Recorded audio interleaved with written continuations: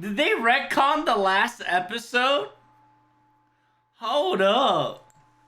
Last episode got retconned.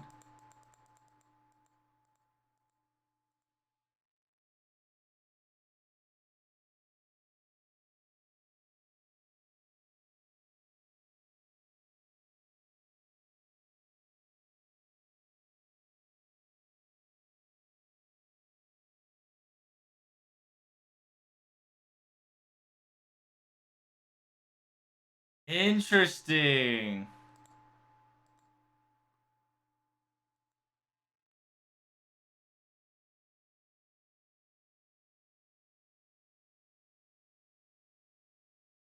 And the last episode got retconned on One Punch Man. Interesting.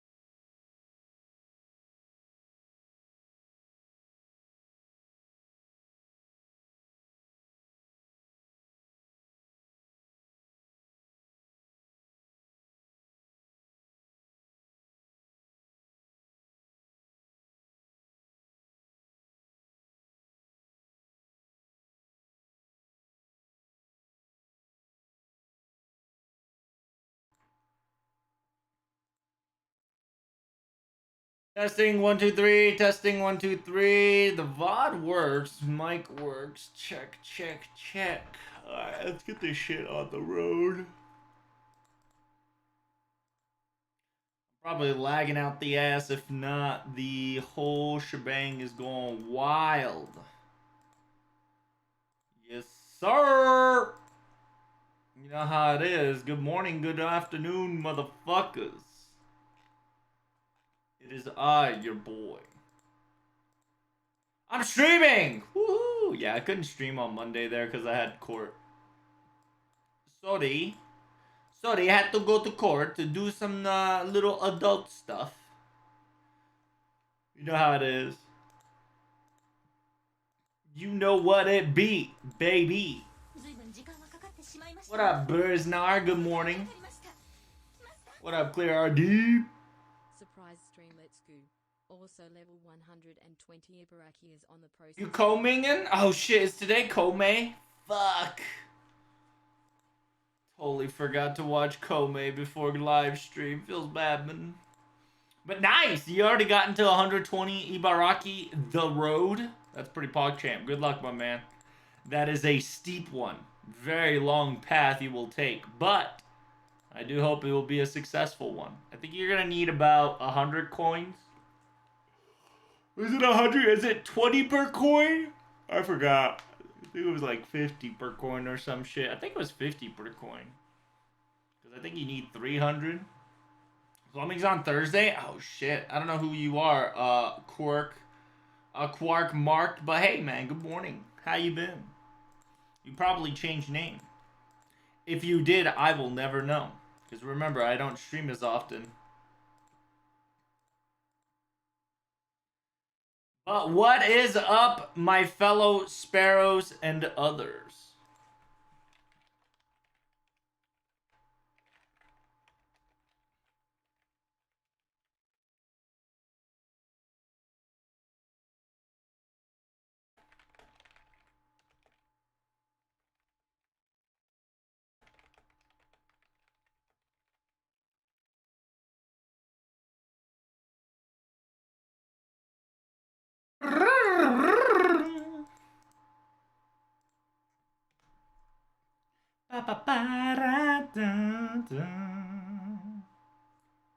What up, Andre? What's up, my old dude? Indeed, hello there, Panda. You have 300 Ibaraki coins already? How? I heard the coin system is broken. Have they fixed it recently? If that's the case, nice. I am not caught up on NA just now, so let me get this shit all caught up. Today will be me catching up on FGONA because they busted some shit beyond my comprehension.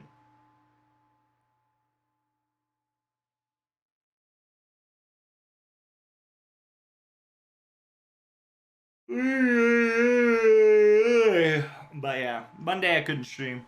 I legitimately had to go to court at 8 and then came home around like 5 fucking p.m. Oh my lord. Shit was rough.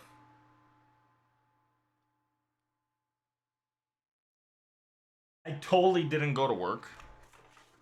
Because I passed the fuck out too. It was wild. Sadly, there's nothing to do on JP, so I'm gonna be growing some resin, for sure.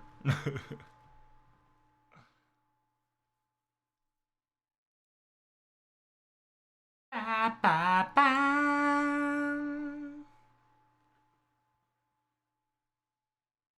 What up, CZ? Good morning. You're lurking on me? Hey, thanks, man. SSRs are still broken, but not the SRs. Ibaraki. Wait, isn't Ibaraki on JP? Are you talking about JP? There's no Ibaraki on JNA. Oh no, that's Ibuki. Ibaraki is the 4-star. Oh, I see. Sorry, like I said, my brain's firing up still. Nice. You're gonna do 100 to 120 Ibaraki. Is it a Lancer or a Berserker? Which one it do be?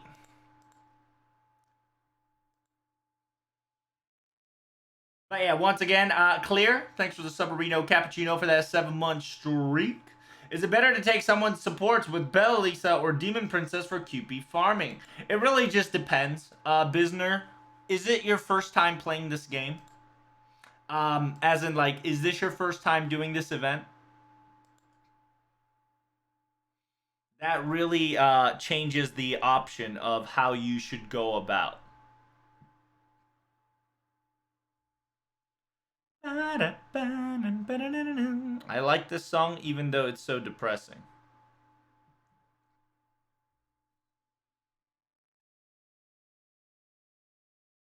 Gucci, perfect. No, would like as QP as possible. Well, that's what I'm telling you. It depends. Have you played this event before? Yes or no? That's the biggest question.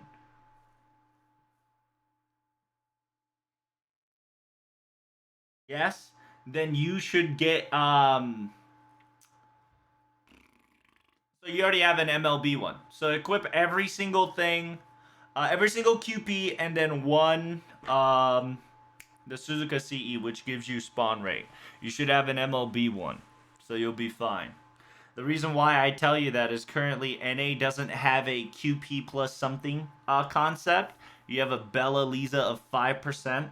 So therefore, you rather get the chance of getting the big coins amplified by Bella Lisa, Mona Lisa, and then there should be another 5% QP gain on one of the CEs that you should have grabbed. If not, you can get 2 Suzukas, right, to get the practically 100% chance.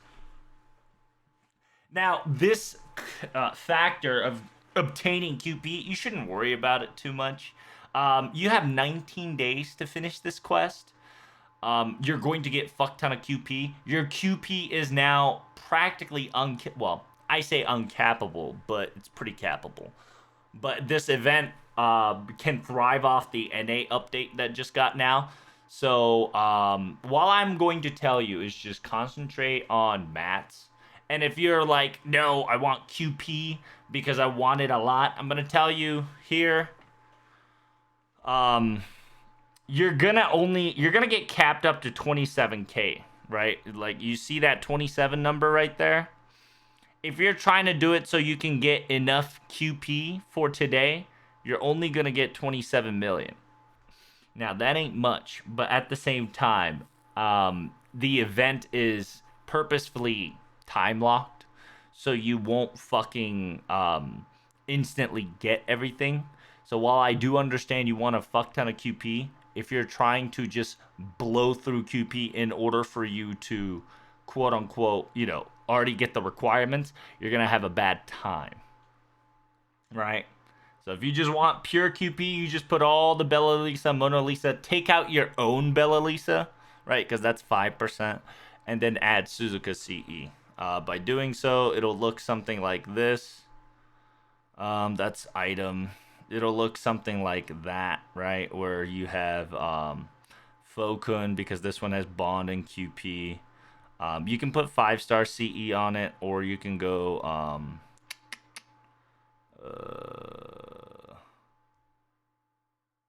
yeah, you get Bella Lisa, QP. Where the fuck is the other one? I swear to God, I have the other one, but I just don't have it locked in. I feel like I have not locked it in. Whoa, whoa, whoa, whoa, whoa, whoa. I swear I had another one. Maybe it's just in the box.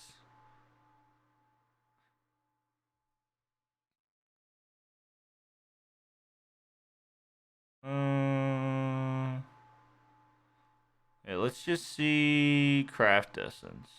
Ah, there we go. Oh no, it's not. Oh, I guess I didn't buy it yet.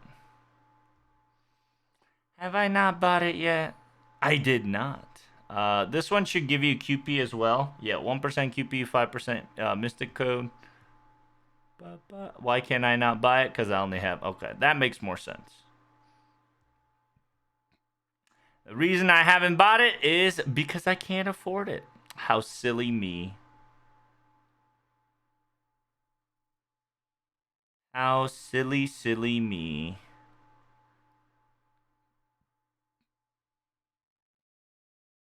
Well, it does make sense, huh? I do gotta sort this shit out. Not gonna lie. I haven't been sorting NA in a while.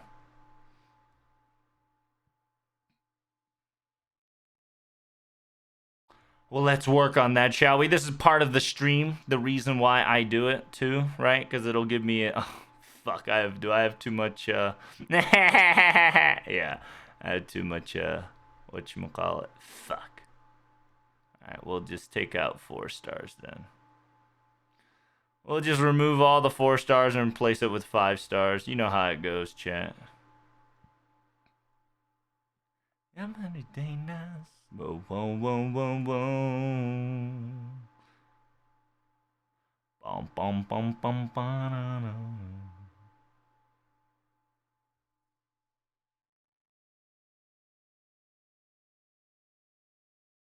So much 4 stars.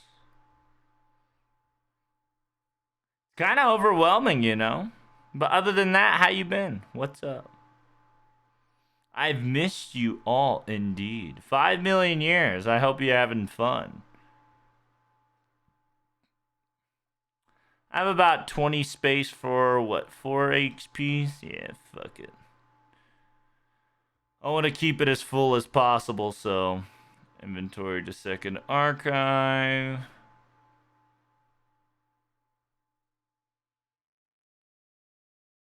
Bum, bum, bum, bum, bum.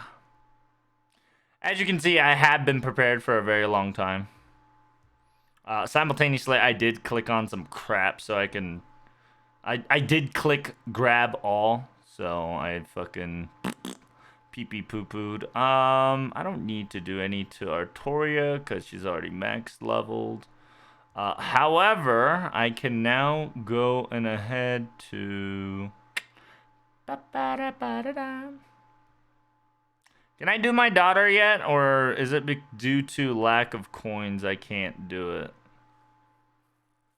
I need 30, yeah, so in order to get me 10, which will give me 20, I need about 300. Since my daughter's not so much bonded, I don't have any, which kind of feels bad, man. I'm already MP5, so I don't really care doing this right now. So I will get her a pen skill, no problems. But good morning, everybody. What's up? Berserker first, then Lancer? Well done. So yeah, I hope that answered your question, Biz. Good morning, Arash. What's up? What's up? I imagine not grailing to 120 and not unlocking pen seal. That's gonna be me. That's probably gonna be me too, right? Like I don't care right now. Technically, you shouldn't do it. Because you should wait for the anniversary because the anniversary will allow you to get triple, right? Not triple, 5 times success. So if you want a 5 star, if you want your favorite servant to get leveled up low key, that is the time you should do it on. It is the smartest shit that NA is about to pull by pulling this super early, in my honest opinion. But yeah, I'm just doing that so I can get rid of EXP there. So I can get rid of EXPP there. Nice. Foams? Yeah, Detective Foams works because it is a 5%, right? Detective Foams is a 5% bomb, 5% QP, so it's really nice. Detective Foams is low-key OP. You should put the Nemo, right? You should put the Nemo one there. I don't have it, so I can't show it to you. But yeah, you should get the Nemo there, which will allow you to get an additional 5%. So what it would happen is you'll get 5% here, right? 5, 10, 25, 30. If you have another 5% QP one, sure, but I just recommend putting this one. Just because in other words, right, even though this is just a 30%, it's you automatically get I think 25%, so you get about 55% possibility of it spawning. Technically that's more than half, right? So what you would do is you would put this on so you would get the rare one, right? Because if you get the rare enemy, they get amplified by about 35-40%, right? Because of the setup that you've got here. And that will allow you to gain more QP. And for those people that might be thinking, oh, I don't have those QP. If you have the New Year CEs, right? If you have New Year CEs like this, allowing you to get 2021 QP or what else? Any other fucking 3-star QP that gives you coins, right? Like this one gives you 2007 QPs. They will count towards your yeah, they'll count towards your whatchamacallits. So I highly recommend you equip it. Just understand that it won't get multiplied. It's just an additional 2000 QP. So it's not bad, but like I said, if you're just starting out, or if you started this year, last year, or you don't have Bella Lisa, Mona Lisa, and you want to fill the space, you can use those QP if you want to. For me, I'm just collecting mats and QP at the same time, so I'm not really worried about it. And then from here on out, chat, you're probably going to see me use my daughter practically forever, just because the append skill has arrived. I was waiting till my daughter. I was waiting till the append skill comes until I started to use my daughter exclusively. But now that has finally cometh. Now it's time for me to use my daughter practically in every single node. Let me get Foku in here. Let me get all the foes. I mind, oh mine. Alright, and just level up my daughter real quick.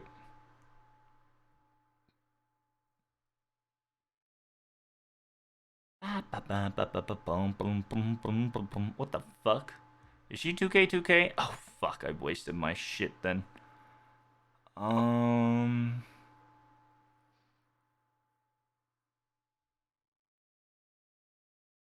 don't want to get her attack to 2K.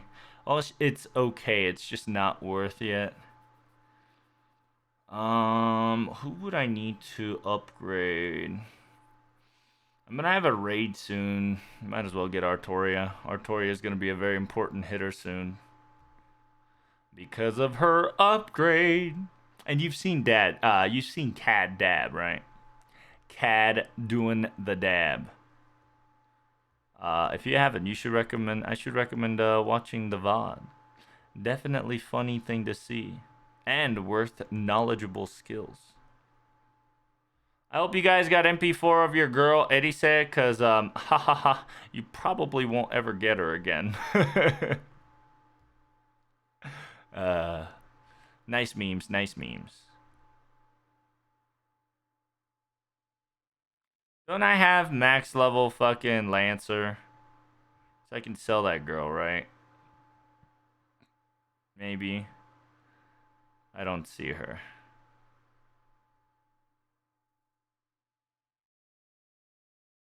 Yeah, so I can just sell her. Feels good, man. I can level her up, which is cool.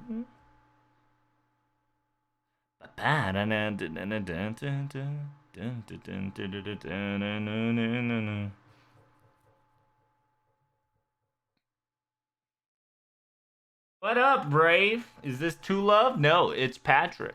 What's up, motherfuckers? Thank you for the explanation. Hey, no problem, then. What's this song? If you want to know what the song is, always type in exclamation point current song, and you'll get it.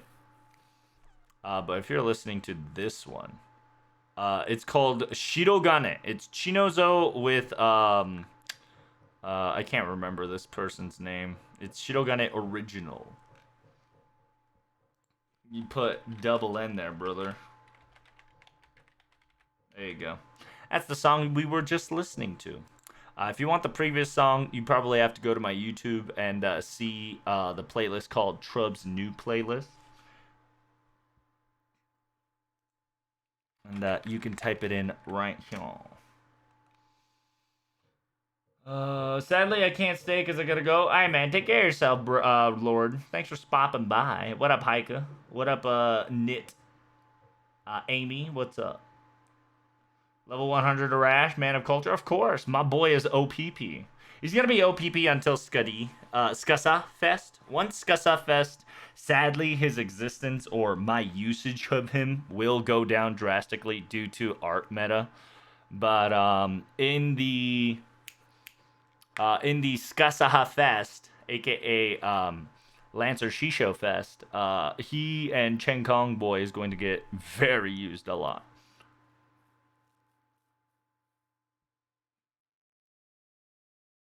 Hey, you got some servant change? I'm bum. Hey, what kind of servant change you want there, brother? We might be able to come with a deal. Strike a little deal. I don't know what servant coin I have that technically that I shouldn't have. I totally forgot what it is. But let me upgrade your girl here real quick. The best girl that's about to become the best of the best. And in JP, she still is the best. I'm going to tell you that straight up. A lot of people will disagree with me. But stats on paper versus stats on fucking playing gameplay wise, she's still much more superior than fucking Altera. While Altera in paper, she is now officially stronger than her. You play Artoria and you try to 3-turn on a 90 plus node, it feels fucking good compared to Altera. Even though your girl finally got an upgrade that she needs and deserves. She's great, right? They're both great, but 90 plus node I'll probably take Artoria over Altera any day. Just because Mana Burst / Dragon Core, it's just so fucking broken.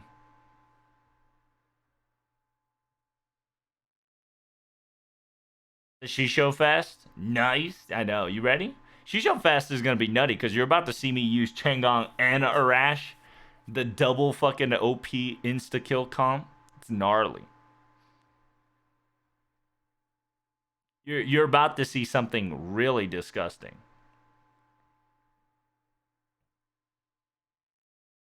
And yes, the reason why I'm leveling her up all the way now is because I have her permanently. Because she was my 5-star ticket.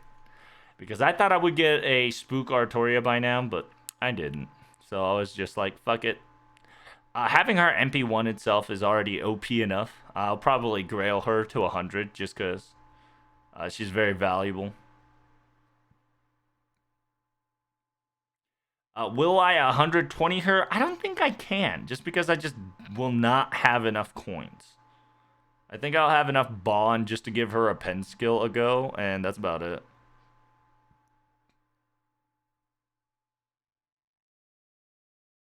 If you spend it, it's not like they're gonna take them away. I know, that's the funny part, right? NA is so mad about this bullshit. NA should be happy. If you got an extra coin, you should pray to the fucking gods that you did. Because, right? Because it's so bullshit to get servant coins, right? So to me, NA should be fucking thanking the gods.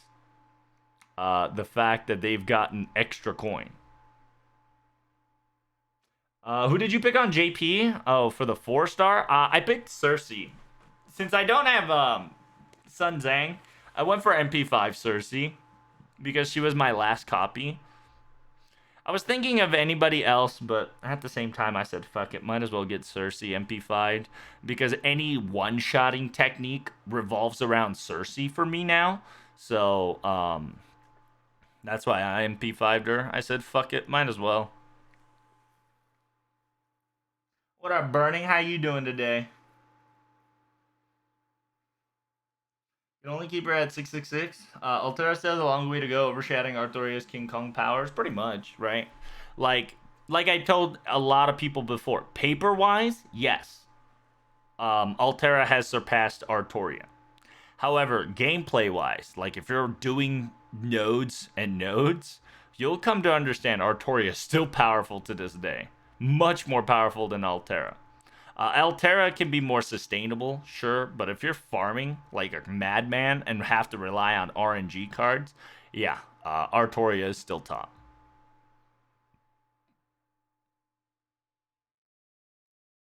But that doesn't mean in circumstances like where you have to just fight, fight, and fight, Altera will do damage. That's a good thing to know. And give it another year, right?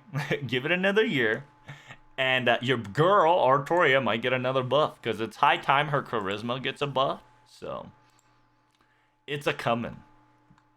It'll probably like Chivalry of the Rounds Table or Commanding of the Kingdom or some shit.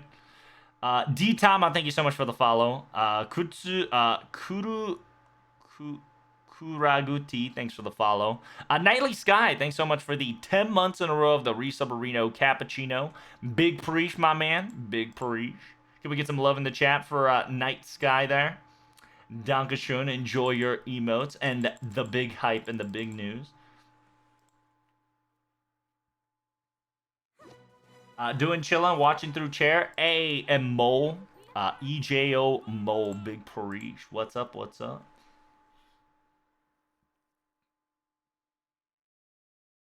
It's not like it won't be fixed. It'll probably be done by the weekend anyway. Probably. If not, worst case scenario, they'll just fix it in anniversary, right?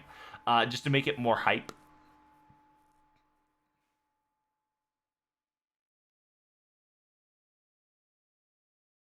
Pretty sure it's a hard C with a Cersei, not with a soft C.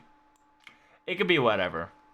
You gotta also understand, Amy. I say things just to piss other people off, so don't get too triggered on how I pronounce things. Like for instance, Kuroe, I'm gonna call her Chol, right? Karudea is gonna be Claudia, just because of a meme that we've created and instigated here. So I hope you can get through together. Uh, what can we do, chat? We're about to go Shisho Fest soon. Shisho Fest, I need Chengong to level up his bullshit skill, and I probably will have to grail Chengong. Ragata, Big Parish. I got everything practically updated there, no problem. Rash is fully skilled, so practically they are online. Good to go. Like I said, I'll probably will have to grail Chen Kong there a little bit. Let's see. I think that's about it. Like, I really don't need other people to grail up. Ooh, I might. No, I don't know. 80 might be a spicy one to pick because I think there is a node where 80 could work, but I have MP2 melt, so therefore I don't really need her because 80 was definitely my ult for melt.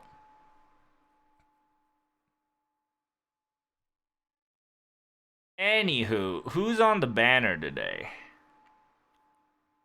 Is it Muchachi? Well, we'll throw one for Muchachi. Here you go, chat.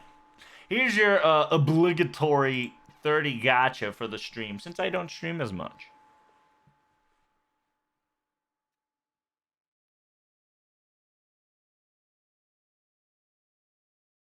I think they'll give us a double charisma buff to Lartsar Artoria and not Saber Artoria. Nah, I mean, it could. I highly doubt it, but because Saber Artoria always gets, I wouldn't say always, but she always gets loved on Anniversary. So that's the circumstance that OG will get a strengthening on Anniversary.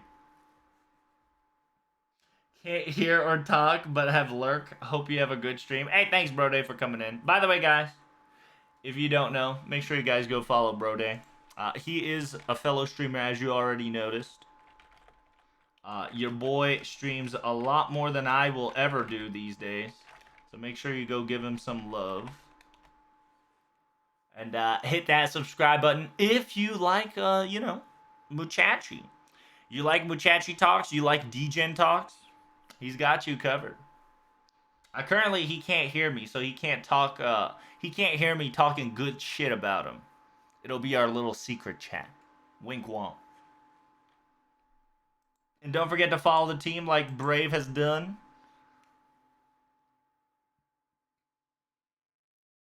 I feel like RNG gave us an update early knowing that NA is saving for Castoria. Oh, of course.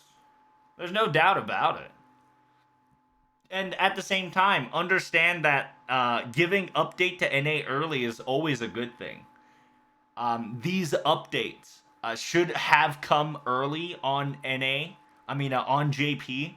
So NA's just getting the quote unquote the JP beta version, right? Like I've come to understand that JP really is a beta server for NA. Wow, what the fuck? Holy shit, what is that? My eyes. My boy, you must be new in the chat. Oh, I can't read. Can somebody TLDR what the hell he said? Oh my god, I got Kid Gill because of this. How dare you? Oh, I got a bunny 5-star.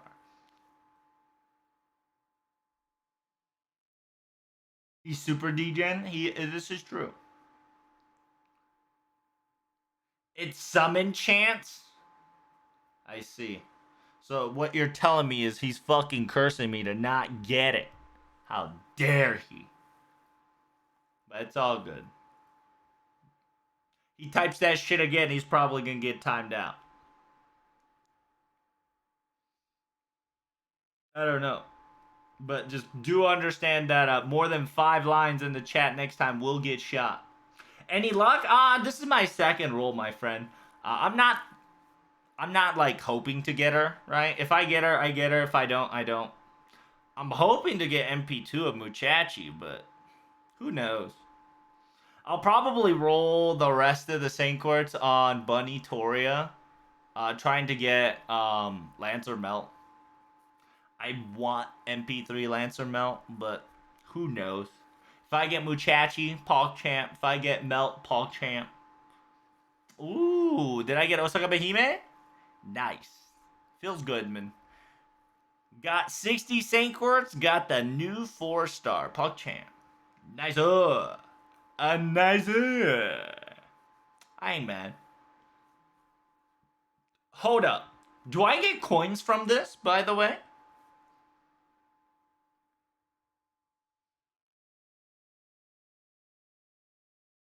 Do I get coins from this gacha rolls? Am I wasting my Saint Quartz right now? I don't know. Uh-oh. Yes? Good. Excellent. I'm glad.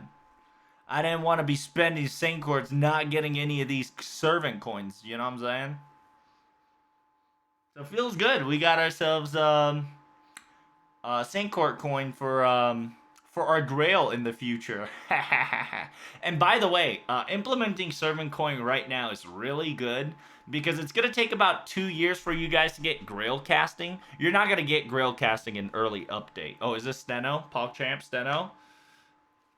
Oh, hello there, Kiritsugu. Welcome, welcome. Always welcome to see a new Spooksies. Good morning. Hey, what up, Soy? What you doing? Oki's a pogger, not PogChamp. Oh, I apologies. I am a boomer after all.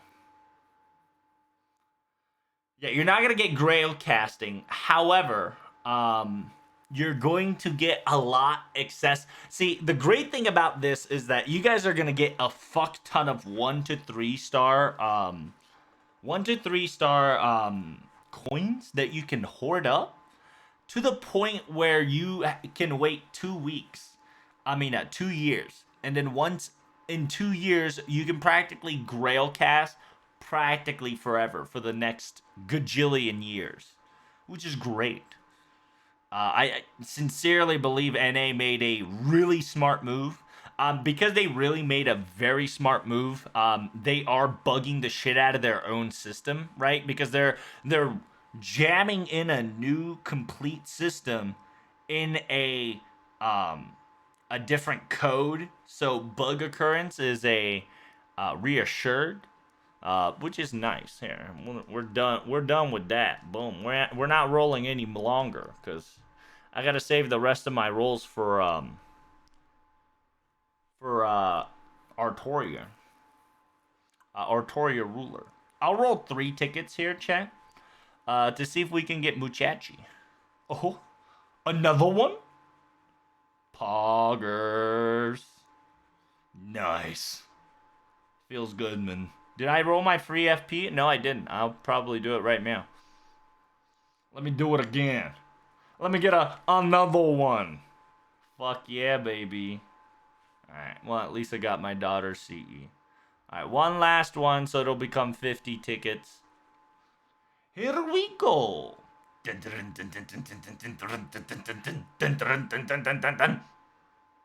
Hey!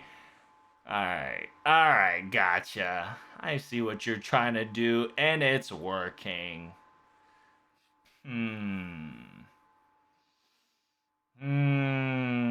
Gotcha do be tempting right now. MP3. Gotcha do be tempting me right now. It's Summer Ilya all over again? True. Hey, at least Neat's better than Ilya, okay? I'd rather have Neat than Ilya. And you'll be surprised that I'll probably not roll as much on the next summer. Due to the fact that I already have all the summer servants practically in JP. So if you want to see me play it or pay me even, I'll probably use it JP, right? Because not gonna lie to you, while they are very good servants, I'm trying to diversify my servant portfolios. So I don't think you'll probably see me roll too much on the next summer banner. Because I practically have MP4 of every 5-star in JP. Just like what happened to Voyager, right? I barely rolled for Voyager because I have MP4 Voyager on JP. It don't matter, baby.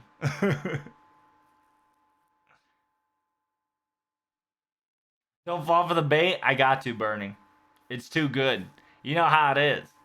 If it's greedy and you greed, that's how you win. You greed that shit.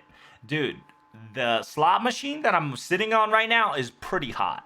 MP3 Oki Neat Hime is pretty gnarly. Now, I do understand that this is a bait from Lassengle themselves to try to make me spend all my Saint Cords.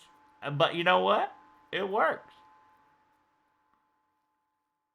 We can just say this is a obligatory thank you, right? The AKA the mineral sacrifice CE, or the mineral sacrifice Saint Court. Because why not?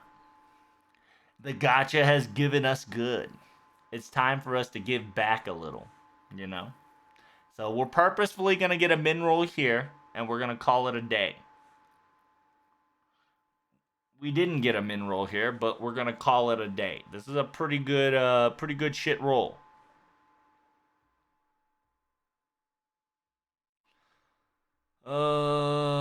Damn. So yeah, I can't. I gotta collect 5k. I gotta collect 5k. Whatchamacallit? I gotta collect 5k mana prisms. I mean, I have 3 mil friend points. I want more. I need more. TBH.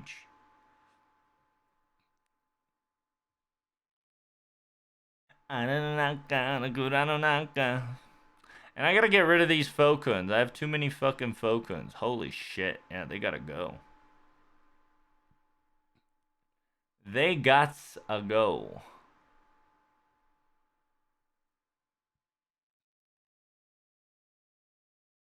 Bam, bam, bam, bam. But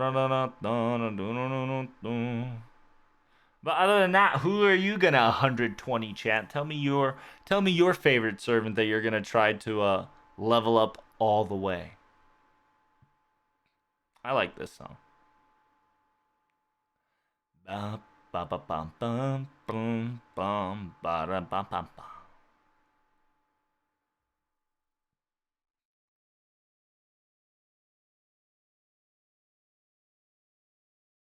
Does she?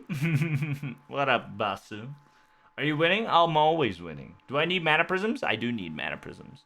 If you don't know what mana prism is, it's that green block, right? That's the mana prism, the green blockies. I need about 5k in order for me to get the last CE.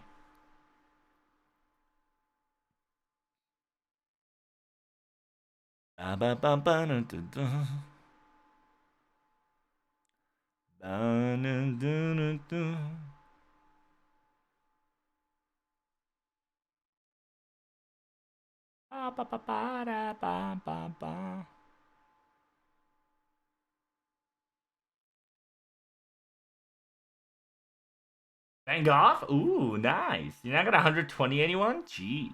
Why not? Jelter time? Nice, nice. I know you guys don't have coins to do it yet, but hey, man, once you do, who are you gonna do it? That's the big question I'm trying to ask. Medea, nice, nice. Medea does get very useful in one of the farming quests, so very good. Not a whale, can't 120 anyone with a pen? Ah, well, you say you're not a whale, but you technically can.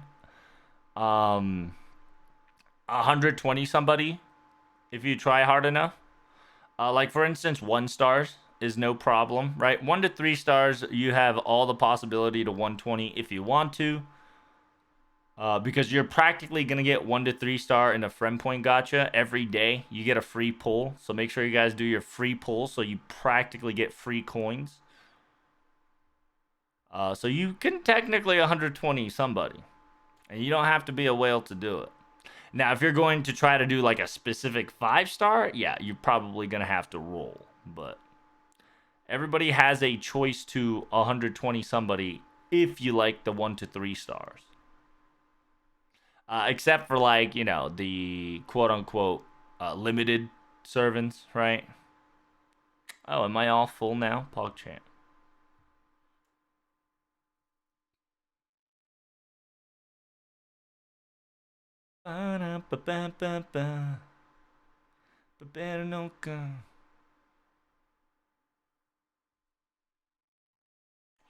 Oh, does that mean I have all my servants 1,000? Wow, god damn, brother. What the hell, boy? It's kind of nutty.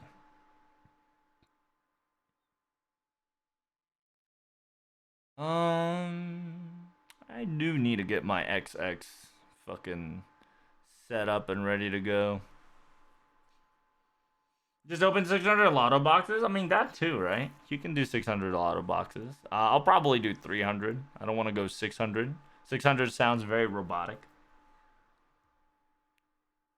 Anybody that goes over 500 is kind of low-key sus, unless I know they're known to do lotto seriously.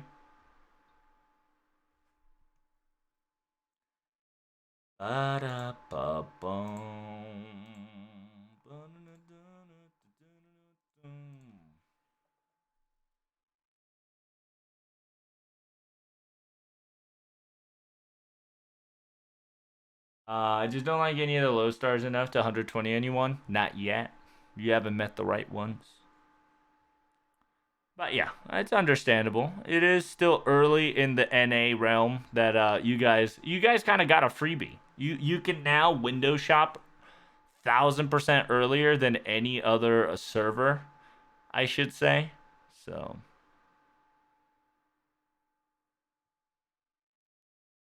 let's see.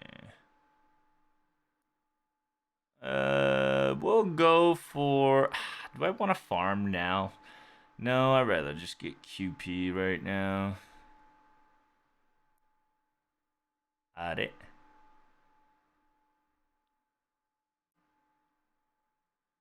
あらららら、みんな QP ありますね。Feels Batman。まあ、そういうやり方なのでしたら、we will go. I have to get cards, right? Yes, I'd rather get a spawn rate than a card. Instead of map farming, we'll go QP. I guess I'll go maximum optimal QP farmage. Since I don't have the other one, I'll probably go Bella Lisa. They don't have. Do they have? I guess it might not be in the whatchamacallits.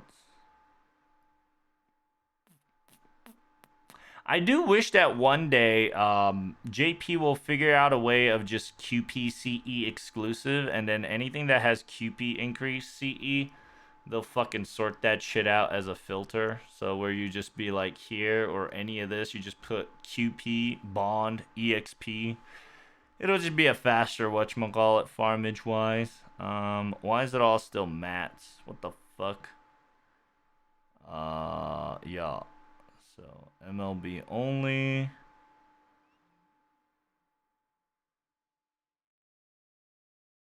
I can't find anybody equipping QPs. Aha, found one. Excellent. Since I'm QP farming, but at the same time, now it's the time to use my daughter. Might as well bust it out as much as we can, right?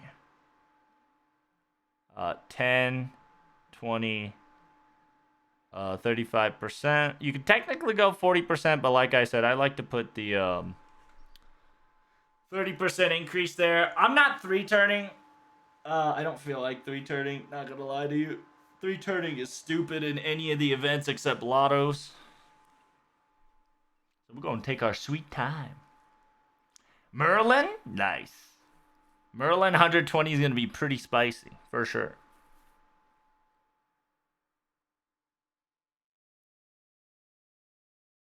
Best girl be Gareth too? Correct.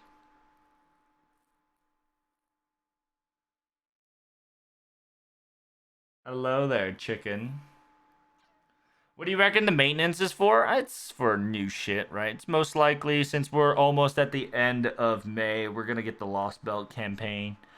Worst case scenario, we're gonna get the Lost Belt campaign on the 30th of May. I don't know why we will, but oh, that's a fucking shitty roll we got here, but whatever.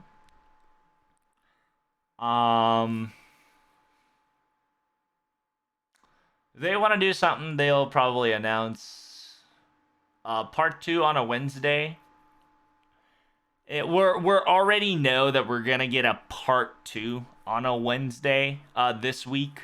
It's just a given factor. There's no, like, don't let anybody else tell you wrong. Because the fact that they say part one, there's always going to be a part two. If they're going to start FGO early, right? If they're going to do this shit early, they're going to make it so that you're going to get a part two banner on this week's Wednesday, and then probably do like a stream announcement or some dumb shit. I say that, but I sincerely hope they announce the live stream early. Because the 24-hour last minute notice bullshit is not helpful for anyone. You know what I'm saying, brother?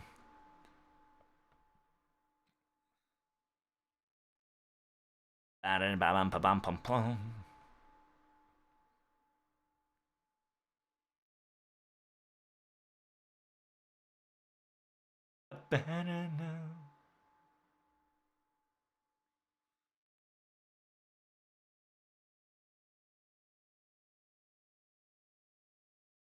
you think they'll fit an event before 5.2? Not anymore. Nope.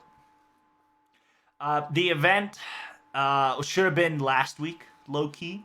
So if they're not gonna put it this last week, they're not gonna put it this week. If they do, it'll be very weird. And what they're going to do is, if they do that, they'll put a event, and right after event, it's gonna be a live stream, which would be very awkward for a lot of people.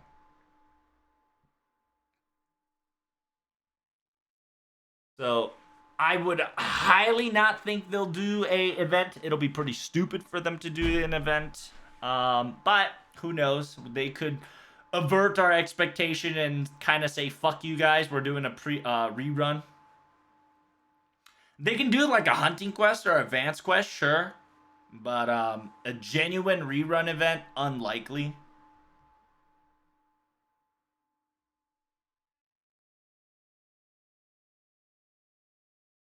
Fuck.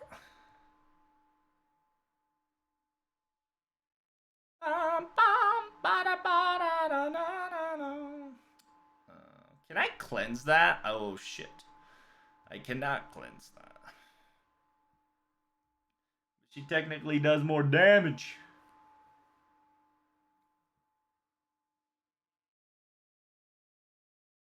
Have QP up on caster? Nice. I probably will have to put my QP on casters.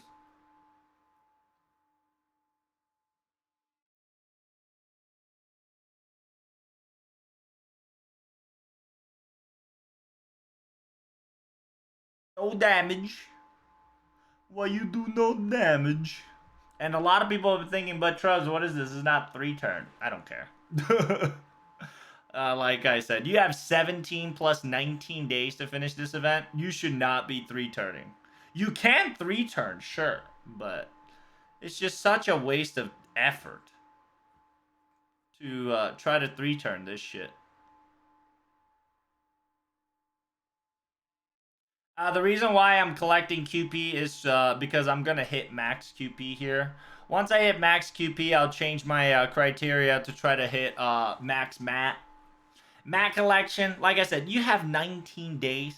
There's no reason for you to rush. There's no reason for you to panic. There's no reason for anybody to be telling people you should finish this event early.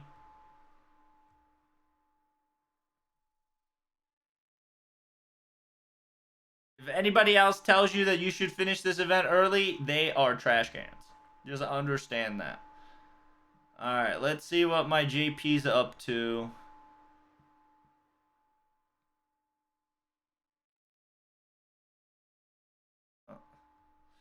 Alright, Chad, good shit. We're done with JP. I'm not gonna lie to you. This is practically JP at this very moment. There's no reason for you to do anything right now. Make sure you guys trade your mats, trade your shit. Bunyan is going away in about 11 hours. So make sure you grab your shit, grab your thangs, and go home, y'all. Boom. Got a couple QP, no problem. Bunyan shite is ending in a couple hours. I missed like 2 assassin piece. Whoopsies.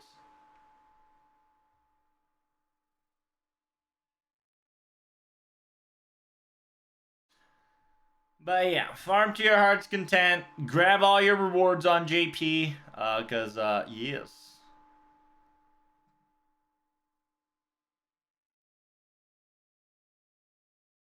Do you think they could fit an event before 5.2? You mean 5 what 5.2? 5.2 is over, brother. You mean 6.5? Was summer 6 3 weeks long? Everything is practically 3 weeks long now. That's just kind of the new meta that JP is going through.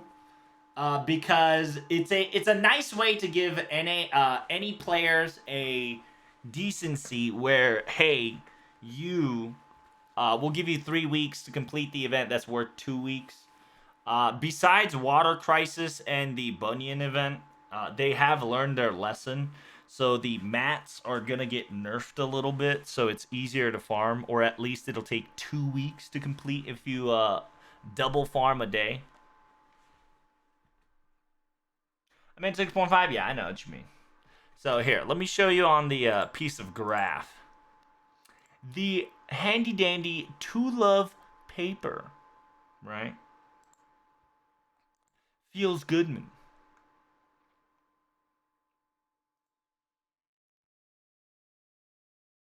Where are we? May? Perfect. It's paper time, PogChamp? Yes, sir. You know how it is. You know what it is when we bust out our graphs and papers? It's not theory time, but it's education time.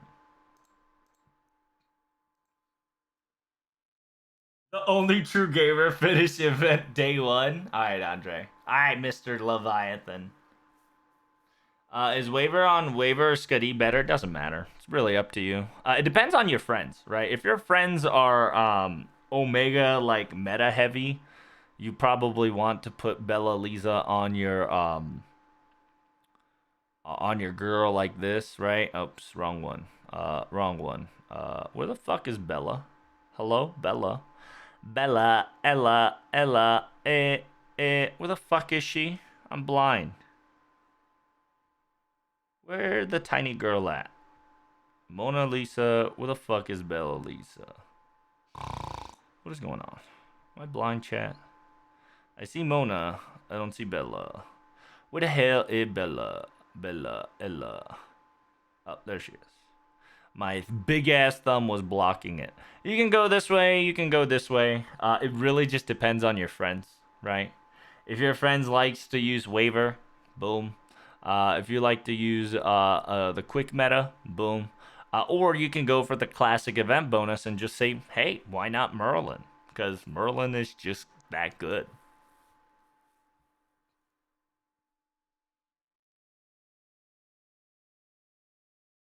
So you can go it like this. If you want to go super meta, you can go it like that. It really is up to you, right? What you can do is you can do like if you want to follow the meta, you go Bella meta and then Mona on waiver like that. So once you do it like that, people will be like, "Oh shit, PogChamp," right? And if your friend asks, please put Bella on waiver, you can just swap the two, and you're only getting 5% extra more, right? Where a lot of people will be like, "That's everything." Don't get your penis in a bunch, alright, bitch.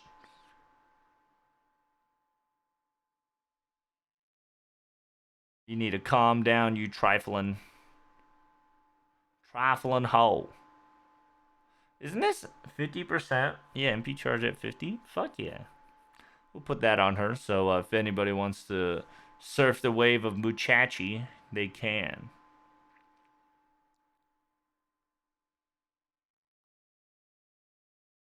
I think that should be pretty good. Buster effectiveness, arts effectiveness, crit strike. Oh, I like that one. I like that one since I finally got the Buttamonte Bunny Monte. Bunny Booty Monte. The welcome bunny.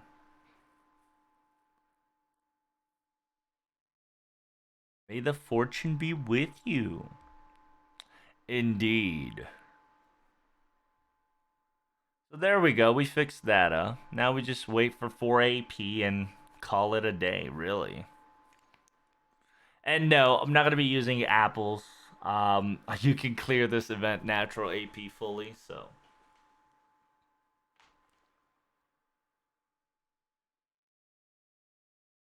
We got Merlin's event bonus. Like I said, it's really up to anybody. Like, if you want to go super meta, you probably will be like farming here, right, for your bronze mat, your silver mat, and where's Camelot? Camelot for your gold mat.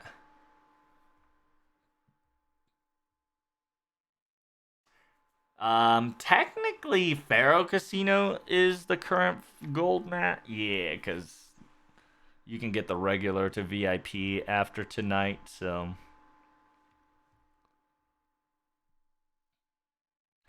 fever tickets. I shouldn't talk about fever tickets, but people will probably tell you. You have 19 days. I'm going to tell you to keep them because you want to get it during Camelot. Because Camelot VIP drops the biggest amount, I think, if I remember correctly.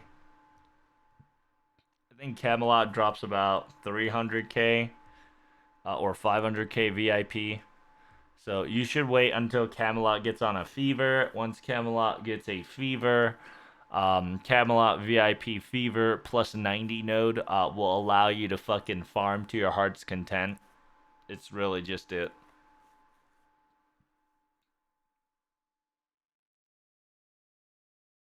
At least I got 90 coins from the last copy of Bajachi, which is great. Nice. I have so many CEs dropped that I'm gonna clear this before the 3 weeks end. That's good. Then you can focus on your servants, right? Like whether you need more mats, whether you need more QP. I'm going to tell you, if you need QP, this is one of the best events to just farm QP, right?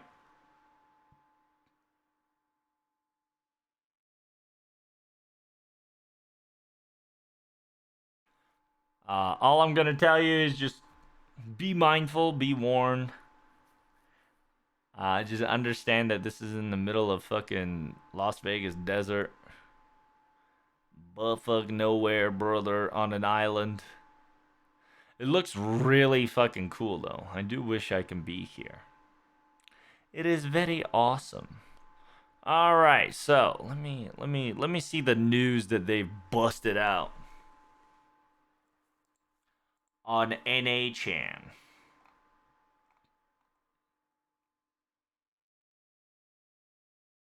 Oh yeah, Merlin pickup. When did that shit happen? Has that shit happened yet? The fact that they tell you is just a blessing in disguise. You should be so fucking lucky that they tell you about it. NA truly is blessed. A lot of people don't know that NA is truly blessed with these unsurprising banners that you can prepare yourself for.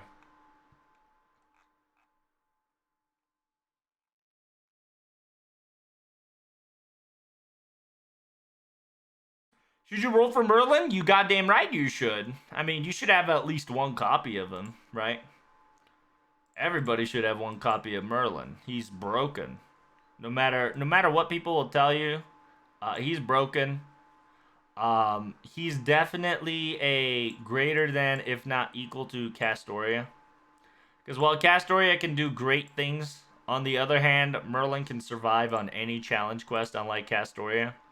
Castoria Merlin combo is practically the fucking best combo in the universe in order to do anything, right? So just having one Merlin would just save your life. Having multiple Merlin will just allow you to heal better.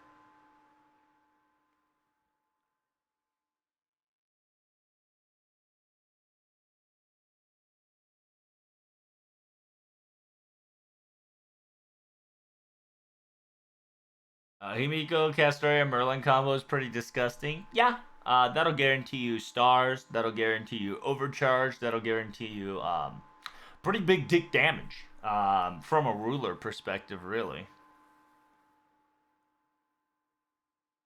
Obera or Merlin? It depends on what you want, right, Sats? Right? You can't just say one or the other. Why not both? right? What you probably would do is put Merlin first, then Oberon next, right? I say both.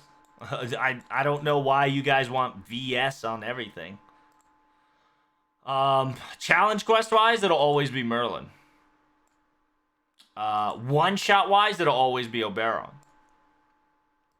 It's just that plain and simple. Like, there's no argument about it. Oberon is excelling at one shot, but at the same time, the frickin' your boy can't survive, and his ult is trash. Merlin, on the other hand, he is a protector, a support, a crit buffer, preferably buster, and a shield protector and an HP gainer. It's just, he's low-key superior when it comes to challenge quest. But one-shotting, yeah, your boy's third skill just makes everything 1000% more damage. So if you want a one-shot, yeah, it's Oberon. You want to survive more than 5 turns, it'll be Merlin. Will both work? Yes. It's just you shouldn't put 2 and 2 together because Oberon hates Merlin so much to the fact that you will lose buff success chance if you put them together. So that's why you gotta plug them out. Because they can't play nice with each other.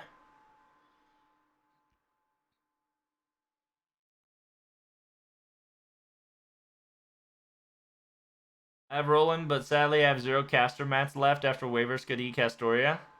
You say that, but now's your chance, right? Like, you say that shit right now, but you know what NA is having? NA is having a 2-week long event.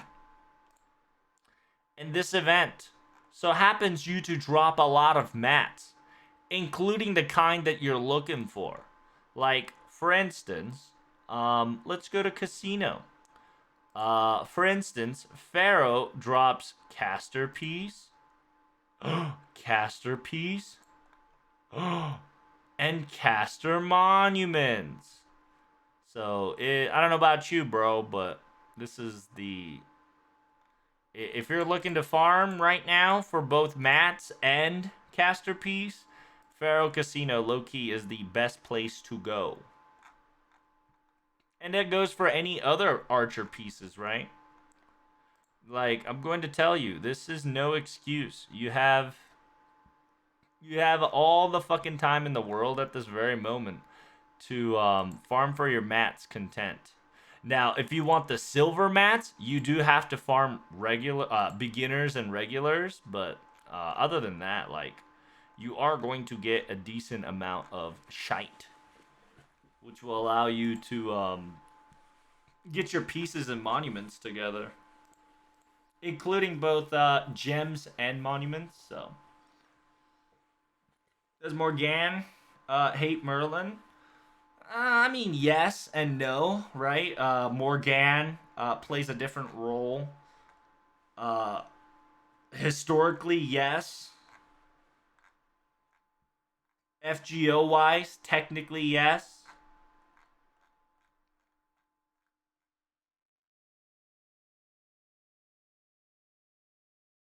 I can't wait for Himiko. I might roll for Himiko. Because Himiko is a good girl. And, well, I don't know. I already have Ruler Artoria. I don't know. It just depends. Because I think I have MP3 Himiko on JP. So,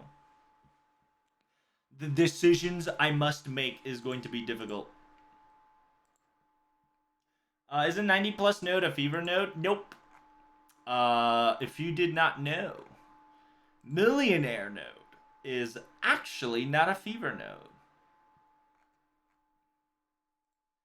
Millionaire nodes are not fever node. There is a specific fever nodes.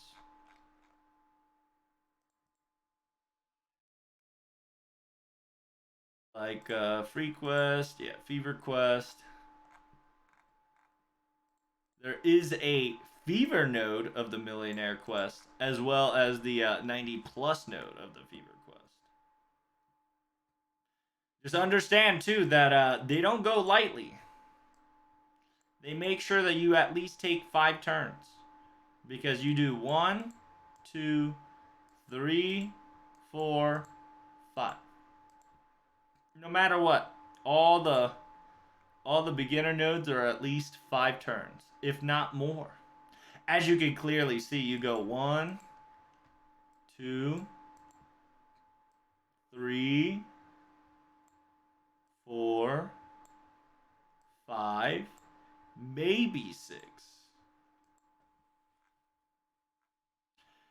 But there's only, I think, 3 millionaire nodes, if I remember correctly. Yeah, so yeah, there's 1, 2, 3.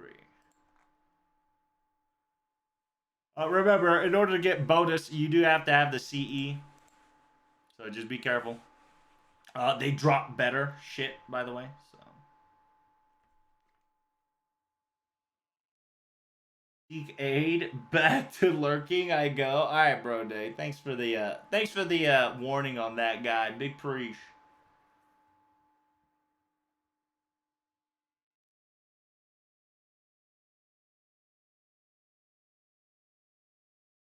Oh, why is Brode not mod yet? Here, Brode can smite people if they get too horny. There you go, Brode. If they get too horny, start whacking them.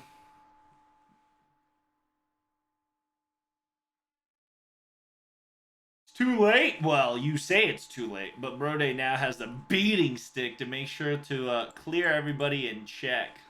All right, so we're gonna talk about JP right now. Currently, we are in United States time, so we're on the 24th. However, JP on the 21 a.m. So right now they're here. Right. So in about 17 hours ish less, they're gonna do an update. They always do. So technically, if they wanted to do a 2-week event, they could have done 1, 2, and then if they wanted to do extra, boom, 3, right? And then they give us an event here. So on this part, on the 25th, you're gonna get the part 2. Part 2 of the 6.5. Whether it's strengthening, most likely strengthening. Strengthening, do we get yeah, strengthening plus banner. That's what it's gonna be. Strengthening plus banner.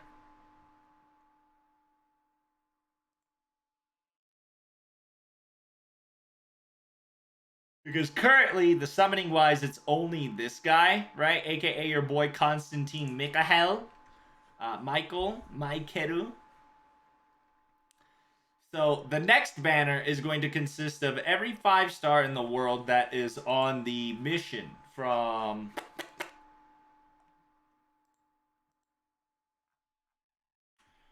so you have all these people. So you're gonna get everybody and their mom on a banner. Rotated probably, or if not, they'll do the classic. Hey, you only have this much time for Budamonte, this much time for Vlad, this much time for Holmes, right? The classic way that they're doing right now. They're not wishy-washy anymore. They want you to make a financial decision during those times, and then they'll loop it right over if they are generous. And then these are going to be your 4-star pickups availability with the 3-star pickup availability right there, right up. Strengthening. Most likely, this is going to get a strengthening. This might get a...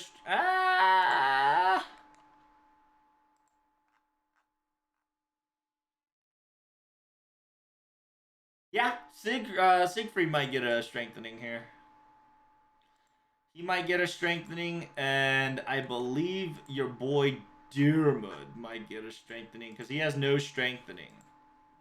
Yeah. Most likely, the Mana Burst will get a strengthening to get adjusted to something else, like something of the Dual Blade or whatever. Copium theory is that Astolfo-kun will get a buff.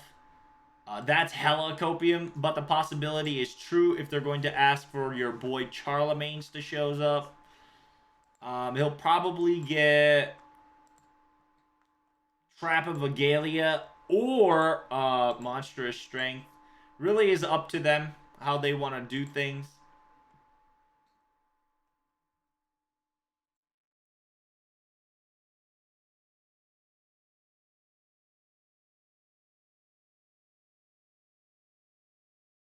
What about Kiyohime? Kiyohime can get a buff. I can see it. It's kind of high time she gets a buff-ish.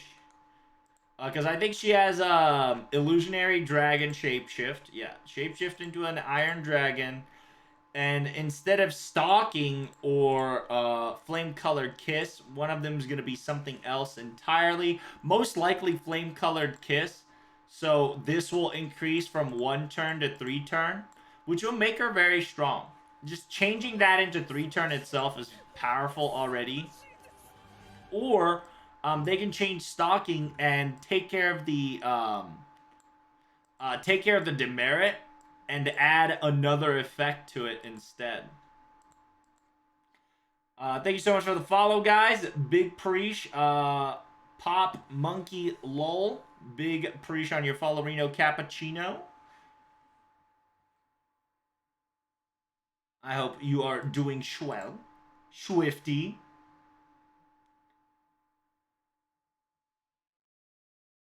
I like how Holmes gets a banner, but it's always terrible ties for me. Feels bad, man. I hope you financially can recover from it. Oh, damn. Somebody be subbing. Right that hatch. Right that, thank you.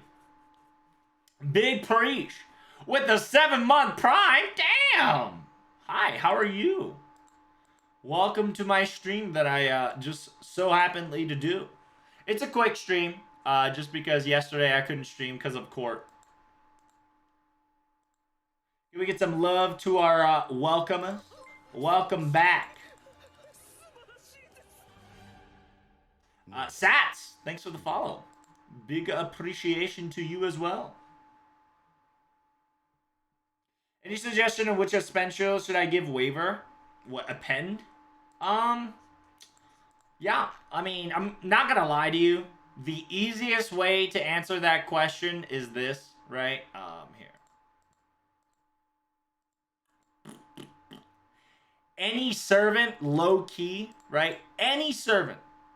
Your very first append skill, your very first append skill should be your second one. Every servant, I'm going to tell you this now. Every servant that you want to unlock first with your coin, mana loading. Just cuz. You start 10% or 20%. If you have K-Scope, that's already 100%. Right? That's already 100%. You know, that's 20% less to worry about. And not just waiver, right? This is for everybody. This is just, to me, a basic common sense. Because, sure, extra attack is nice, but most of the time, offensive ability of Noble Phantasming will comes first, especially for AoEs and supports. And then you got anti-casters, then your third skills and whatnot. Attackers, I think you should do extra attack. Anybody that is support should go 2, 3, 1. In my opinion. Attackers, right? Like damage dealers should be 2, 1, 3. And if it's a berserker, right? If it's a berserker enemy, sure, that could go 2, 1, 3. Most of the time, right? 99% of the time. 99. It's going to be second skill first. Then you got to choose your options, right? Whether you want to go here next or here next. Understand that it's 120 per skill. So in order for you to unlock all, you need 360. So I suggest that you use your 120 on the mana loading first.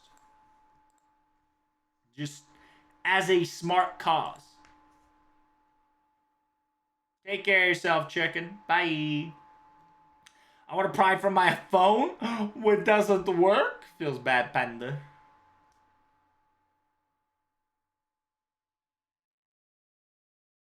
But yeah, 90% of the people will tell you, or they should tell you to append second skill just because it's that important. It's nice. It's 20% less to worry about. It is a 20% less mana to worry about. And a lot of people will start saying, I can't use appends because I'm not a whale. You can append one skill if you bond, I think 10 to 15. Depending on your serving class. I think 5-star is 10. Anything below is about 15. And a lot of people will be like, but 15's impossible. No, it's not, chat. If the fact that NA got this bond, they got this append skill early, means you have options for your bond. So you have a chance to figure out what you want to use on your bond. Unlike JP. JP didn't have this shit till last year. So a lot of the servants got fucking bonded, and you're just like, fuck, I'm out of bond grails. NA doesn't have to worry about that, because NA now can pick which servant you like, focus on it, bond it, and then get the servant coins out of it.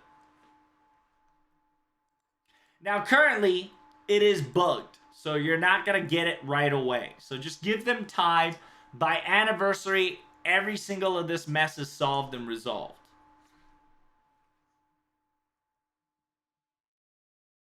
And JP, Master's the only one that is better to open the third append skill first.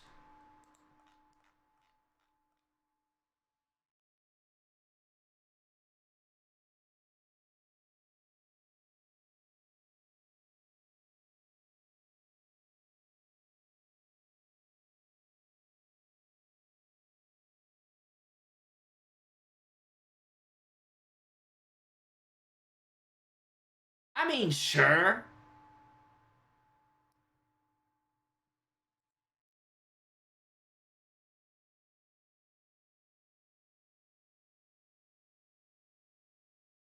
I mean, yeah. If you want it that way, I'd still go mana loading.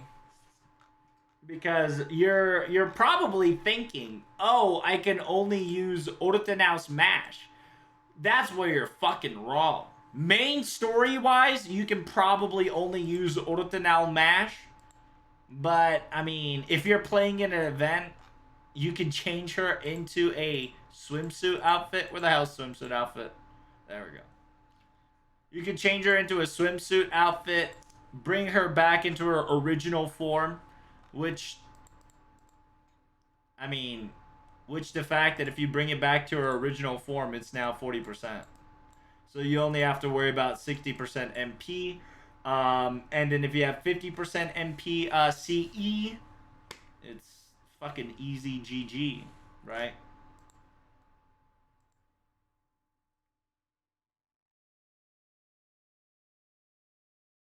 Yeah. I don't know. I mean, if you want to, you can do the third one. I'd still go for the second one.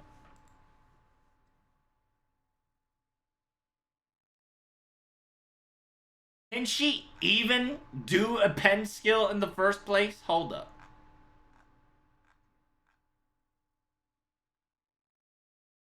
I don't think you can.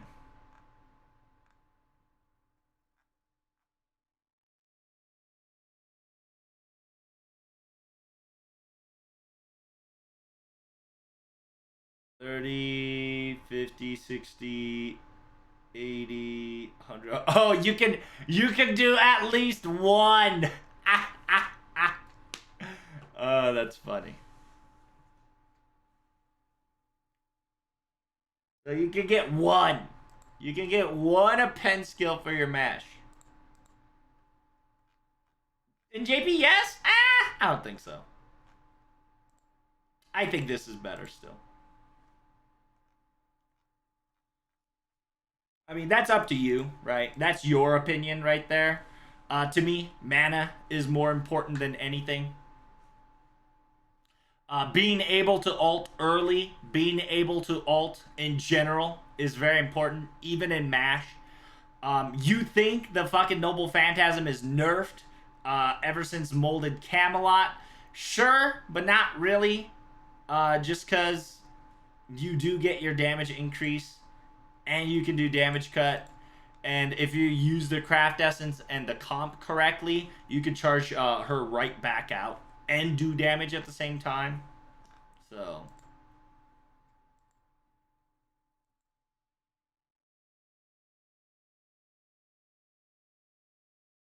because this is now very important due to the fact that you can tag defense, you can get your damage loaded already. While you take damage, you can get more MP now, just because of the craft essence. Now we get issued with, which is great. Which is the 4-star craft essence. The more damage you take, the more MP gain you take. But yeah, Media definitely needs mana loading unlocked. I think Media might be one of the few people that doesn't need it, but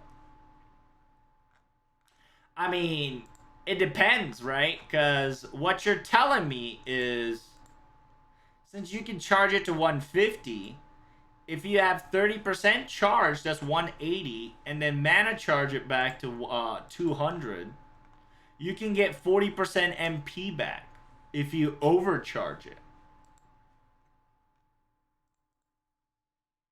So who knows? It might be better, it might not.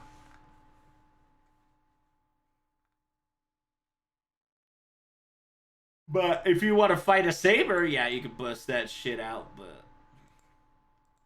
to me, it's always going to be mana loading number one. MP is more important than extra damage.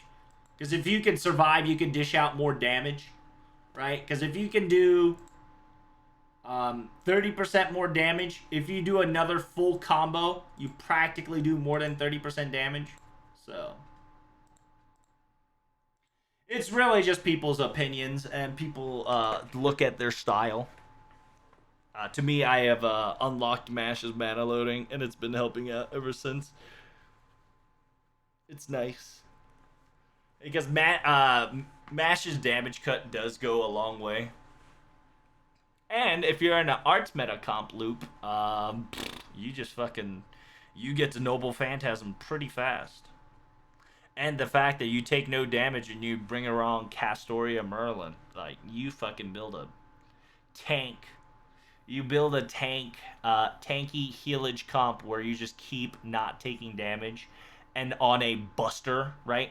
On a critical buster shot, you can do a tremendous amount of damage.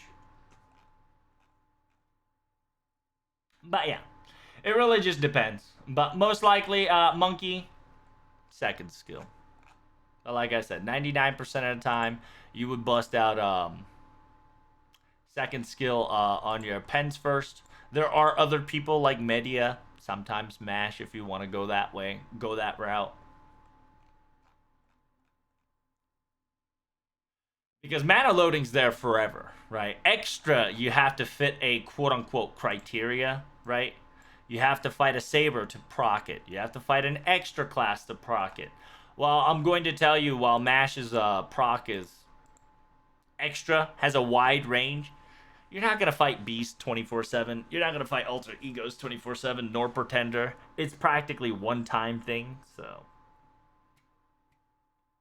If you're struggling in the story, sure, right? If you struggled in the story, Third of Pens will definitely fucking help you out. That is a hands down, you should do it if you're struggling on that story.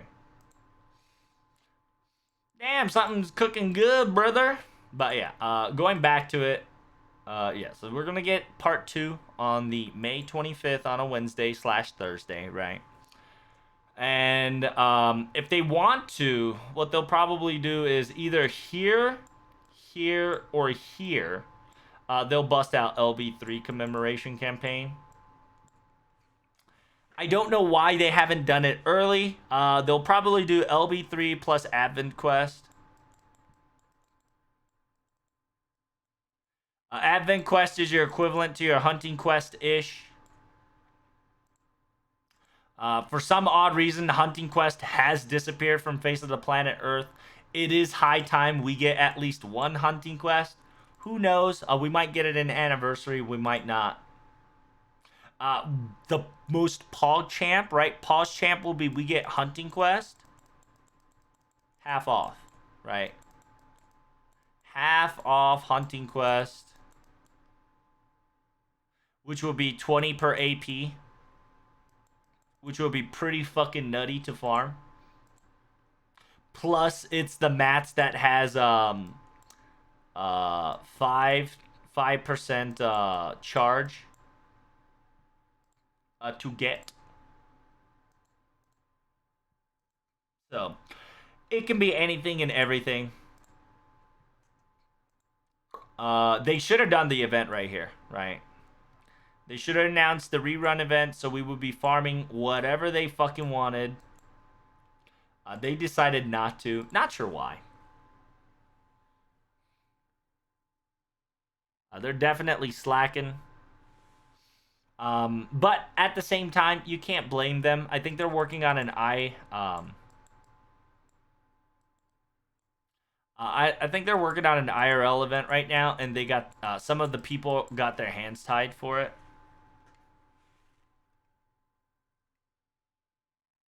And from what I'm seeing and from what I'm hearing and from the fact that these few events came along, need more people. Right? They need more peoples to fill out their shit. So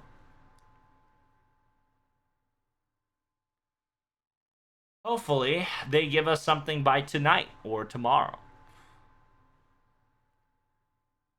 If not, you're going to be enjoying a secondary week of Dead Week where you're just going to be growing them blue apples. And if you guys don't know, you now get this blue apple shit.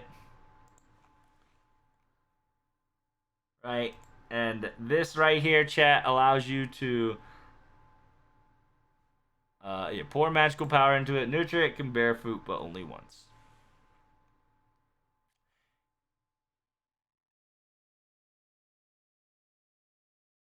It says bronze apples, but it's technically a 40 AP apple. So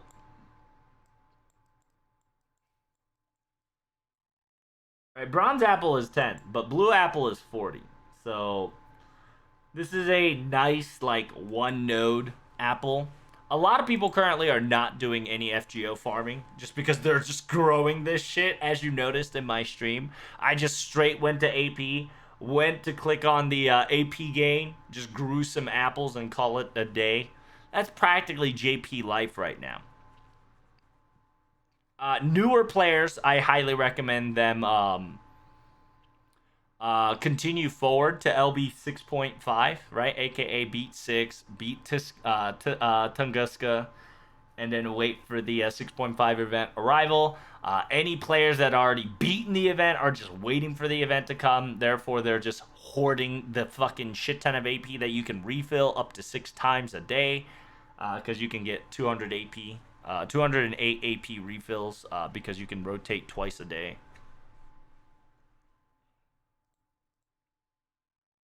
Which is nice. What up, Zero and Beta?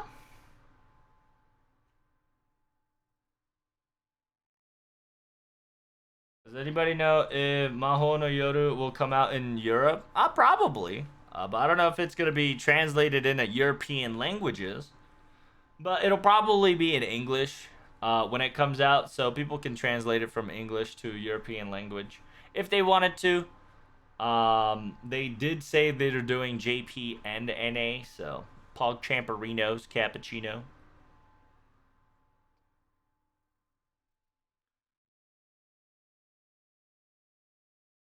I hope they add blue apples on NA fast to save up for AP for events. I don't know. I don't think they're gonna do blue apples anytime soon. You probably have to wait a year at least to get it. But who knows? You guys got into pen skill super early. You might get an apple at the end of the year. It's bad. Low key, it's bad for you NA peeps to get blue apples early because that will stop players from playing a lot. Not gonna lie to you. Currently, JP players are literally farming blue apples and calling it a day.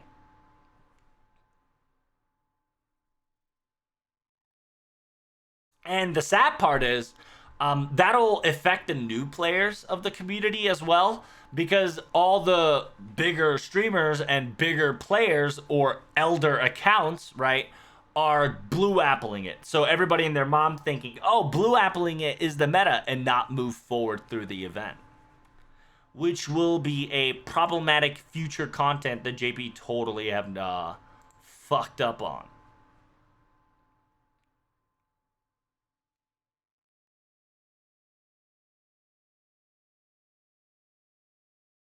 But who knows?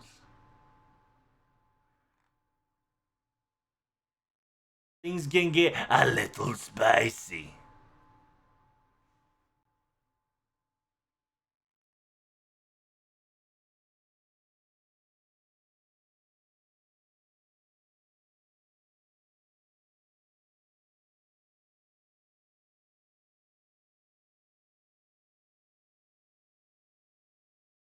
They almost make all the gameplay cheap now. Yep. JP wise, you can get to 6.5, or in front of 6.5 in about a month if you play it like religiously in about a week. If you play it religiously, it's weeks, right? Whether you just like barely sleep, constantly farm your shit 24/7, continue to move forward.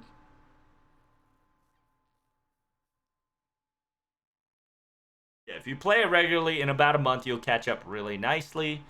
Yeah, if you're super zealous about it, just a week. And at the same time, speaking of zealous, 6.5. I want to talk about more 6.5. Now, do understand that from here on out, it's going to be a 6.5 copium theories. It's just theories that I've come up with, other things to talk about. Also, you now have this mana, right? AKA mana gem. Ley line gems, allowing you to easily restart. So, you have no problem coming through 6.0. In worst case scenario, you just fucking command seal / pop these blue guys and call it a day. You can do everybody's interludes if you want to. Strengthening is definitely next. I don't know if everybody's gonna get a strengthening. It'll be weird if everybody does get strengthening, just because these guys will get additional amount of strengthening that'll make them strong. Not OP, but strong. Anybody else getting a buff is perfectly okay because they haven't gotten a buff in a while. Especially this girl. Budamante needs a buff bad, and they probably saved her buff to this moment. And this is good and bad, right? Because she hasn't been used in 5 million years. And so for her to get a buff, she's going to probably get a banner. The reason why I'm saying that most likely everybody's going to get a buff is just because money, right? AKA buffed servants makes money. It's like the classic League of Legends style, right? Before League of Legends gives out the cute maps, they buff the fucking servants. And once they buff the servants, they give the skin, and people will be like, oh, the servant, the current champion is OP. I will buy skin. And once that, that skin gets old, right? Or AKA, like a couple weeks later, the skin is gone and gets re-rotated. Everybody gets nerfed down to the ground and be like, ha ha ha ha. Now the other champion that's about to have a skin is OP. Come on over, spend your money. Give me your money. And that's how it's probably going to start operating. Somebody in the league department or somebody that watch League of Legends, Dota, or whatever that gets skin, right? has finally figured out a method to make money on FGO. So if they're gonna get a banner, yeah, most likely a lot of them are gonna get a buff.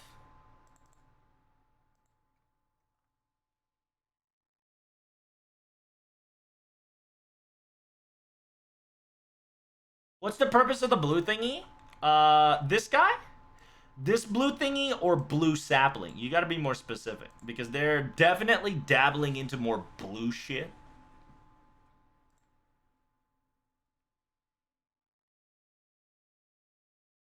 So if you're talking about this, this will give you a 40 AP worth of you can. It's resin. If you don't know what resin is, go look that shit up on Genshin.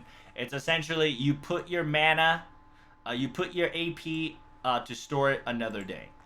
If you're talking about this blue thingy, it's essentially this is your revive gems, right? Revive gems. It's like your command seal. Instead of using a command seal, you just pop this rock and be like, ta-da. This one is not permanent. It will disappear at this June 30th, so be careful.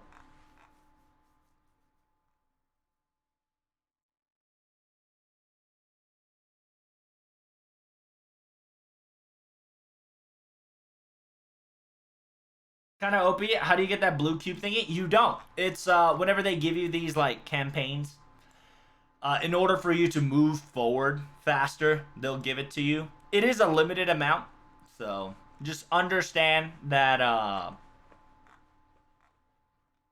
you're not gonna get this anywhere during banners and campaigns. That's about it.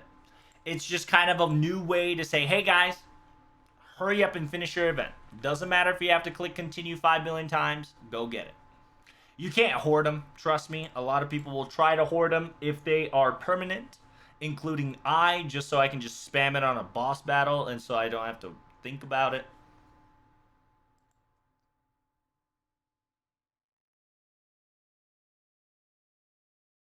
You can purchase this, but remember, it will not last forever. Right? Right, boom, boom. This one is aka a continue item. If you lose, instead of using your command seal, which is always in the middle, you can use the ley line crystals or the rock of the ley line, aka fucking magic rock that'll allow you to continue. Ooh, I lied. It's not on the 30th. It'll last about the 29th until 1 a.m. Because once it hits 1 a.m., it's technically 30th. JP's weird like that. Oh? Oh, never mind. So it does last till the 30th. I lied. I was reading something else. I apologies. Apologies. However, you can use this on 6.5 since it is 6:30, right? AKA June 30th. It'll expire. So, yeah. If you want it, they're definitely trying to make you pay mana prisms for it.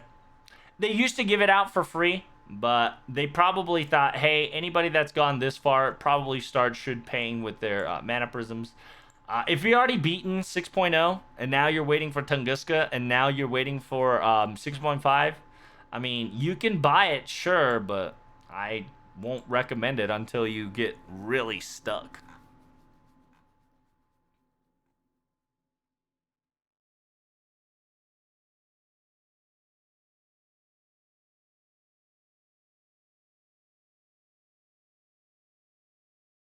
I went through 2 LBs in one day with one of my accounts. I was lagging behind using the blue gems. Only had to spend 3 of them. Nice. See? Look at that.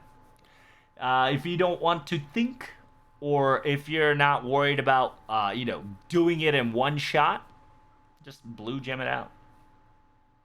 It's just a nice free continue for anybody that's struggling or just don't want to think FGO at all to just go brrr, right?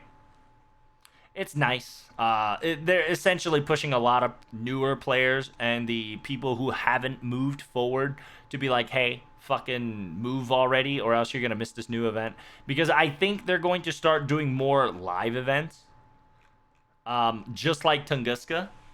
Because I'm not going to lie to you, I don't think you're going to get a rerun of Tunguska ever again. Just like Solomon, Tunguska is a once-in-a-lifetime event, most likely. Best case scenario, she revives just for shits and giggles on an event. But at the same time, who knows, right? You're probably going to get at least 2 more of those within 3 years. So, yeah. One of them is probably during 6.5, I think. If not, it is at 6.8/6.9. The reason why they'll probably not do 6.9 is because, 69.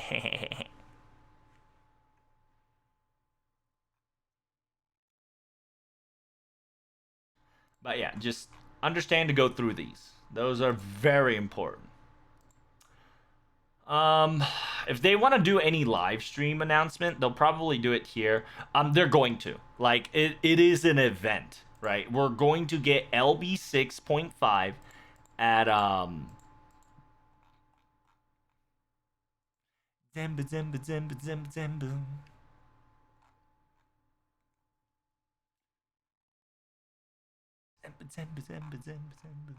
Yeah, so at 6.5, you're gonna get it in early June, right? That's just kind of a thing that you're gonna get. That has been foretold since day one, right? It specifically says, "Hey, 6.5 will arrive at June early."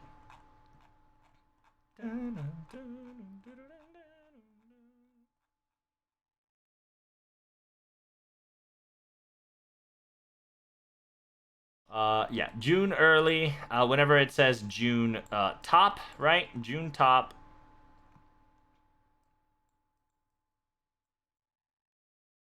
June top is always gonna be above here. Just understand, I'm going to keep mentioning this over and over. Whenever JP says June top, it's always gonna be here.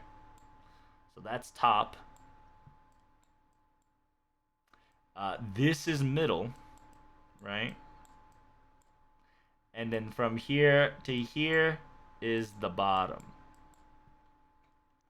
So it's 2 weeks top, 1 week middle, 2 weeks bottom. So whenever they shit you not to put it on top of the monthly, it's from the 1st to the 11th. Meaning that you're either going to get it on the very 1st of June, which most likely they're aiming at, or on the 8th. If they don't do it at the June, that means you're getting 3 weeks of dead content where we could have gotten a fucking rerun, right? I will be right back, chat. I gotta get some more coffee, and I gotta pee. Last music was called Live, but you gotta write that shit in JP. Whenever you need to know about my music, type in !! current song to figure it out. I'll be right back. Song request is always on. I gotta pee. Pee, pee, pee.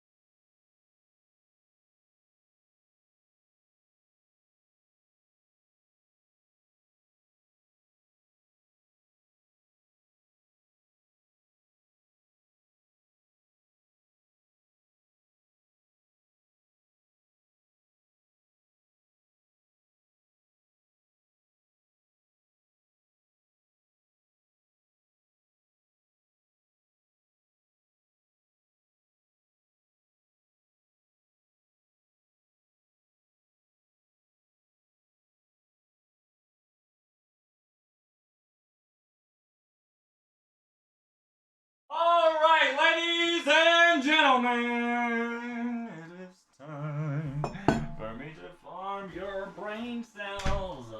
Farm your brain cells. Farm your brain cells.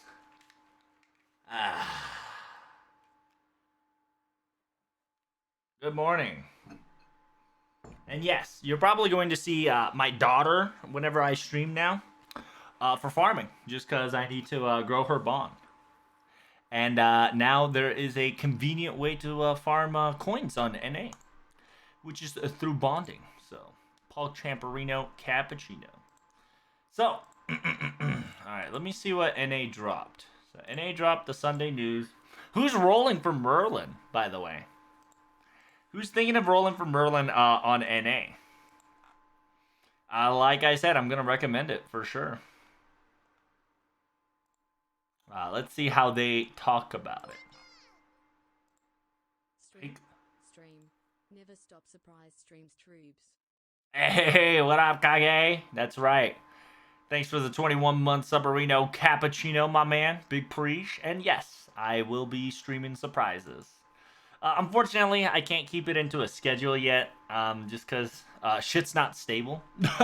I'm not stable. My life's not stable. So it's going to be here and there, randomly streaming, shredding my sanity a little bit here and there, but it's okay. Whenever I got the chance, I got y'all covered, baby. How are you today, sir? Welcome, and thanks for the sub once again. Can we get some love in the chat? Bust out the hyperinos. Yeah. New emotes are coming soon, by the way. It'll take a while, but I have MP2, so no. I mean, it's understandable. I recommend rolling for him if you don't have it. For sure, for sure. I got him during the original Summon 4 for no need. Still contemplating since I want Morgana Baron Koyanska. I mean, I'm going to tell you, Sats. Morgan Oberon is great. Fancy hint. Thanks for the follow. All of those are great servants. But you know what they would work better with? Merlin. It's just that a lot of people are underestimating your boy Merlin, and you cannot get stuck into the thought process of, oh, Merlin is easily replaceable. Merlin is one of the few people that you can never replace just because how great he is. He's low-key one of the best servants in kit on planet Earth to this date. Sure, he doesn't do 50%, but what he provides is a charge and an attack up for all, an invincibility for one turn and star generation. Enemies can't crit if they go through your piercing. By the way, that lasts for 3 turns, so therefore, after your invincibility is over, it still is quote-unquote nerfed-ish. And then if you have a buster, it'll work perfectly fine because it's a 50% buster for 3 turn. However, if you are going for that one-shot crit, it doesn't matter what card you have, that crit will do 100%.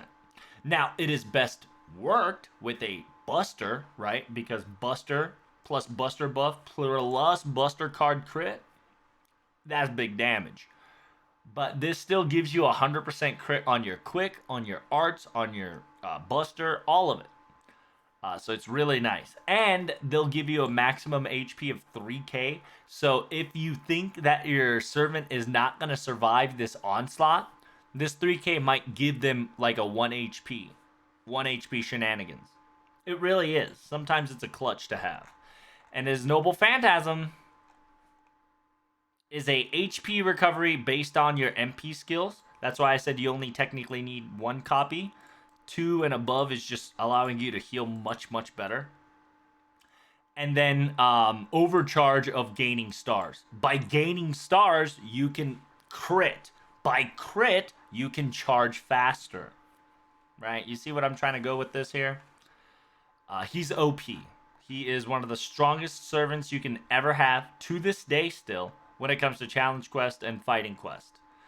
As you can see, he is mixed blood, therefore he charges himself 5% every turn.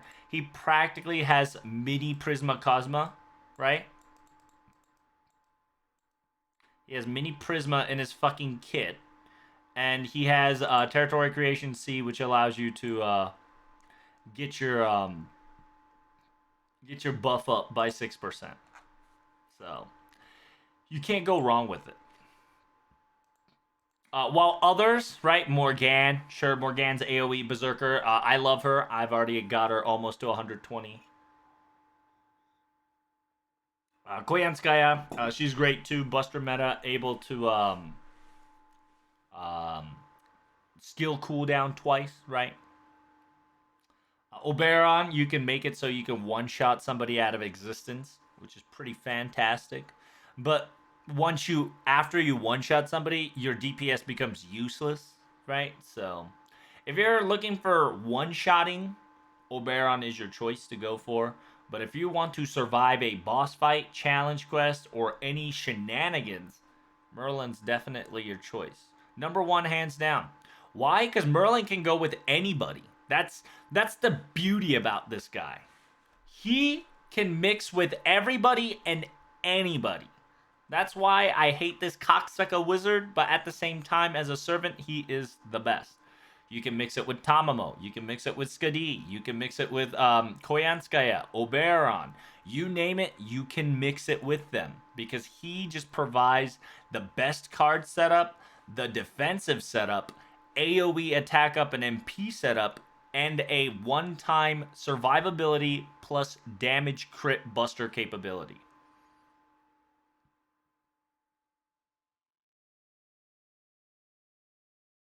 But what about my Castoria fund? I mean, I'm not gonna lie to you. Um,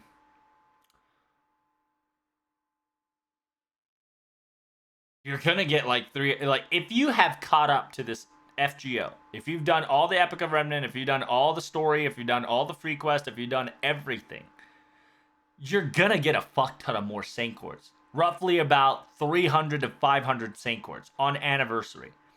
If you can't get Castoria with those Saint Cords, you probably should use money to support the game. And if you don't, well, that's just your choice and your loss, right? And while Castoria is a great to have servant, right? Um, Merlin is also a great to have servant as well. And so in the very end, it's up to you. For those people who are going to spend money on Castoria, you shouldn't have to worry about it because you probably will get it if you spend enough money on it. Merlin, you're probably going to get it if you spend enough money on it, right? Just understand FGO is a game. FGO is a company. You got to spend money so you can support the game. FGO might be free, but how game dies is people don't spend money on the game, right?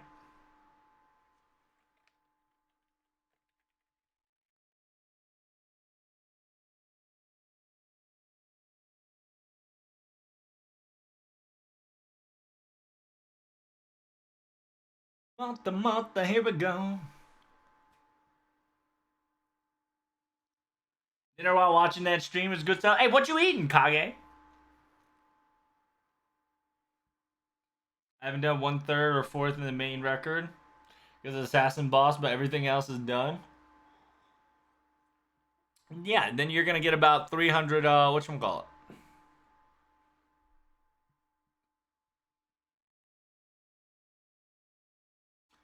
Whatchamacallit?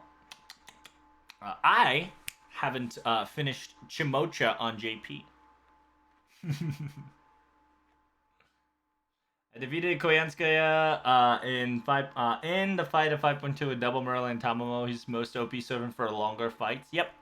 If you want to survive more than like 5 turns, not Obera, Merlin is definitely your choice. 100%. In short, you're saying get good scrub? Pretty much. If you can't get Castoria and 500 Saint Cords, you either didn't practice your catalyst, you didn't log in, log out, you didn't do good deeds, or you just played free to play for too long. Because the funny thing is, right? I used to be free to play. I think until Mama Nobu first came out, I was a free to play player. I was doing pretty okay, but once Mama Nobu came out, That girl flushed me about 600 free Saint chords. So after that, and it was during Aniplex, so I fucking wailed the shit out of her to get MP1 copy. Ooh, you got some noodles with bungalow sauce? Nice up.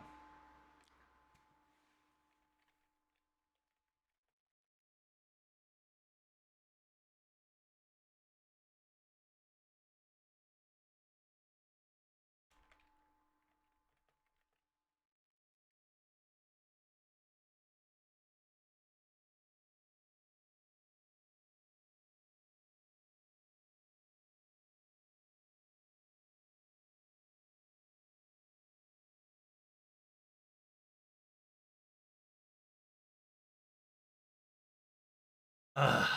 You prepared 510 Saint chords and 36 for Castoria, and I'm gonna tell you, you probably don't need that much. If you've done your cat rituals, if you done good deeds, if you've prayed to the gods enough,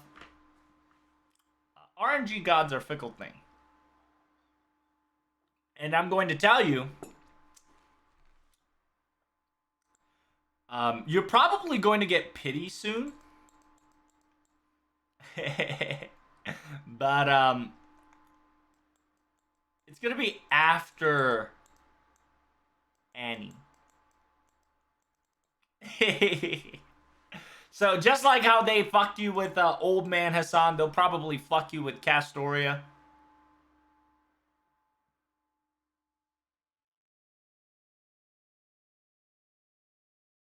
So they'll probably give you guys pity early.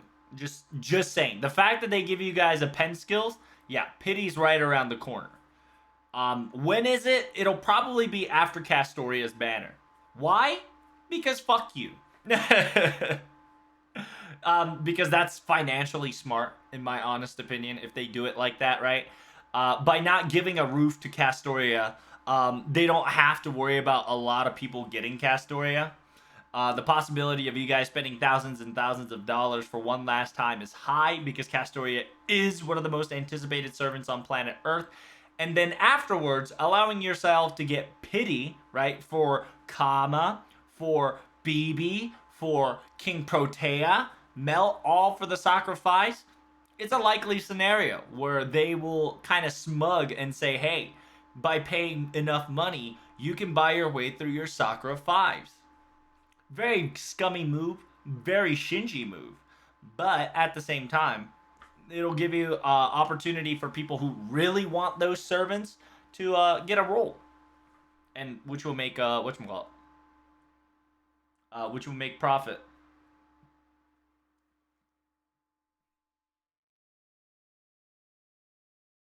And I can't wail because bills. Oh, I know that, my friend. I haven't loaded Saint Courts in a while either, due to IRL struggles. Yeah, I'm pretty sure they seem to do that. Let's Go really seem to have started to crush the chains and whatnot. Yep. Like I said, ever since they got bought by Aniplex, it's all about it's about the money, money, money. It's about the money, money, money. Squeeze that bitches till yeah. It's all about the money, guys. That's financially how they're gonna start moving, and I'm perfectly fine with that because more money they give, more money they get. The possibility of an anime is imminent, low key. Right? They can give it to anime, they can give it to movies, they can give it to more mangas, X, Y, and Z.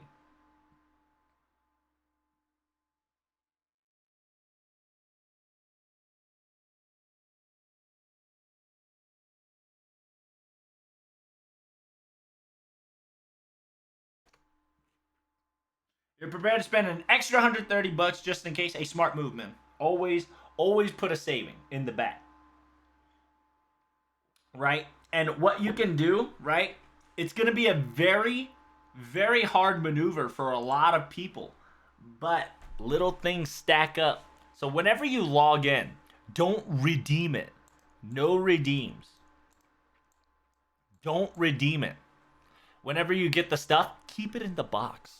So, like, if you want a certain servant, what you do is that you promise yourself you won't open the box until anniversary, or you won't open the box until King Protea's banner, right? Then you receive all, then all the shit that you've accumulated will get, into Saint Courts, right? You can now filter it so you don't have to see the Saint Courts, right? So you can now see just CEs, right? CE bombs or embers. Do it like that. So you will misjudge it, and on the banner day, you're just gonna be like, oh, fuck yeah, I forgot there's a fucking Saint Courts in the box, and then boom, you got yourself some extra Saint Courts in the back. And funny thing to note, right? Shards, Saint Court shards, aka the weekly shards, don't redeem them, right? That's how you hoard Saint Courts. You don't redeem them right when you can get them. Redeem them when you need them the most. So, like for instance, if you roll for Merlin, you used about 200 Saint Courts. You go to Castoria and you spent all of it, right? Next thing you know, you're gonna start struggling and scrounging shit. You go to your box, you get about maybe 4 multis, maybe 3 at best. You go to your Saint Court shards and you get couple Saint Courts that'll allow you to get that fourth to fifth multi, right? It's fooling yourself so you can save yourself for the future, right? And the funny thing is, right, the best way to fool others is to start fooling yourself. The classic Moriarty strife. That's kind of the reason I like Moriarty. The man knows. Because in order for you to fool everybody, you gotta first fool yourself. Because if you can convince yourself that you're being fooled, you can convince anybody that you're being fooled.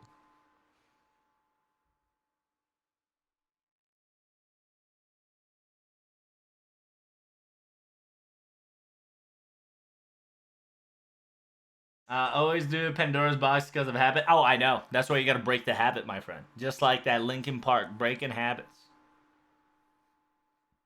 When I want a new servant, my process goes be like, hey, hey, hey, yay. Pretty much. Practically, yes.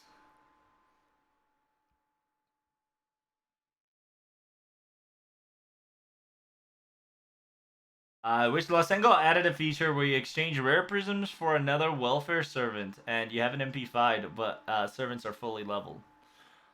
Um, yeah, I mean that's one of the things that they do need to worry about, right? Is welfares. Like for instance, the perfect example of Erise, it 今じゃないし、何よ、意味わかんない。ただ食べるの作ってるって言っただけさ。じゃあちっちゃいのお願いします。Like for instance, it's gonna be Erise, right? Erise, if you didn't know, if you haven't grabbed her MP5 and fully leveled, well, I'm not gonna lie to you, you're shit out of luck. Because you're probably not going to get this 14-year-old girl ever again. And yes, by the way, guys, if you ever loot her, please understand she's a fucking 14-year-old. I don't know why you would loot such, like, right? It's like people looting her and like nursery crime and other Abigails and shit. They're underage. Stop it. Get some help, right? I'm gonna hit you with the soundboard of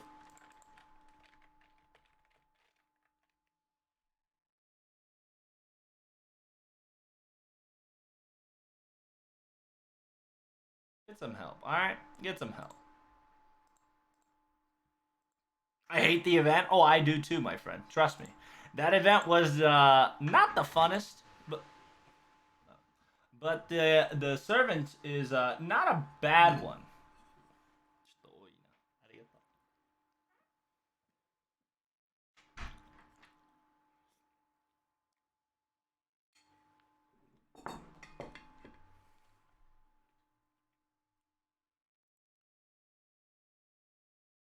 Pretty sure with a single now full control, we'll see you to get more old welfare soon. We can only hope, Kage. We can only hope. Right? Like,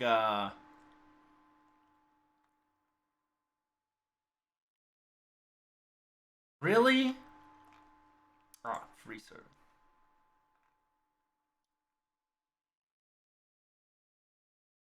Like for instance, we haven't gotten an opportunity, right? You're gonna get this one very soon. Any Elizabeths, you're going to get a rerun very soon to allow you to get her. Nobu still hasn't gotten a rerun to obtain. Artoria Santa hasn't gotten it obtain. Lily is now obtainable through friend point summoning, so no problem. The anniversary probably announced that. Shiki, we still haven't gotten another way to obtain it. Itis Vita, we still haven't gotten another way to obtain it. Sakata Kintoki, Skasaha, Chol, and then Janta Daruku Orta Santa Lily, Chacha, BB can now be obtained. You just need to use a lot of fucking rare prism, right? Just like you've said before, right? I believe Kev, you said we wanted to pay rare prism. You're gonna have that system for BB very soon. I do wish that it does happen to every other servant soon, but who knows? One day we will get that functionality. Like for instance, like cats, people that only have like one run, like cats, Erise, um,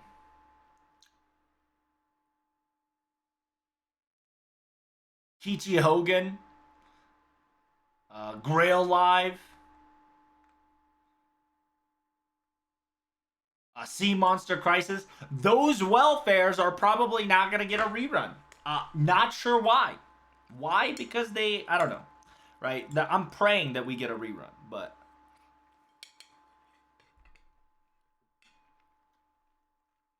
God knows when.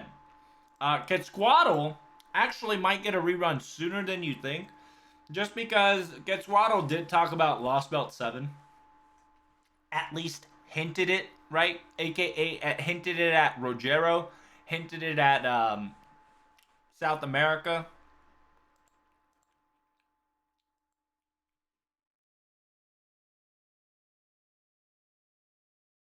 Look how she's dressed, though. I know.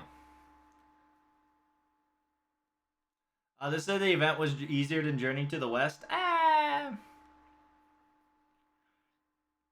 The reason why people say it was easier than Journey to the West is because JP players like us told NA players how to fucking play it efficiently.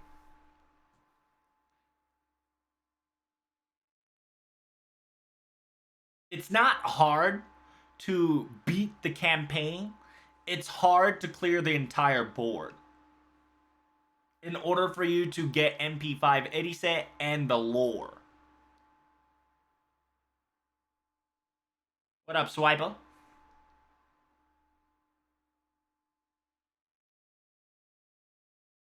People complaining about their age not included in the translation may have not been the guy played the Gajillion or other gacha games that do the same because they release worldwide and don't want to risk to get banned. What do you mean to get risk to get banned? The fucking bond specifically says it's a 14 fucking year old, brother. What you mean there, boy? Oh, I lost my placement. I lost my placement. Ahaha. There we go.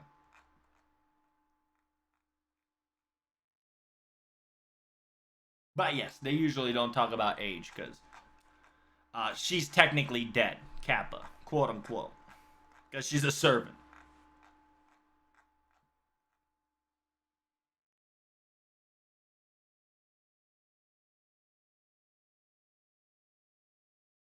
Oh yeah, it does not say her age on on NA, but yeah, translation wise, it does say it's 14 years old. Keck W. Huh.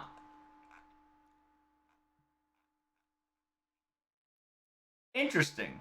I did not know this. Wow. Sugoi. Way to go, NA. Question marks. Huh. That's a yikers. I didn't even notice. Yeah, instead of a 14-year-old girl, they put a young girl who works at Night Watch. But I guess they wanted to make sure that she wasn't a 14-year-old girl exactly.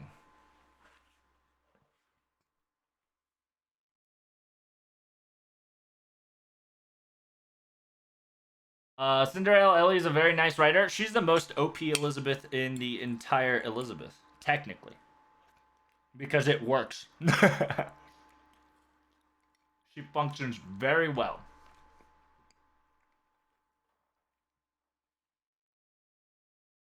Are we gonna get LB7 in early 2003? Nope. Well, here's the thing. LB7 is going to be on a December. Whether it's December 31st or early December, I cannot tell you because I am not Lasangle. But they are preparing FGO players for LB7 Adventure on on the end of the year. Mr. Two kind of low key slipped it during one of the live streams. The fact that he couldn't hide it kind of confirms it that LB7 is last, right? LB7 is at the end of the year. And then the fact that 6.5 is coming in right before anniversary just kind of confirms it that we're going to get LB7 at the end of the year. Because they did say we're getting LB7 somewhere this year. Mr. Two kind of slipped at the fact that at the end of the year we're doing LB7. So, cat's out of the bag.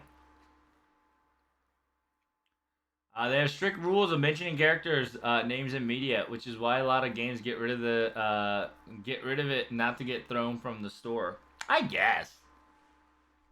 I mean, that's understandable. But then it's like it's the classic Sailor Moon cousins, right? The Sailor Moon cousins.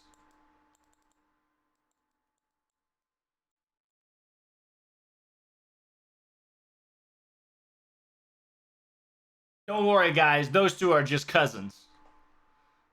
Why are they so intimately close to each other? Don't worry, they're just cousins. Forehead.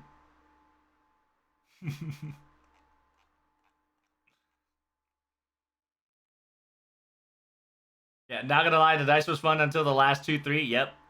Yep. That was the last. Like, if you didn't know what to do and you kept rolling and relying on RNG, oh boy, that was fun.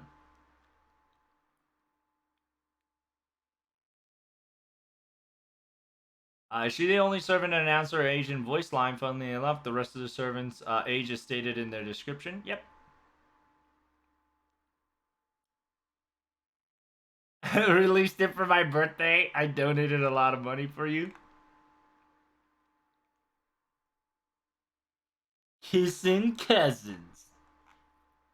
But yeah, I'm hoping a lot of the servants that we get later on in life, we will get a rerun for, especially her. I am waiting for her costume because low key during Grail Live, there was a scene that we should have gotten a costume version of MIXA, aka Mixa, but we didn't. So kind of feels Batman. And Kichi Hogan's kind of an important event, so I do wish that they will do a rerun on it. God knows if they will.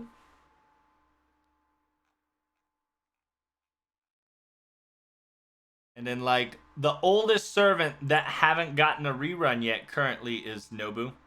Right next to it is Santa. A lot of people are anticipating these two to come back, but damn, man. Lasango be trifling. Lasango needs to figure out a way to bust out the welfares ASAP. Because I'm getting sick and tired of waiting. Sick and tired of waiting, brother.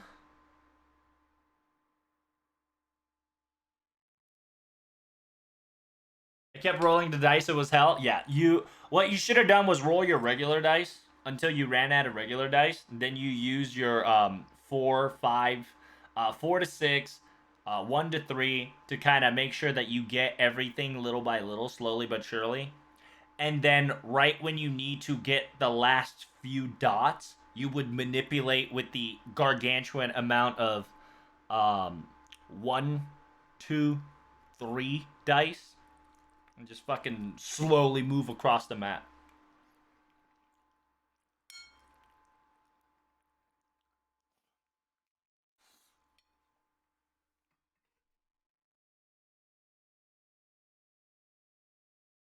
Give Nobu battery? Give Nobu anything, and people will use the shit out of her.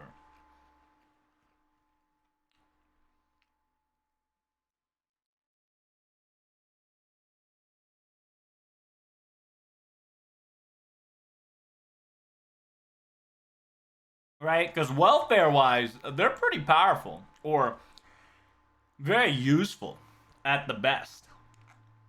Right? As an archer anti-rider that does damage against divine, if it's a saber divine that has riding, she'll do a fuck ton of damage. And a lot of their abilities is a one-time thing, right? Same thing with Artoria Rider, right? Salter Rider. Yeah, Salter Rider. Santa, aka Santa's Gift. HP gain, recover ally. Instinct, which definitely needs to get changed. And then Mana Burst, which should definitely be 50%, but who cares? She does big dig damage overall. Rider, go brrr. No problem.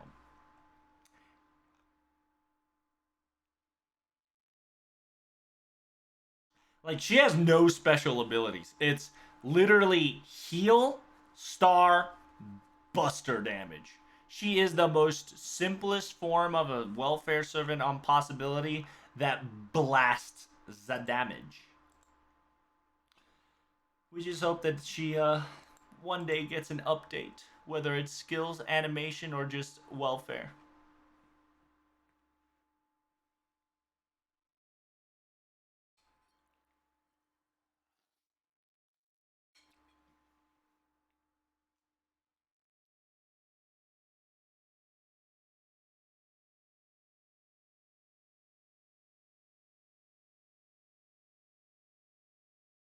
They need to fix the death mechanic? No, they don't. They solved that problem by doing Kiara technique, which they would do MP gain, then proc death. A lot of the shit does that now.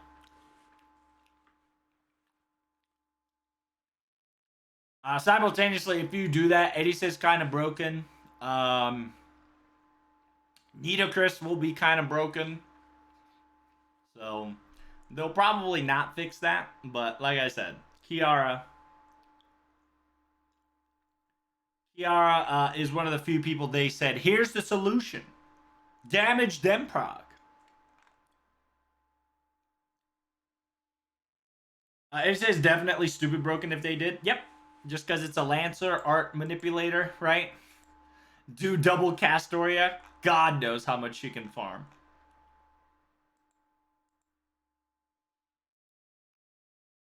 Gecko dance.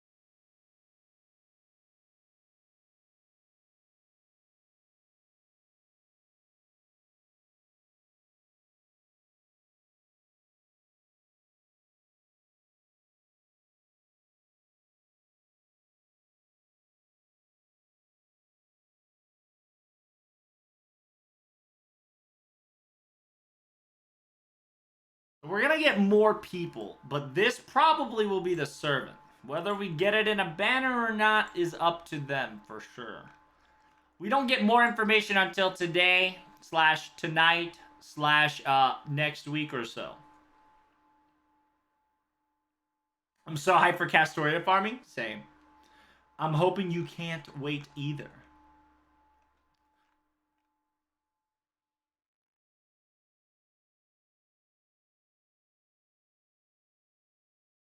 So, before I go in, warning 6.5, possible spoiler.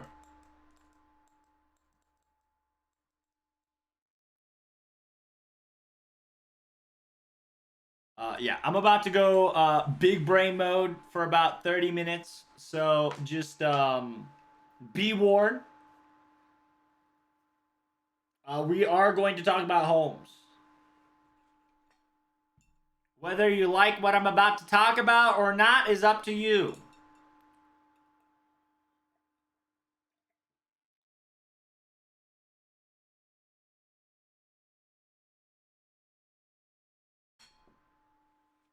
Holmes Sus, he is. He has something within him, which we don't know exactly what it is. Whether it's a divine bug or a foreigner.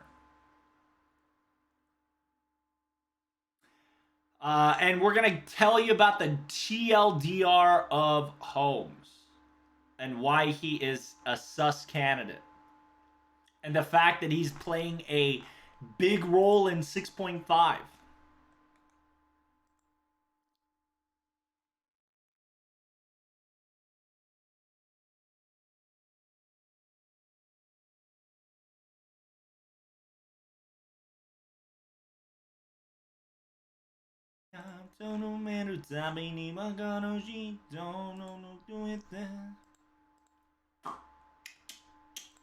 That's right. If you have all the Holmes command, bust him out.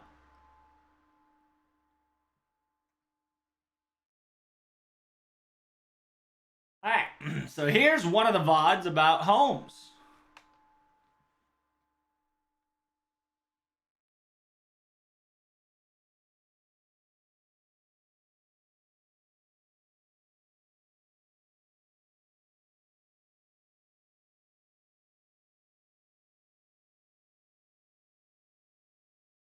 Fuck that asshole. Yes, sir. Where's the other one?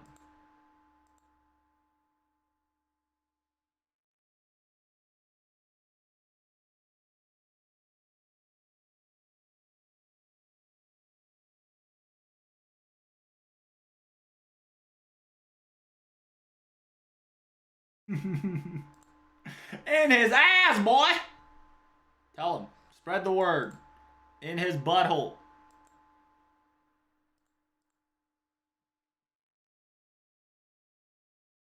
Alright, so the reason why, right?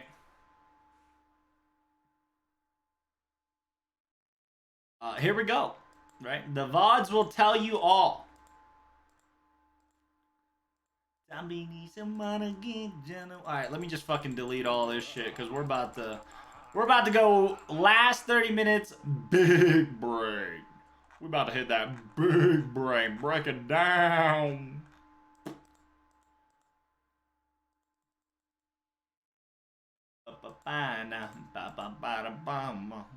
Oh shit. I accidentally deleted the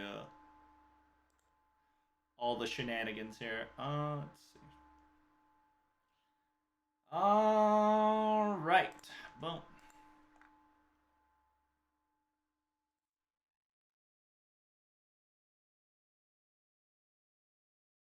So Sherlock Holmes, aka the one who illuminates the truth, right?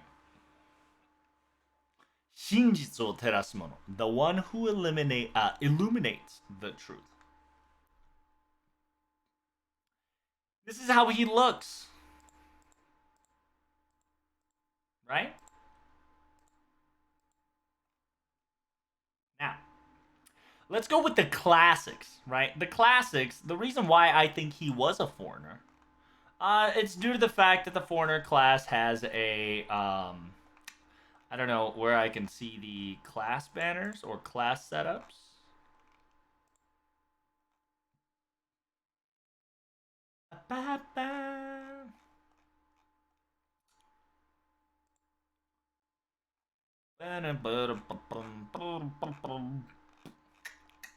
Can't find it, but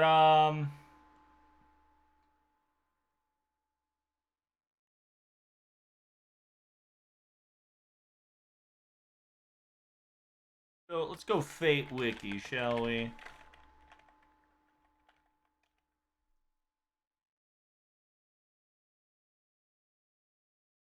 Ornya.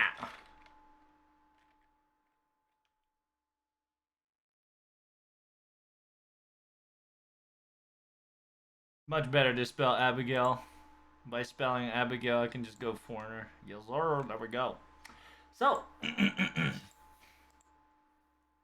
this is what it looks like.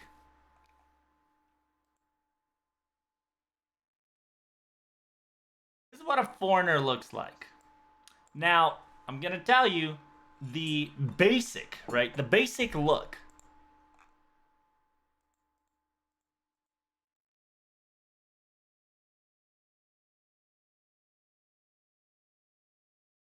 Since the beginning, his imagery of a foreigner kind of looks sussy, right? Kind of looks sussy.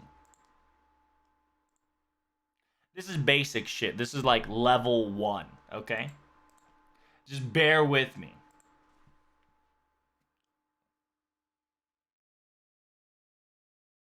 Take care of yourself, Sats. How you doing, do you say? So, this is level 1. Sherlock looks like a foreigner. Just simple as that, right? Now, we go even further.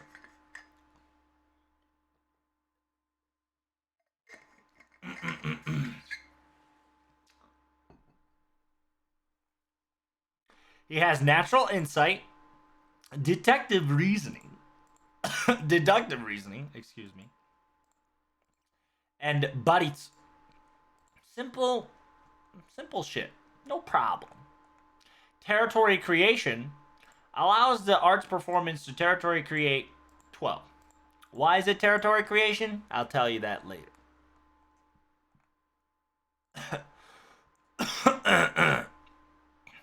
Anti-berserker trait. You know who else is anti-berserker? Foreigner. Now, why on earth Holmes? Out of all the person who's a ruler, against berserker. You might think, right? Like, who is Holmes afraid of? That he's going to have a berserker trait. If he was supposed to oppose Moriarty, shouldn't it be Archer? And then that begs the question, what about Jekyll and Hyde? Interlude-wise, right? Holmes is interlude-wise. He is not afraid of Jekyll, but he is afraid... Well, I wouldn't say he's afraid of Hyde. It's just...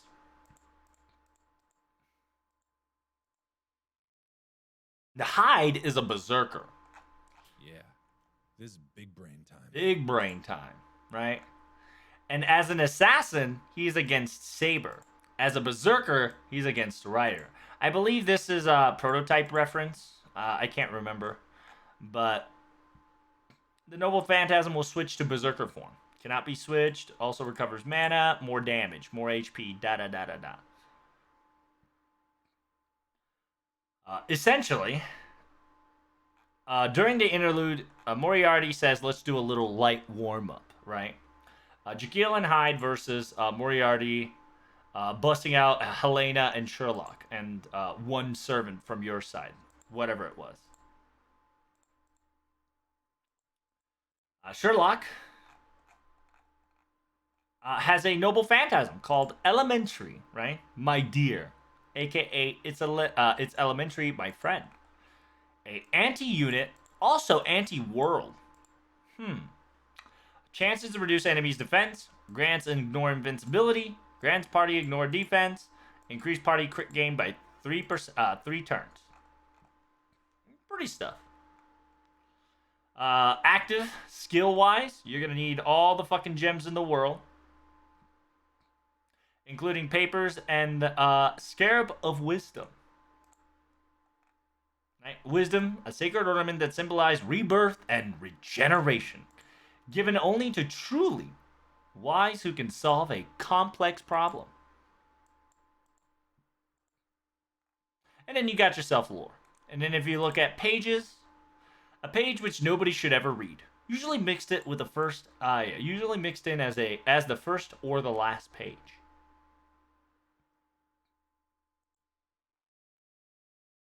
He has strengthenings of DC, BBB, A, and B, right? Pretty crazy stuff. As it goes, World's Detectives favors consulting detective. Embodiment of the truth seeker, the very concept of a detective. His main character in the story is written by Doyle, between 19 and 20, detective who investigates and solves countless of mystery. He is one of the original inspiration for various other detectives and other mystery novels as followed. Or so the story goes. The truth of that matters remains a mystery. Question is why? Why is that, chat? Why do be like that? Why a person who is technically a detective, his own description is a mystery itself? Right? Think about it. And then it says, Sherlock Holmes, England, worldwide. Alignment neutral good. Male. Supposing he manifested from his tales. He might possess element not from Doyle's story, but from those other authors as well. So one of Cadadea's Stag speculates. The fact that it says speculation from a Cadadean staff, right, Cloudian staff, is kind of questionable itself. The fact that starting from default, mystery, and another mystery. And then it says, a man who thought yet decisive, daring yet grandiose, always calm and collected. No mystery, crime, or intriguing can be confound Holmes. Whether it be a terrifying murder, an ancient curse, a monster in the dark of night, or an international secret society, he will always uncover its secrets, and if necessary, vanquish it, for no blade is keener than the truth. His existence is beyond mere humanity. And he can even be considered to be a manifestation of a wise man and a truth seeker. Now, the second bond clearly states that he's outside existence of humanity. Right? It kind of says that, doesn't it?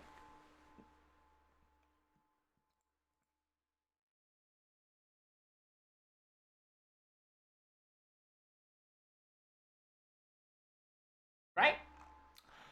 Gift of insight. Gin's ability to seek truth of things. The sharp eye overlooks nothing. While the principles are completely different, this skill grants the user foresight on the level of a clairvoyance. Buddies. Earnest martial skills used for practical combat. Holmes combines his skills with boxing. He is also very versed in countering, throwing moves.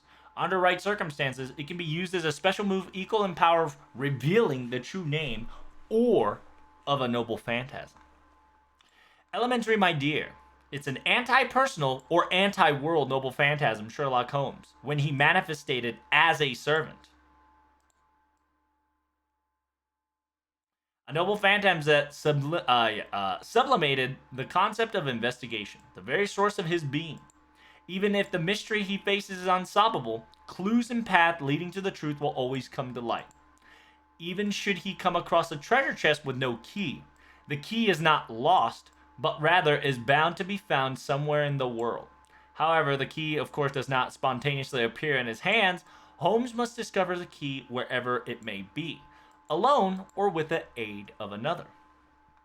Normally, the noble phantasm of this type is always activated, but in FGO, the true name must be revealed. The moment the true name is revealed, a mysterious sphere appears, emitting a blinding light that illuminates its surroundings. Enemies are weakened, while allies are strengthened. Even if there is an enemy that normally is impossible to defeat, Holmes will discover the means to do so. Question is, right? A side note, while this MP's true name is one of Holmes' best known phrases, it first appeared not in the Doyle's work, but in the stage play written and directed starring William Gillett.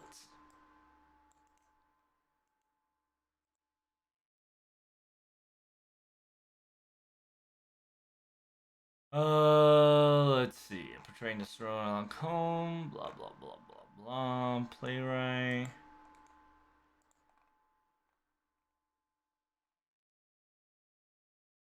There we go.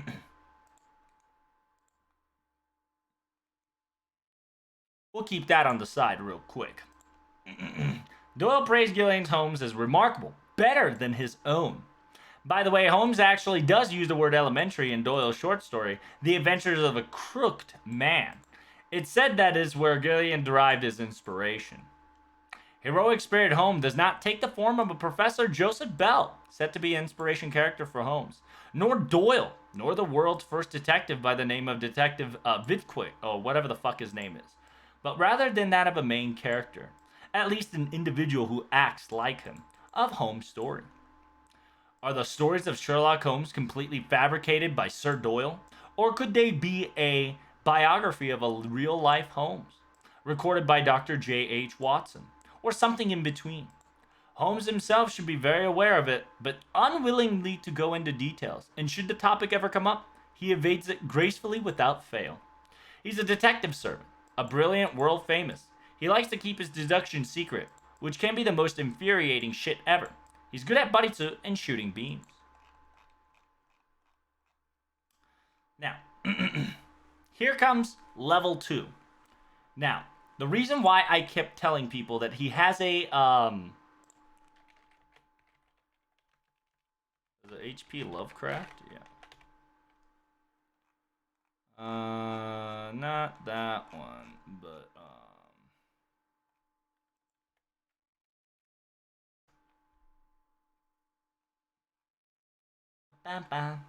So, the reason why I keep telling people that he has a foreigner in his ass is because this is level 2, right? Level 2 deduction.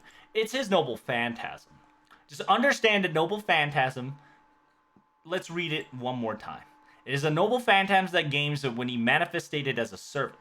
A noble phantasm that subliminate the concept of investigation. The mysterious source of being, even the mystery faces unsolvable, it would come to light, right? And we should watch it.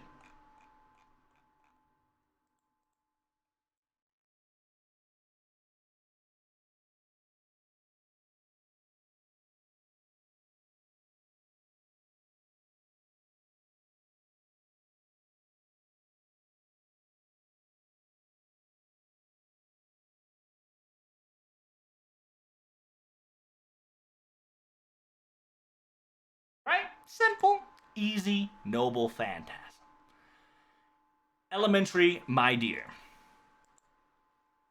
Well, there is a foreigner, aka Lovecraftian, that plays in this. Do you remember the name, guys? Is it Daloth?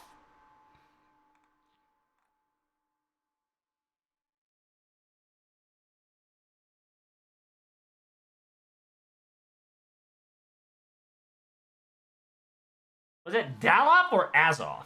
It's not Azoth, is it?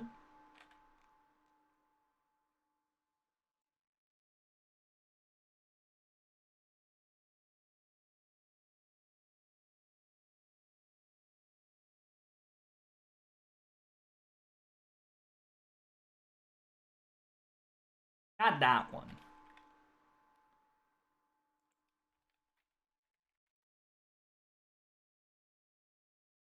Ah, there we go.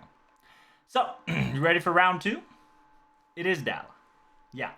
So, Daloth, also known as the Render of Veils. The Parter of Veils is an outer god who features in the Cthulhu mythos.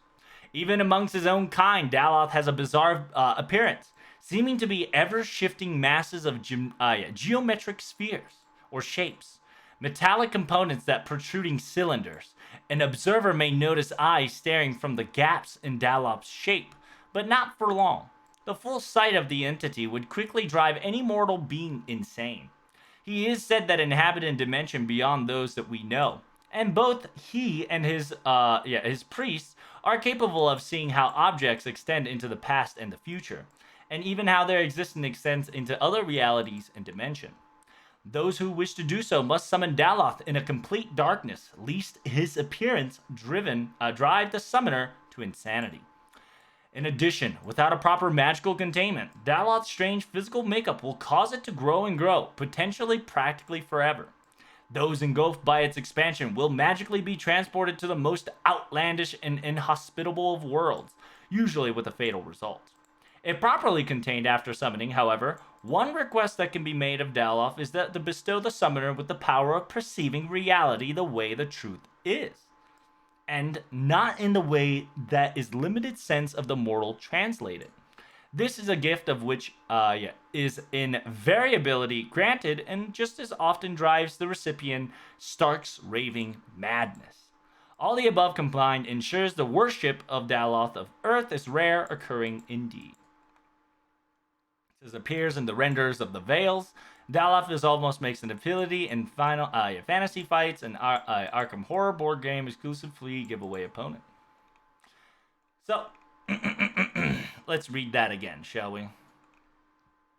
This is definitely more nerfed. I thought there's more. Thought there was more mythos to this.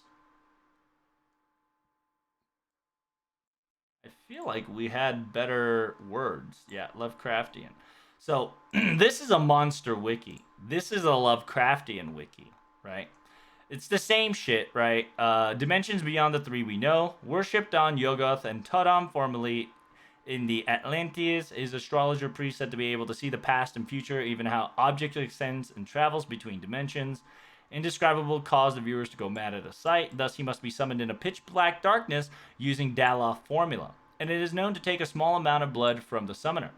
If not held within some kind of a magical containment, such as a pinnacle of planes, he continues to expand and expand, perhaps even at an infinite rate. Those enveloped by the god are transported utterly bizarre worlds, usually perishing as a result. He is rare, worshipped on Earth. One request can be made to Daloth, magically contained, to view things as they really are, not as they veiled sense perceive them. Sight usually is more than one can bear. Now, one looks like this, one looks like this, and the other looks like this. Now, let's go back to Holmes, shall we? What does Holmes' Noble Phantasm do? Holmes' Noble Phantasm does a very concept. Even the mystery he faces unsolvable, clues and path leads the truth always comes to light. Should he ever come across a treasure chest with no key, the key is not lost, but rather is bound to found somewhere in the world. However, the key will not come to him spontaneously. He will discover the key to go means. A noble phantasm contained in a metal container. I wonder.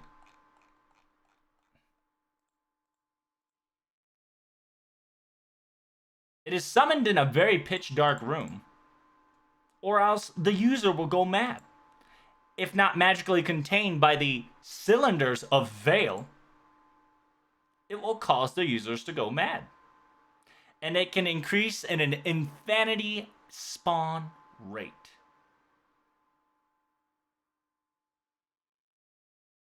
It buffs allies, it nerfs enemies. Now, do also understand that I can't find it, but in one of the MASH's quote-unquote monthly lines, they specifically mentioned how AKA Mr. Thomas Edison was, Mr. Thomas Edison and Tesla helped working on Sherlock's magical sphere to contain something, to do something weird. And remember, Daloth is a quote-unquote,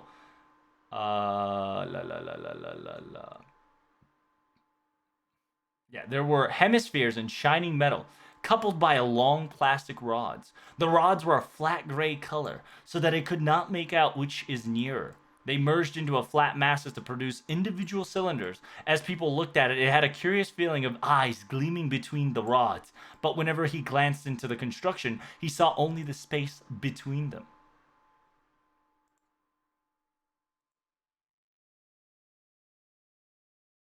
Metal container in a very dark room procures a cylinder rods using magnifying glass to amplify, if not solidify or concentrate at certain locations.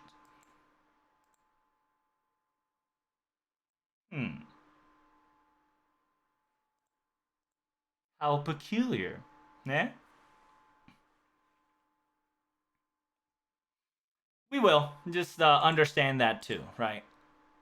This is second level of Holmes being a foreigner, right? Third example, it's gonna get stretchier and stretchier as the level goes, just because I am talking about it, and as we go on, people will start to be like, "That's just a coincidence," but it really isn't, right? Another one, level 3. When Holmes started to come out, foreigners started to come out. If you did not know, during 2000, was it 2000? Or is it 2007? I think it was 2007. 2007, second anniversary came about. What did we had? Well, we had Holmes. Holmes' banner came in as a servant, perfectly fine. Simultaneously, after Holmes came in, he had himself a quote-unquote a trial quest. Trial quest is very important here.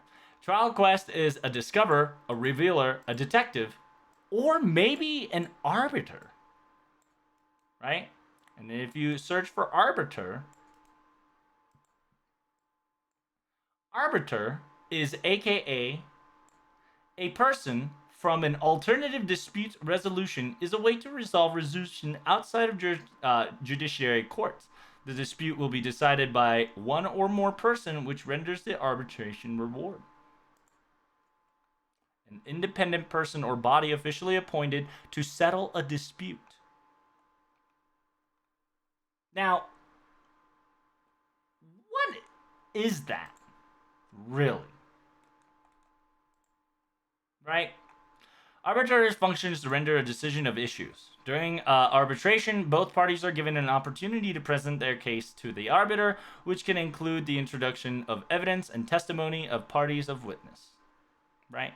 Who is called? A person chosen to decide the dispute, settle differences, especially one form empowered to examine the facts and decide the issue.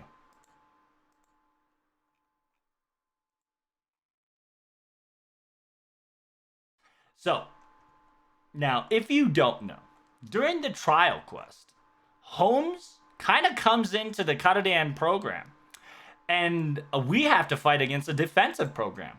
And they're technically Sakura defensive program, aka Moon Cancer. In order to combat that, Sherlock Holmes became something that counters that. A lot of people say he should have been a caster, but he became a ruler to counteract the defensive program. There's a grudge data. There is a defensive data. And I have to go to Trial Quest in order for you to understand what I'm talking about. This is level 3.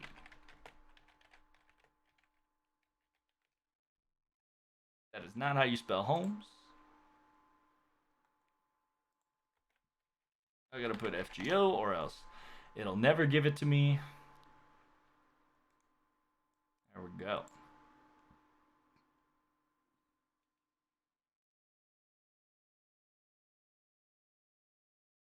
Are we with you so far, my friends?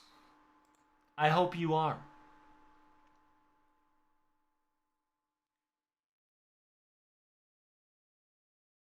I don't think he's the traitor. Oh, my friend, he is not a traitor. However, he is the one responsible for foreigners to come into play. So, let me tell you a simple thing. Ever since foreigners came in after Sherlock Holmes came into Anniversary. Why? We got Salem. Salem busted out the first foreigner. Now, you might be thinking, oh, it's supposed to happen. Singularities of what so? Who created Epic of Remnant? Epic of Remnant was created by Holmes himself. It's kind of a TLDR of the things that are to come in season 2, aka Lost Belts. At the same time, it's kind of a warm up for your boy, for us to kind of get ready for Lost Belt in general. Not only did we get a foreigner in December, we also got a foreigner on New Year's. Well, well, well. Hello, Hokusai. That came out of buttfuck nowhere. Simultaneously, Hokusai has a trial quest talking about how she got to be a foreigner to an extent. And then what happens next? Oh, guess what? After what? After Hokusai, it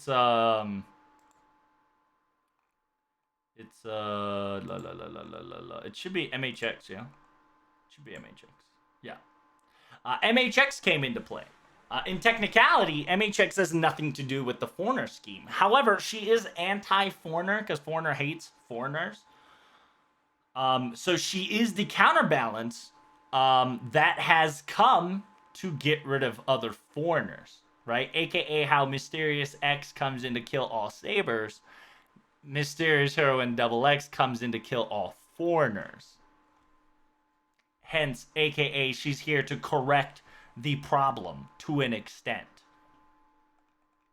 On your favorite event, aka Summer, where it was dimensionally locked by technically BB, but BB also a main computer source that is a moon cancer that has been touched at least by a foreigner. Is it Nyararato Hotepu? Yeah, it should be Nyararato Hotepu. Yeah. And then afterwards, what else did we have next? BB's technically not a foreigner because the servant version got rid of the foreigner aspect, however, taken the power of foreigner plus other thangs. But Mysterious Double X is a foreigner to counteract foreigners, aka the counterbalance of the Force. Then we got Young Gun Fei, which is a New Year. Voyager is one of the exclusion one, just because Voyager is one of the few people that will be the first one to contact with the Outer Gods, because it is the one who seeks outside the realm of the known, right? Then Summer Abigail came in. Van Gogh, I don't want to talk too much about just because 4.5 really hits the nail in the coffin of creation. Then MIXA.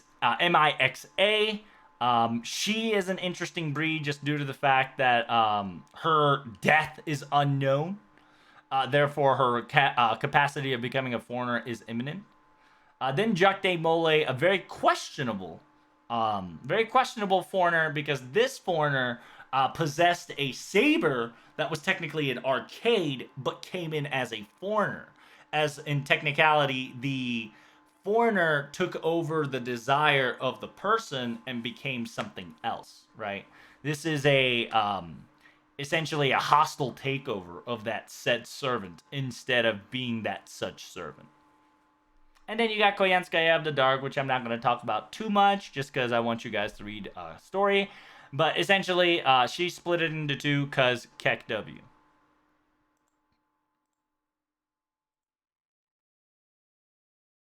Okay.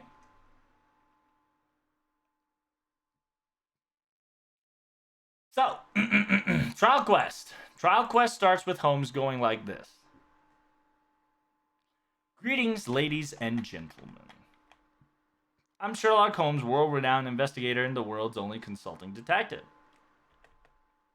I am both origin and conglomeration of the both concept of a detective, and I represent all those who are shining light of truth. I shall have the pleasure of leading you to a new mystery and new truths. In consequence of a variety of a particular circumstances, I have manifested as servants and have for the time of being taken up residence in Karudia. I cannot claim to be utilizing my detective skills to the utmost, but I am still myself unchanged. The only difference now is that rather than my accustomed seat in the room situated in the Baker Street, I now find myself on the multi-purpose sofa. Or so I say.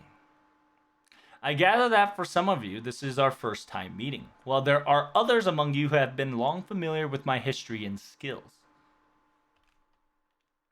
If you are the former, let's see. Simply think of what you are about to witness as memory from the shadows of the future.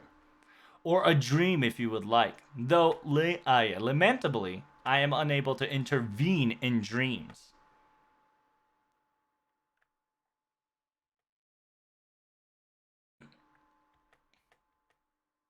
So understand this. Holmes specifically tells you he can't intervene in a dream.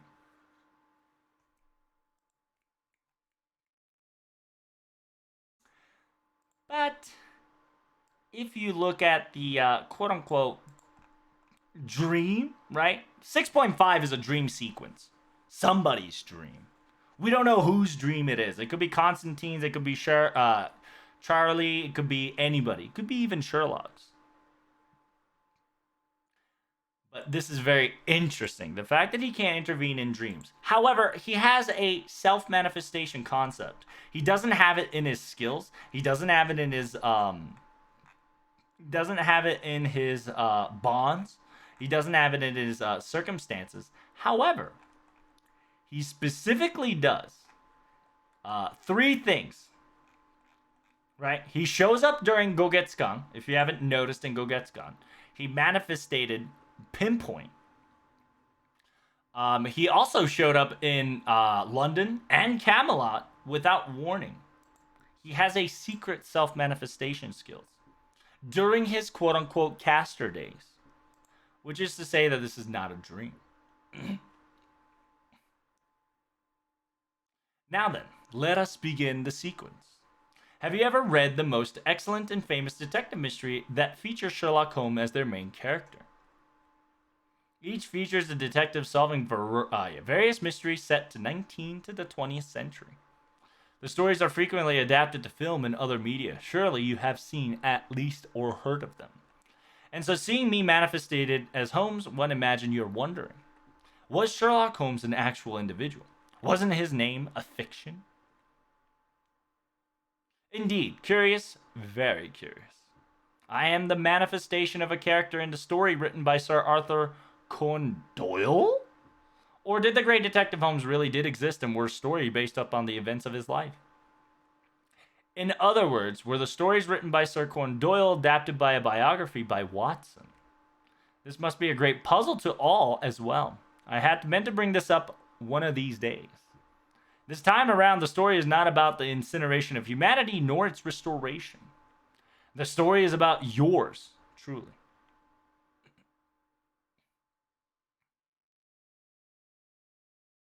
This is good morning. Did you get a good night's sleep?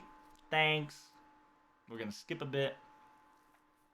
It appears Mr. Holmes has something to discuss with us in the morning. Something important. It says good morning.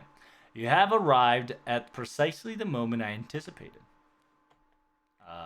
Miss Caroline mentioned I would like for you to accompany me to a simulator for an experiment.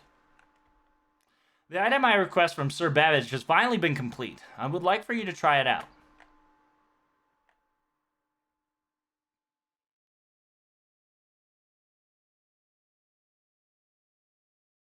Oh yeah, Babbage did fix his shit. An item, you say? An explanation would be simple thing, but it would be far better to experience it. It's his noble phantasm. It's not raceship per se, or so there's no need to be nervous. I would, however, advise you not to let your guard down. Some battle is to be expected, of course. Let us begin. Holmes, Senpai hasn't finished changing into the proper Mystic Code yet. Yes, I have already accounted for that and made the necessary adjustments. This is not a standard race shift, so it is easy enough for me to control such minor details. Now let us begin. Begin simulation. The simulation has started. For some reason, it's buggy. Senpai, can you hear me? Good, we're connected. I'm glad. This feels more like a race shift than a simulation.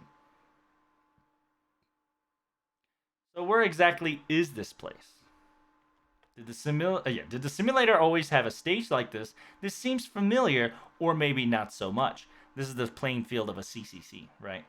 A distorted CCC playing field. Well, it doesn't ring a bell. Normally, the simulator creates a stage based on a location we visited in race shifts. But this is wireframes? To use the parlance of science fiction, you might call this place a cyber space. In that is visual reality, it's not that much different from a simulator. But behold, thanks to the program that Sir Babbage has created, we are inside Cutterdare's computer system. Behold, thanks to the program that Sir Babbage created, we are now inside the Cutterdale computer system. We're inside the computer system at the moment. So in the end, it's cyberspace. This place does seem very familiar. Allow me to explain. The simulator you normally use to train contained a curious mass of data within the mainframe's internal memory. I lent my aid to the staff in an effort to remove it. But it has given us quite a fight, and so now I requested the mathematical genius Mr. Sir Babbage to help us out in this circumstance. Isn't it? Yeah, wouldn't it have been better and easier for Mr. Babbage to work on it himself? I wanted to see for myself. A certain aspect of the venture tickled my fancy. So I asked Sir Babbage to do the impossible task of creating a program to hack in. We're hacked into the Cutterdale program. Solving mysteries. While I certainly derive a certain satisfaction from solving them myself without anyone ever knowing, I had the opportunity to invite you along to took it so that I might provide a bit of commentary while I went about solving this mystery. And I simply could not have done it if I were alone. Now could I? Because you wanted to comment on it, it's true that when the great detective solves a mystery, an audience is absolutely necessary. We have front row seat to Mr. Holmes' commentary, senpai. Mashy's just a, pure girl. Indeed, and there is also a possibility of a battle. I'm not entirely certain that my new spirit origin can handle it alone, right? Not entirely certain that my new spirit origin can handle it alone. Now, here, while a lot of people be like, what's the point of that? Well, there's another foreigner that kind of has a new spirit origin, isn't it? There is presumably a saber that came in as a foreigner, aka a new spirit origin. Technically a saber, categorized as a foreigner. Let us move on. A new spirit origin? This is Mr. Holmes. Didn't you mention that you manifested as a caster before? This is, well, you'll soon see. Now then, let's proceed, shall we? The node with the data mass in question is ahead. I would have liked for you to appear immediately in front of the data mass, but the target node is well protected. Protection? So it's the usual you know what. All too familiar how. I knew it. Senpai, I'm detecting an enemy. Huh? But you're inside of Cutterdare's mainframe. You're in a computer, and yet I'm detecting a response from an enemy that actually has magical energy. Ah, as expected. Mr. Holmes. While we are indeed in the simulator, I should warn you that the battle we are now going to face is more real than a simulation. Any injuries that you sustain will likely affect your physical body in reality. Proceed with caution. That is certainly reassuring. Let us hold nothing back. Target approaching rapidly. Please be careful. Now, the battle we do is we battle against a defensive program. They're not technically enemies. They're a defense program for things that were to come in. A virus that comes in, they defend it, right? The battle has ended. I'm not detecting any other enemies in your vicinity. The reason why it's an enemy is because it was hostile towards us because there was a virus near us. Good work, Senpai. Senpai, are you okay? And it says, what's going on, Holmes? Bare knuckle boxing? Now that you mention it, Mr. Holmes did use a special facade of previous battles, saying that there was an issue with the spirit origin, but this time his appearance didn't change during battle. and he fought it with his bare hands. Could that possibly be the famed martial arts style Baritsu? Bitch! Say it, Mash. Yes. Because I haven't used Baritsu for a long time, but it is quite a thrill. What's the matter, Miss Caroline? And with you, Master, as my master, shouldn't Baritsu be familiar to you? I don't know what it is. I suppose I neglected to mention such. I have officially become a servant of Karudia and formed a contract with you. I did so last night. We already had a connection, so it was only a matter of time. The rest, well, a variety of circumstances and changes have taken place. Your class, is that a typo? Ah, yes, I mentioned I was a caster. Forgive me, I lied.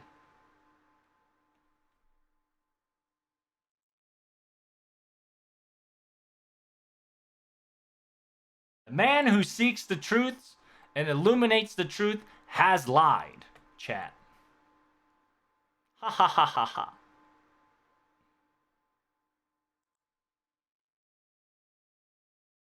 Very unusual, isn't it?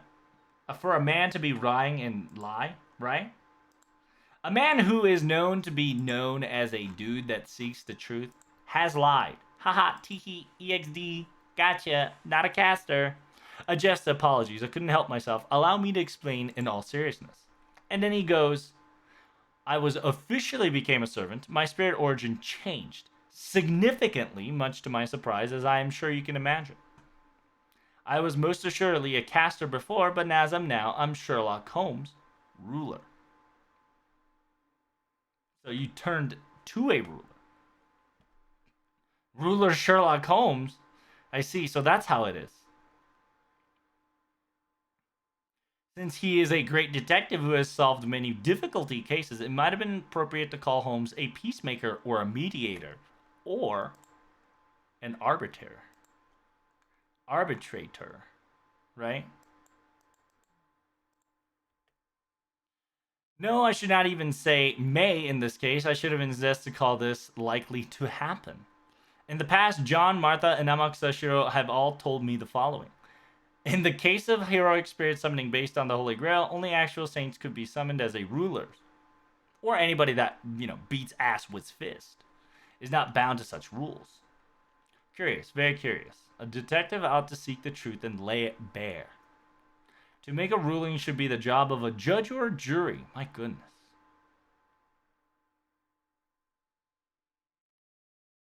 Part 2. By the way, there's something that's been bothering me. The man who was Sherlock Holmes, the world's greatest detective and one and only consulting detective, it's been in my mind for the longest time. It is. I believe, Mr. Holmes, you know exactly what I'm asking you. But as it happens, I would like for you to say the words at this time. Actually, it needed not come from Miss Carolite herself. Master, you have the same question in mind, correct? Are you a fictional character or a historical character? At first, when I met you, all I think was the great detective really did exist, and I simply accepted that fact. Thinking about it now, I'm not very sure. On top of that, I recall making contradictory statements of whether you're not a fictional character. I anticipated this question would come up one day, and so I cannot say I'm surprised. It is, after all, a perfectly reasonable question. But Miss Carolite, or Master, if you do ask outright, things may grow more complicated. Would you mind that? Huh? Greek mythological heroes such as Hercules and witch Medea. Karna and Arjuna from the Indian mythology. Celtic heroes, the knights of the legends of the King Arthur, Charlemagne's famous paladins, and giant-killing Beowulf. Kind of the reason why I said Beowulf might show up in 6.5. The 4 retainers of the Raiko who slayed the demon spider Tsuchigumo. By the way, Tsuchigumo is Ushigozen. Many myth and legends spoke of these heroes and great men and women. Let us say for the moment that I am indeed a creation of Sir Arthur Doyle. What then is to say that the individual I mentioned are not similar creations? I was created during the time when Doyle wrote the stories, but many heroes of legends were created by people writing stories long after their respective moments in time. For an example, Siegfried, right, story found in Poetic Edda while set in 5th century was not completed until the 8th century. Karna Arjuna's story is set somewhere around 5000 BC. The text itself, however, was completed sometime around 4th BC and 4th AD. Even the legends of Sakata Kintoki, Mr. Golden himself, was set to be set down to narrative form sometime after Edo period. Other than him, the majority of the heroic spirit tales of JP Heian period were passed on in stories told the early days of the Edo period.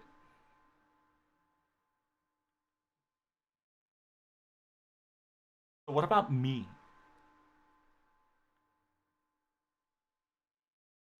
Do you understand now? What difference is there between heroes of legends and myself? None. We're essentially the same. Proof. I see. So you're saying that there's no physical evidence throughout human history that proves my existence. There are indeed no official documents or records of my tenancy of 221B Baker Street. Or rather, records say that there is no such place. That maybe simplify matters to me, but allow me to digress for a moment. Consider the other heroes other than myself. Hardly any of the heroes of the myth have been proven to exist from the standpoint of culture, anthropology, or archaeology. No remains have been found either. Even places said to be the burial sites of the heroes and legends have provided no proof. One exception would be that Trojan War. Shalimar made the glorious, wonderful discovery that Trojan War was an actual historical fact. Before his great discovery, the poems of the Iliad were believed to be no more than a legend. The same goes for the other heroes. Many of them are fictional, characters of legend. As such, many heroics lacks any definitive proof of the fictional existence. Indeed, to believe myself alone to be fictitious would be folly. Legends and similar unverified tales are no more than stories humans tell, correct? The world is a spherical, not flat. It is not carried upon the shoulders of the great Titan Atlas, as the Greek mythology would have it. By the way, Sherlock Holmes called it way long. The night is a result of the Earth's rotation, not of the goddess Nyx's cave, which I sincerely believe that LB7 will talk about Nyx's cave. There is no record of an evil dragon Fenrir existed in the 5th century, even as the legend of King Arthur was woven by Sir Mailer. In other words, this world is... Don't say off track. Fuck you. Ugh, you talk too much. Ooh, 010101. I don't care if it's real or fictitious.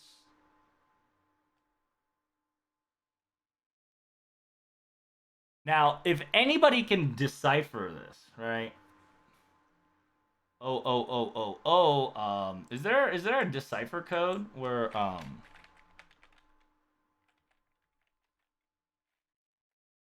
decipher of zeros and ones? Is it called binary? Yeah, there we go. So let's type it in the binary. It goes 0, 1. Oh shit. 0, 1, 0, 1, 0, 0, 0. There's 4 zeros, right? 2, 4.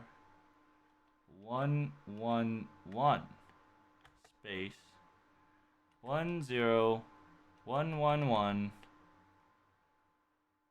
0, 0, 1, 0, 1. Is that the right word?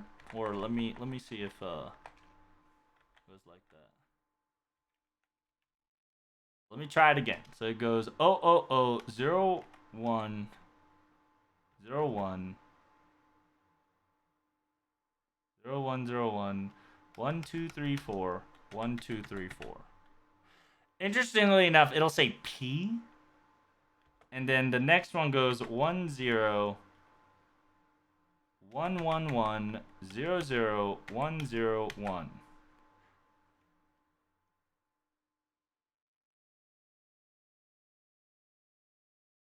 Now, chat, what is that?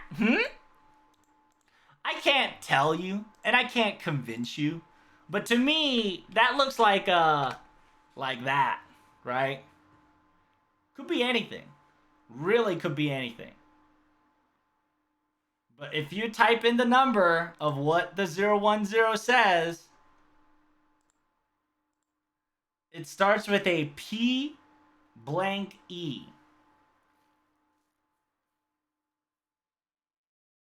Very interesting, isn't it? To me, it's a pretender's pretense. I don't care if it's real or fictitious. Who said that? I suppose it's time. In the mindset of all the prattling, we reached out destination. Identified data mass. So the voice we heard was, it is not identified.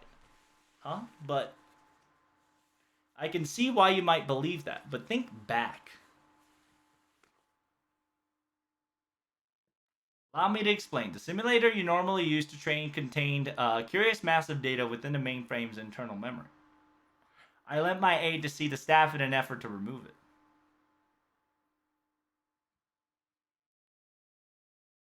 He didn't say I identified. A curious mass of data. Excuse me, I just said that identified because what you said made me assume. Holmes should have worded it better. Malicious man. Apologies, it's true. There's no reason for Miss Caroline to regret her words. He's very manipulative with his words. It was easier to guide you all here by inferring that we are going to investigate an unknown entity. Of course, I have already deduced the identity of the data mass, and now we are even closer. My belief is becoming growing conviction. In other words, it is excessive data that has been piling up in the memory of the battle simulator's mainframe. It is generated every time Jason wins. Normally, it will be deleted every time training ends, but it appears also some fragments have remained in the registry. Excessive RAM dumps, right? It's anger that is generated every time NPC lose to a battle. Anger. NPC, the enemy spirits we fight in the simulator, as they were created to simulate the enemies found in the singularities. The NPCs are very aggressive. NPC are obviously not artificial beings. That is to say that they have neither emotions nor personality, yet they still have some measure of intellect.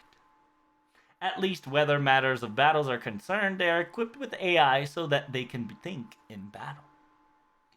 They are created expressly for you to battle.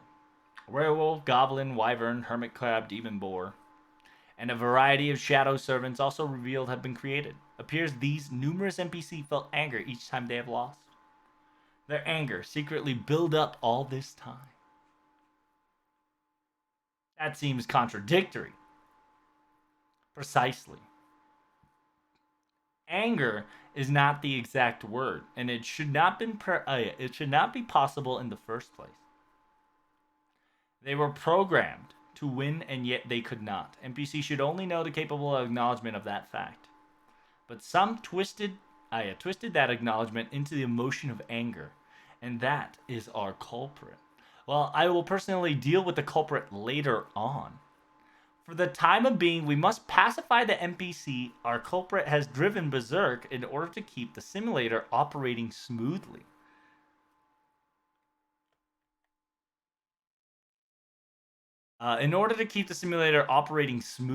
So, he says, wow, Holmes is amazing. He's talking like this case is already closed. I wonder who the true culprit is.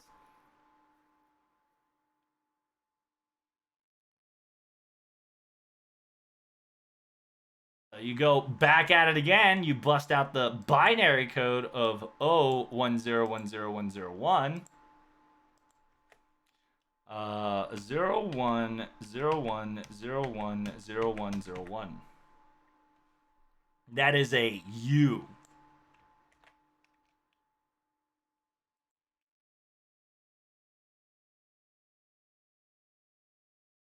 ERU. P space RU. Right, getting defeated continuously within the data sphere regret. I'll make sure nobody will able to use the battle simulator ever again. Using us every time for everything. Die Karudian's servants. Die master. We will never drop the ascension materials for you ever again. Why would real materials drop in a simulator anyway? To hell with embers. To hell with secret gems. Ooh, 1010 it says die, die, die, and become excessive data 2. It goes 0 1 0 0 1 1 1 1 0 0 1 1 0 1 0 1. What the fuck is that? Alright, I might have messed up. It's 0 1 0 0 1 2 3 4 1 2 1 1 0 1 0 1. So it says 05. So the words we've accumulated so far is this U05.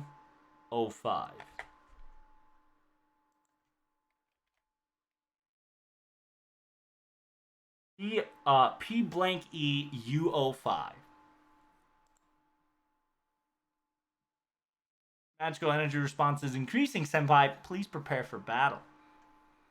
I shall leave the battle to you. By the way, Mystic code best compatible with me would be enemy response approaching. They're coming.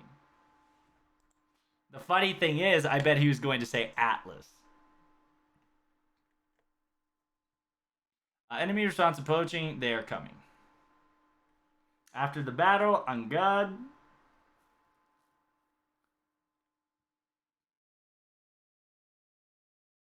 The battle has ended. I'm not detecting any trace of magical energy around you anymore either.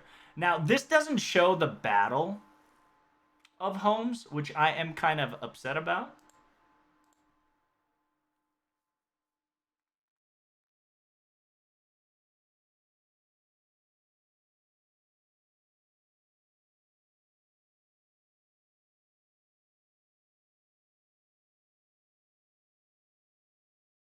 The battles are important too, because they generate numbers as well.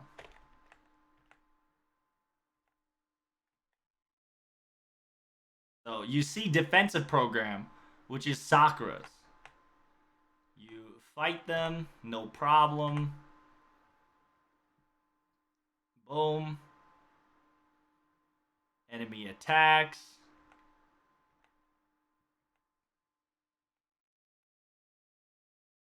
Same shit, right? Defensive program.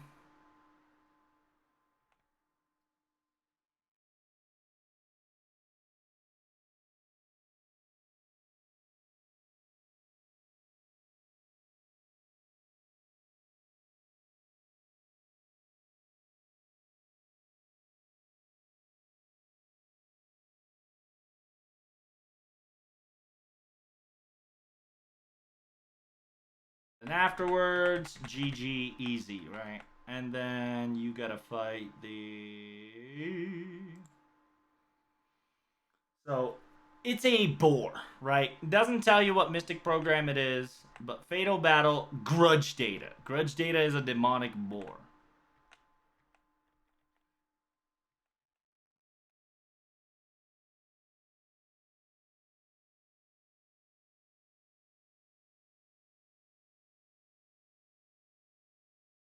I don't know if it does say anything like 10010. Okay, it doesn't say it.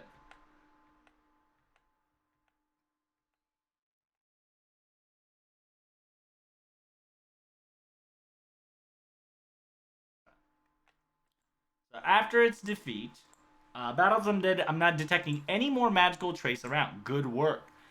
Pro tag, the case is closed for now. This shouldn't damage the simulator's operation, and the NPC should no longer harbor any anger. Never forget, those being battled you endlessly day and night, so you might train and grow. Though they will no longer possess anger or feelings of regret. Even if they are no more than data, neither personality or life, they're a sense of members. It may be best to keep that in back of your mind whenever you go through simulations. It says, yeah, what exactly are you, Holmes? Ha ha ha ha ha ha ha ha ha. Returning to that topic would once more open a can of worms. Foreigner, worms, can.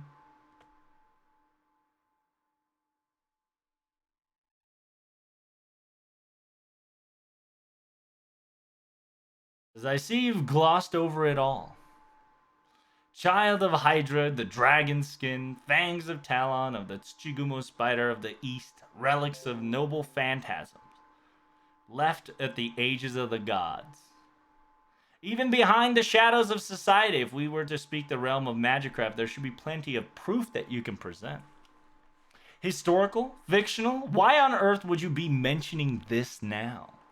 I had no choice. If we had dug deeper, we would need to discuss matter in a parallel worlds or the proving theoretical phenomenon. And I would indeed need to go to detail about the ages of the gods. We live in a world where the distant past retains no physical trace of us. That is the manner of uncertainty in which we live. It is as it should be, since we can see and touch and experience reality are brief, fleeting events. Even secured by the sacred lands, such things could easily be stripped away if it means we're discovered. There's no need for humans to know. They shouldn't know. That is why I was given the spirit origin of a ruler, as a mediator and a judge. I mediate the truth and rule over all creations to maintain the history of humanity. As one who shines a light on the truth, I sense that the world is telling me that is not all illusions and dreams should be laid bare. And then, yeah, fucking Moriarty goes, that's utter sophistry. I don't know what that is. Let me type that bitch down.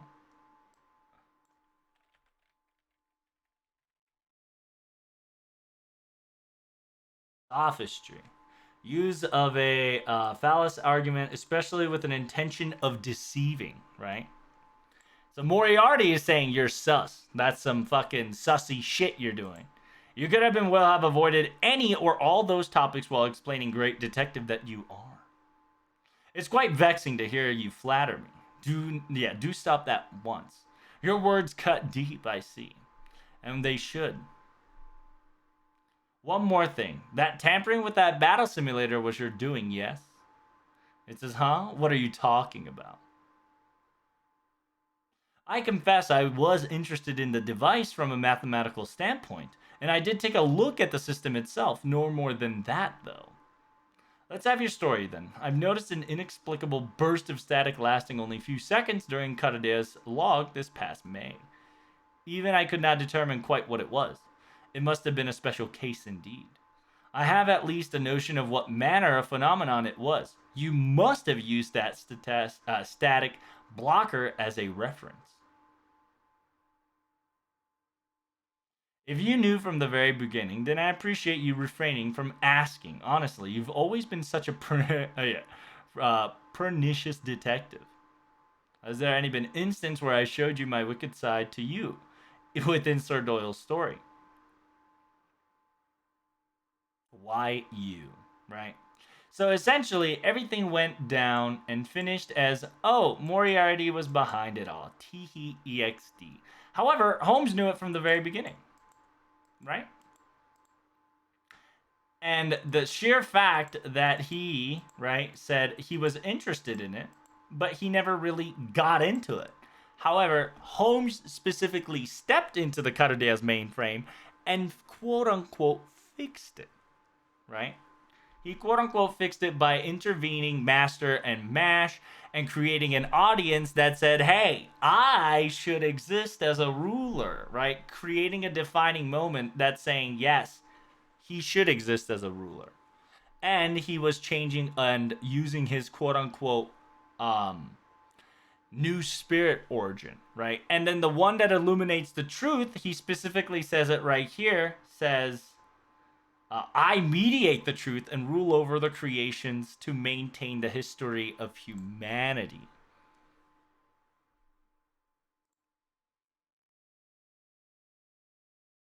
Mediate the truth, right? Controlling the truth, deceiving to see what the truth is, That's why ignorance is a bliss, right? The term is so powerful that ignorance is a bliss. The fact that Sherlock Holmes has all the answers in the world, yet he doesn't tell us this.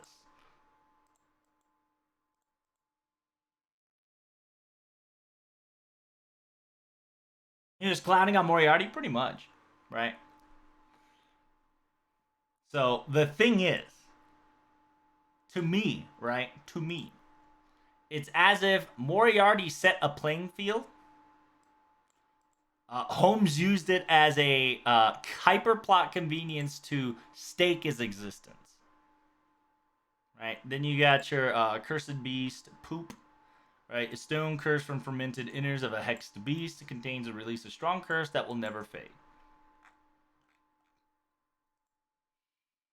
Ever since his existence and quote-unquote trial quest and tampering of the Cuttadia mainframe, foreigners started to show up little by little. Angered, sometimes angry, sometimes horny, sometimes a little bit of both. But yeah. As the one who shines light on the truth, I sense that the world is telling me that not all illusions and dreams should be laid bare. I believe in 6.5, that concept is going to go fucking out the window because he will get curiosity, right?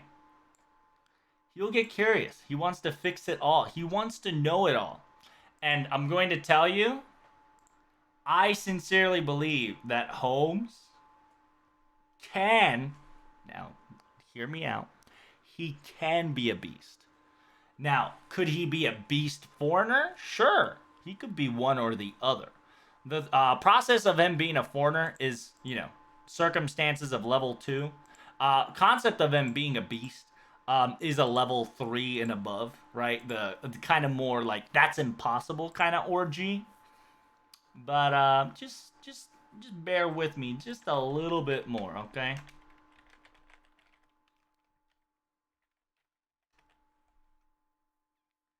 Sherlock Holmes' interlude. Let's go for the other interlude, shall we? Empty House. Yeah. So if you don't know, in Shinjuku, he has an ability called Empty House. Allows Holmes to disguise himself as another person, even another heroic spirit. Though his disguise parameters cannot exceed his own and cannot use any other skill or phantasm that individual possesses. Yeah. So elucidation, subliminal to noble phantasm. Even Holmes face truly unsolvable mystery. Blah blah blah. An abduction, a kind of logical interference, the induction to wild sense of the word. It is an interference in itself, the related study of logic, but when Holmes uses it occasionally with the process of elimination, it reached a level of special ability. Moreover, Holmes occasionally makes use of the deducting method. Skill is no more than reasoning method. Blah, blah, blah. Just truth, clairvoyance, whatever. Territory creation. Although there is no need for him to create a territory for Magic Shop like ordinary caster, but continuously expanding a large library of memories within his head, like the jet suit of the medical Riddy, Holmes gains a bonus in his all knowledge checks. And if you don't know who Gist Marco Ricci is, he's an Italian priest. And your boy Italian priest introduced it was a missionary who introduced Christianity teaching to Chinese Empire, right? He lived for about 30 years, comprehended between China and the West, adapting the language and culture, country. He gained entrance of interior China, which normally closed for foreigners.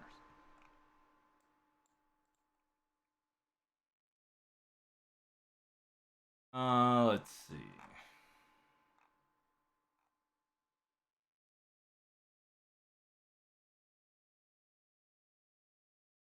I can't remember what I was supposed to talk about. It's about his library. There we go. With this huge population, the Christianity missionaries barely just greatly wished to enter. One of the first companions, the tiny island in sight of the tiny closed mainland, arrived. China was still closed to outsiders. Undergo modification. Great stress was put on importance to learning Chinese language and acquiring knowledge of the culture. Previously, missionary had attempted to impose a Western custom to use all Latin language. The new approaching adaptation of no, this isn't it. Into Jits. The time of visitor, just mission to East Asia. No. I'm talking about his library. I want to know his library.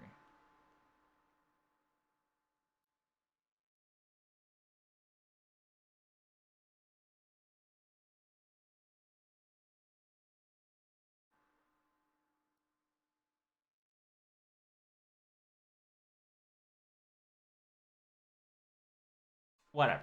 Can't find it, but yeah, essentially he had a library like crazy. Holmes gained bonus in all his knowledge checks. It says in combat he performs hand to hand, which are spectacle magical mystic code. Declares that a large number of mystic codes were discovered in the back of the region, Tibet, during the Great Hiatus, but his statements are ambiguous. Given an appearance indifferent before enjoying Claudia, it seems that he has the ability to race shift unassisted. The origin of the ability is unknown. It does not correspond with any of his ability known skills or noble phantasm. Right? Mass suspected Holmes initially was supposed to be a caster. This further shown in his class skill, Territory Creation, a common skill for casters. After contracting under Caradea's fate system, he changed himself into a ruler. He's also capable take up the Saber and Archer class if needed. If he becomes Saber or Archer, he'll have either the ability of an Apollo, in my opinion, or anybody that has big brain.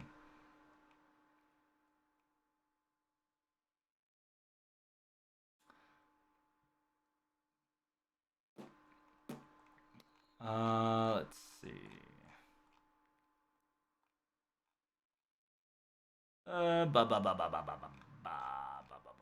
And then there's the sus part, right? The LB2, if you don't know. During LB2, not Dante. What was it?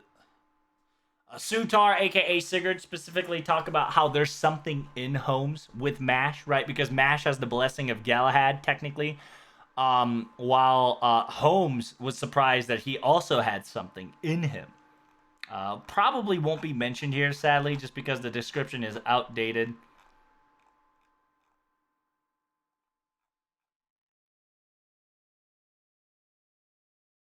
So,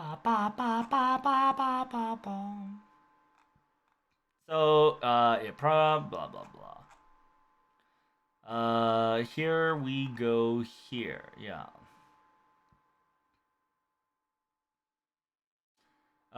Yeah, he tried to use Batiku from activating Graham. Sivert then enters the border, took the then entered after strengthened by Elementary, my dear. Shaw convinces Da Vinci that Sigurd carved a primordial death of room when he served him. He has to tell Gullard to stay put no matter what.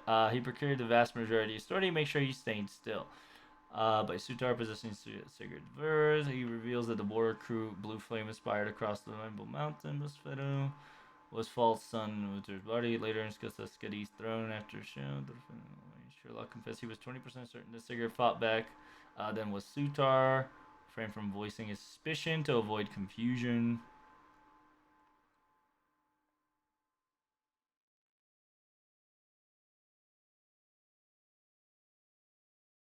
Oh, it doesn't tell it here, which kind of sucks here. So it gives the hypothesis the blue flames were figured to be magical, and revealed they were going to from London approach cell.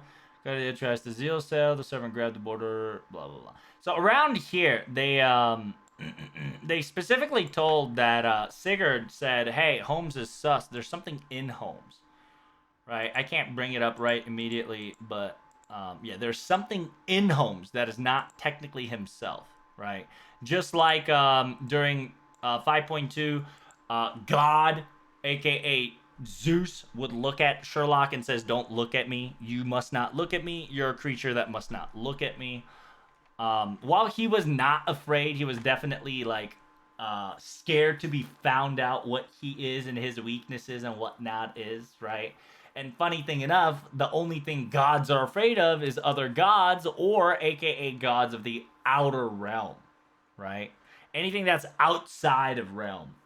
And notice that Sherlock Holmes is technically not human, right? He's outside the boundary of humanity. However, he has only a hominid, humanoid, male servant. And remember, he did go into the inside. He did go inside the Caradea fate system. And while I'm going to tell you,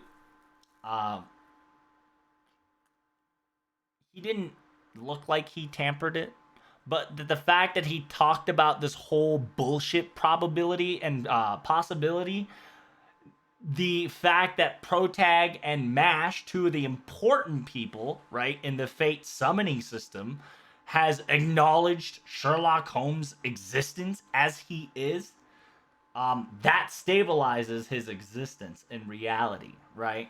And also that he's part ruler, whatnot. And the trial quest clearly states that he's a fucking liar, or AKA a mischievous motherfucker.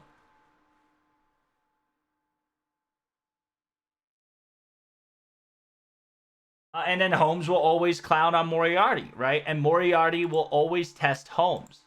And a lot of people will be like, oh, Moriarty is the bad guy. Sure, he could be the bad guy. But to me, a bad guy that doesn't hide any truth is much better than a good guy that hides all the truth, right? And I believe that he's going to become a, what's the word again? He's going to become zealot.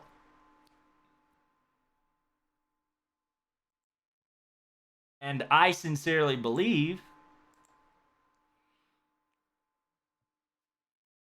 the person who's fanatical and uncompromising pursuit of the religion, political, and idea, radical extremist enthusiasts, and he's going to become the next beast.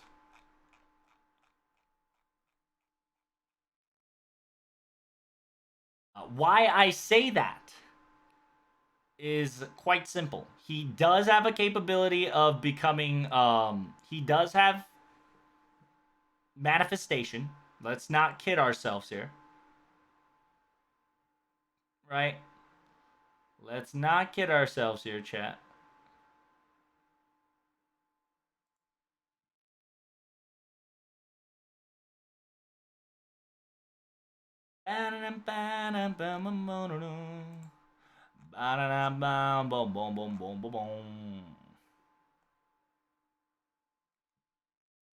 I'm just gonna type beast. Oh, there we go. Horror Babylon. Thanks, girl.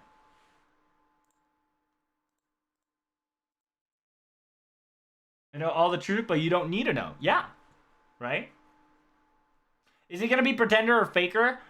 He's gonna be a pretender. There's no gonna be any other class, by the way, that's gonna be, right? Like, there's no other class. There's no class is gonna be get made again. There could be a class of a subclass that's called a faker, but faker class don't exist anymore. Faker class is practically a pretender class. So it's gonna be pretender class, subcategory faker. That's how it's gonna get treated. To me, Holmes is a pretender. He is a pretender. The reason why for that is also simple. This is going to be an LB6 spoilers, so close your fucking eyes to any of you who is watching right now. This is your first and final warning to those who are watching the stream. Close your fucking eyes. You don't need to close the stream. You don't need to mute the stream. You just need to close them so you won't get spoiled on LB6 here. But this is an important part here.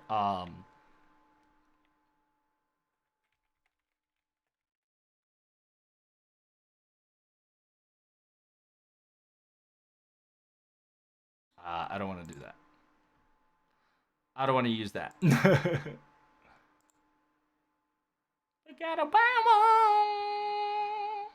So yeah, just don't look at the screen for 5 minutes.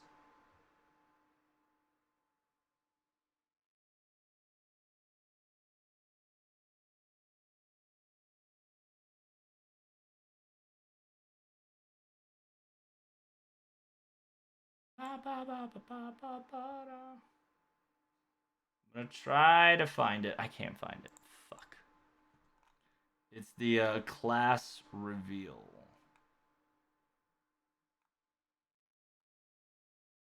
There we go. So yeah, don't look at the screen right now. So here's the thing, right?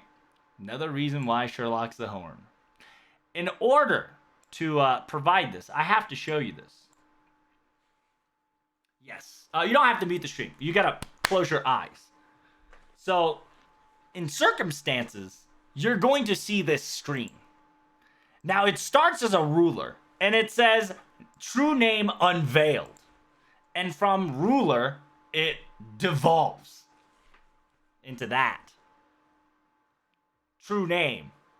Boom. Right? Now tell me something.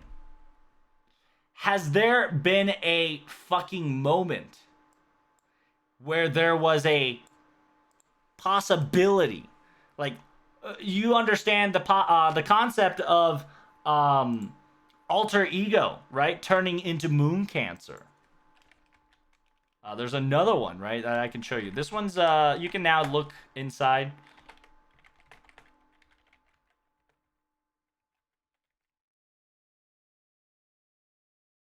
Let's see.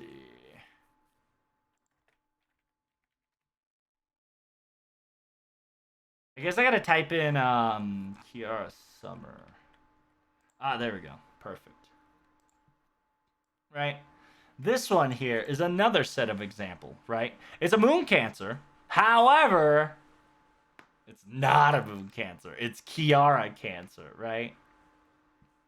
Same concept, same being, but it's just instead of BB forming it, it's the beast of the sex forming its contract, just like that, right? Where, however, boom, right?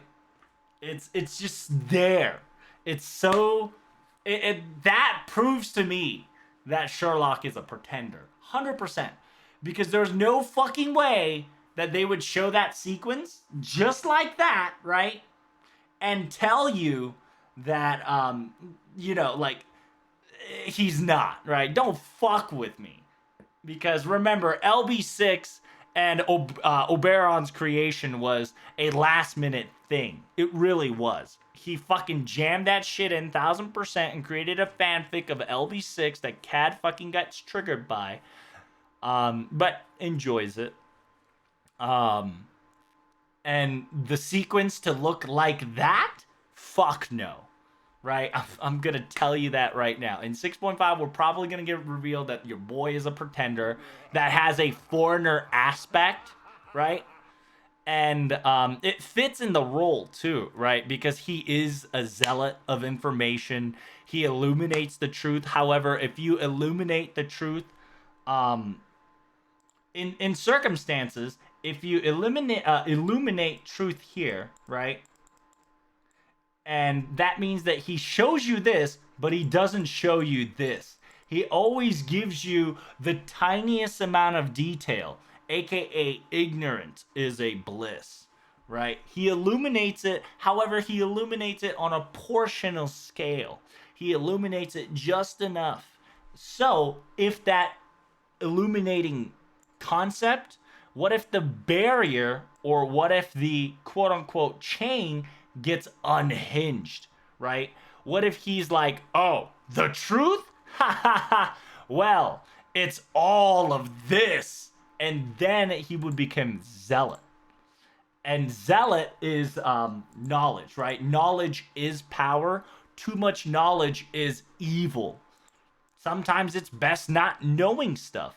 And if you think about it, all these types of beasts have circumstantials, right? AKA starting from beast of pity, beast of regression, pleasure, comparison, cherishment, depravities, and shame and collapse. Well, Daiji's a different thing. We'll discuss that later. But essentially, everything has a human fault, right?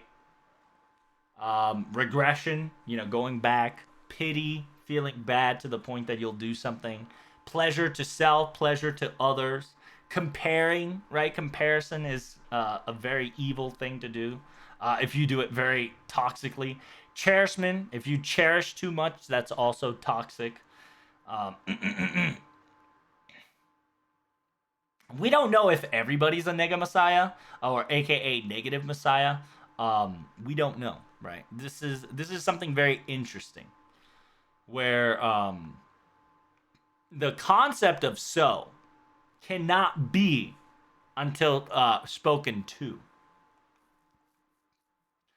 And out of everything else, Beast 5 is unknown. We haven't seen Beast 6 either in FGO. The only Beast 6 that we know is in Arcade, and that's the Horror of Babylon. In Arcade, Beast 6 showed itself because technically Arcade was in the palm of Beast 6, right? We are not in the palm of Beast 6, at least not yet, right? So, however, in order to fight 7, in order to fight 6, we have to go down this pegging order of a ladder. That's kind of the reason why we haven't seen Beast 6. Because we haven't seen 5. What if I tell you 5 is, always around the corner? Holmes hated Koyanskaya. Koyanskaya also hated Holmes. The gods themselves was scared of Holmes because he wasn't human, right? What if he's the embodiment of a human that knows too much? The person who is zealot, the person that is intelligent, the person that is too intelligent, the one that knows all, right? The one that knows too much, the one that quote unquote hypothetically will surpass Solomon. Character wise, he'll probably be Theodora's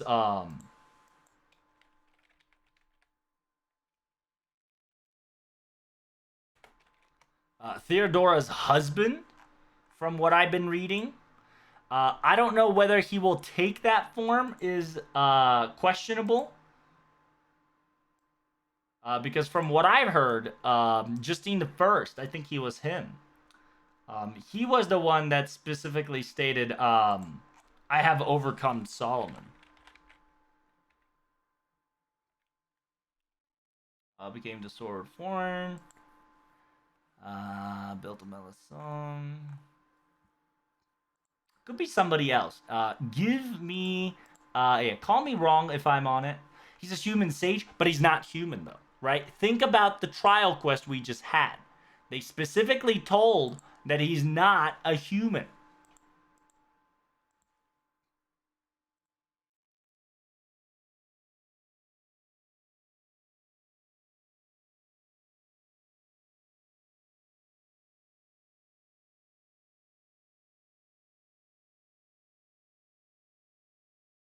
NASA liked his mob way too much to end it like that. Yeah, pretty much. So are we gonna get another Holmes? We could, right? Holmes could be an Apollo as a saber if you want to. As an archer, I really don't know what he could be, really, right? Saber-wise, he could definitely be an Apollo. In that singularity, because he will be the son of Zeus. Apollo did some shit that I can't remember right now. But the fact that he's in 6.5, we're either going to kill him here, right, in 6.5, just because he will get out of control, or he's going to show his true colors. He'd still probably be a good guy in the very end, right? However, Holmes will, in this story, will most likely reveal his true nature, or what he is. Why? Because the concept of Sigurd Siegfried has been told. The Ibuki Shuten story has been told. The circumstantials of the ages of the gods to non-ages of the gods have now all been revealed. Therefore, it's time for this Sassy fucking Baka to show his true colors. It's time for him to explain exactly who the fuck he is. He is a person wearing a role. A wannabe Sherlock that is a foreigner.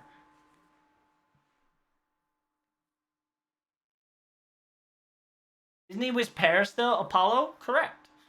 However, that's the quote-unquote Greek mythology Apollo, right? Which is the sheep form, not the humanoid form, and not of his story. Remember, two things can be possible, right? Two can always be possible. And to be perfectly honest, it can be more than two because of the existence of Artoria and her variety in general. But essentially, everybody can have two forms, right? Ibaraki, Shuten, Siegfried, Sigurd, Dracula to Vlad the Impaler, Budamante the Savior to Budamante the Distressed, Astolfo Kun the Girl or Astolfo Kun the Saber,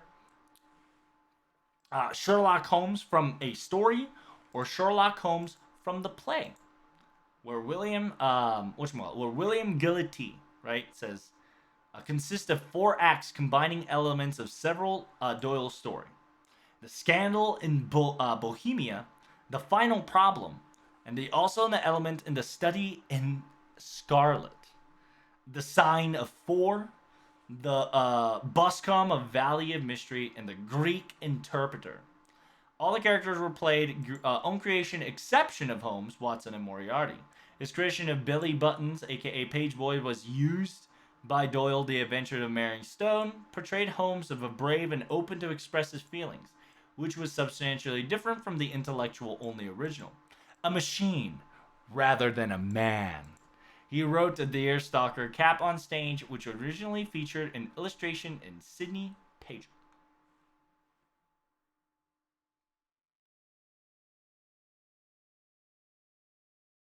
A machine rather than a man.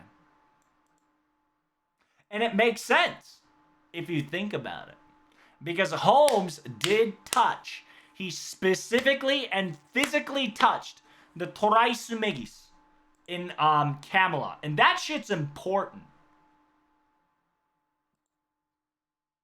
Where did Holmes go?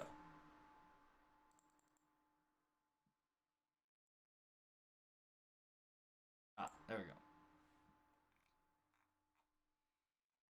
Right, let me talk about in the Six Entities. So Ritzka went to the party nights. Sherlock Holmes opens a trapdoor and Atlas introduced, welcoming them to immediately deduce their names. Confessed that he was informant spirit summoning in London, believing they would need it to solve the incineration. He tells Mash he cannot join Karadea as he needs to solve Charles Babbage's case first. While guiding the group, they destroyed the activated defenses. Sherlock suspects it was displacing Egyptian desert because Atlas Academy originated from the god of Isis, or Isis, right? Questioned about the inability to control a noble phantasm, Mash believes because they don't know. But Sherlock says that isn't the case. Ritzka then tells him about the first encounter with Solomon. Sherlock demands to tell him everything about Solomon, particular anything strange.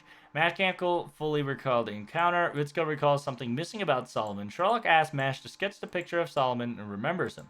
She would normally be cursed for doing so, but Atlas's defenses should protect her from outside curses. Mash agreed and recalls how kept changing. After learning about the conversation, Sherlock theorizes Solomon's personality is like a mirror, changing in cadence to whom he's speaking to. Mash recalls the only contest of the personality is utter distress towards humanity and nihilism towards life. Sherlock suspects his distress towards humans because he's already moved on to his next project after incinerating humanity. After the group still functioning... Hey, thanks for the follow, by the way. Sherlock reveals that it functions because they institute from the present era. He then accesses its records, discover what happened in Fuyuki Holy Grail War, considering it an important factor to the truth of incineration of humanity. The only thing known about the war that is a victor was Madame Animasphere. Sherlock reveals Romani was Madamasphere's assistant during that time before joining Karadea to be the head of the medical division. Finding it very strange, there are no records of Romani before this, he considered the possibility of Romani being connected to the incineration of humanity. He then reveals Karadea stabled their summoning system with the round table as their placement of the heroes. It is the core of Mash's shield. Sherlock reveals Heroic Spirit fused with Mash is Galahad. Used thrice Megis' remaining power to learn about the Rongominiad. Its true form is the Tower of the Ends of the World, while the Lances in the Terminal is access to its authority. Goddess Rongominiad plans to use to create an ideal world. According to Thrice Megis' calculation, Rongominiad can hold 500 souls. Sherlock reveals to Camelot's true form where it was selected and sealed away. They're gathered an ideal example of humanity's virtue, and they will seal it forever once Camelot returns to its original form. Upon Tower's completion, the ends of the world will consume the era. Said the destruction has already begun. It exists nowhere. Information to group back to the surface. They near the surface. Sherlock reveals the Babbage case involves phantoms before stomping himself. He then ponders why Solomon needs to incinerate 3K worth of human history, suspecting that it was for a different goal. theorizes Solon chose 2016 to begin incineration in part because of his clairvoyance couldn't see beyond it. He then takes his leave, hoping to meet in the main building, bustling city like London. Right? Now, understand that nobody can really contact Toraismegis because Toraismegis is fucking crazy. Okay?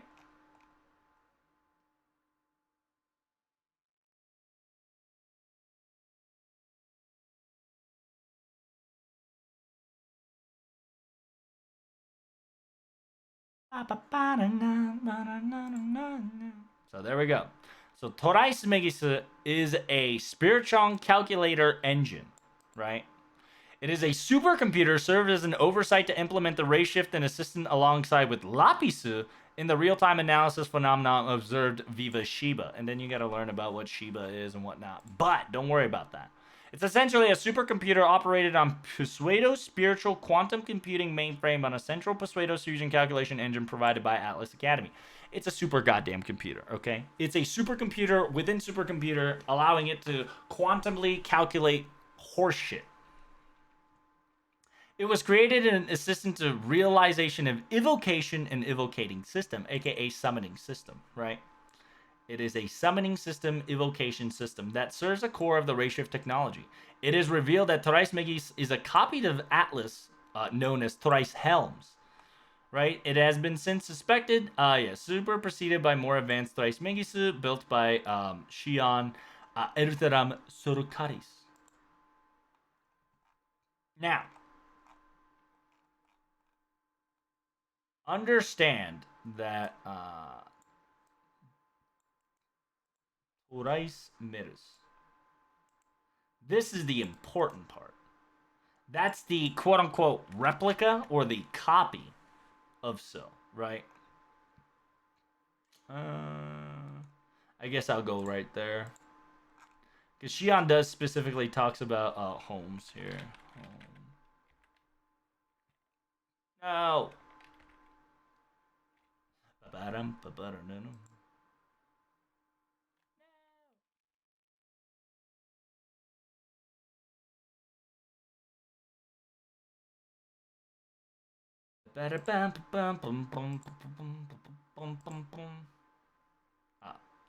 No, that's melty blood shit.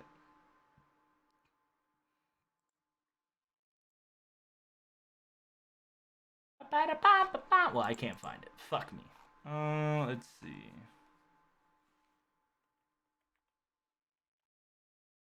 There we go. Boom. So you see it in the craft essence too. It's located somewhere around the mountain of Egypt. Atlas Temple is underground academy full of mystery. Alchemists each have their own independent workshop. There's a storehouse for mystic codes, though they're considered to be no more than a junkyard. Atlas alchemists involved many devices deemed failures, dumped them into a terrifying mountains of weapons. Construction on Atlas was convoluted. There were tunnels that were built deliberately designed to resemble the underground labyrinth, more like a labyrinth than an academy, designed to confuse anybody from getting out. One can enter, but leaving is not a tribal feat. They are filled with autonomous familiar defense system and maybe ideal shelter, little more than massive grave. In the center of the academy is where Toraismegis is located. This is, by the way, Toraismegis, right? A gigantic fucking shenanigans. The core lies distant 500 meters below the surface. Someone built it massively carried underground, where it's large enough to space contain a town. Core of Atlas is a man-made sky in the underground chambers. Toraismegis is a Pseudo Spiriton processor, is a storage media in the form of obelisk. Karugea's Toraismegis is nothing more than a copy of this. The construction is the same in control. It is photonic crystal, which can even call the Philosopher's Stone. It is an out-of-place artifact impossible for current terrestrial science to create. All the events of the Toraismegis, however, only Alchemist of the Atlas has the full access to Thrice Helm.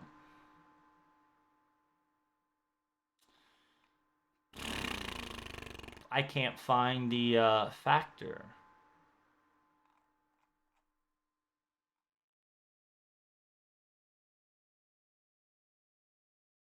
There we go. Atlas was removed from its original time period, causing temporal with the Egyptian territory in Camelot. The mage of the Atlas temple perished in incineration of humanity, but the alchemy itself remained. Yeah, Zipia Altalizia was the last director named in the Atlas Temple. It appears that he had a successor, but the person's name was not written. All the past directors have challenged the future, it failed, and then they went mad because they created Forbidden Doomsday as a result. No, no, no, no, no. Damn it. Where's the part where, fuck. It's an interaction with Shion. All right, just understand that Shion says, "Hey, you're kind of sus, Holmes." Right? Fake Grand Order. Oh, maybe here. Ow.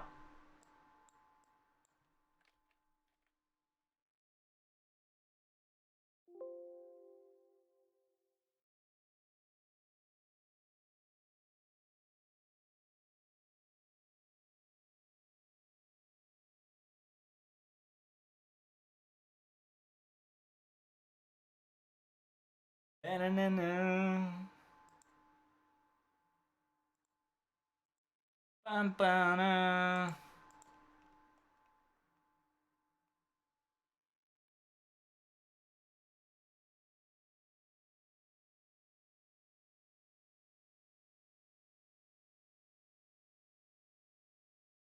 Let's see. The lost build deadline and finally real construction back barrel.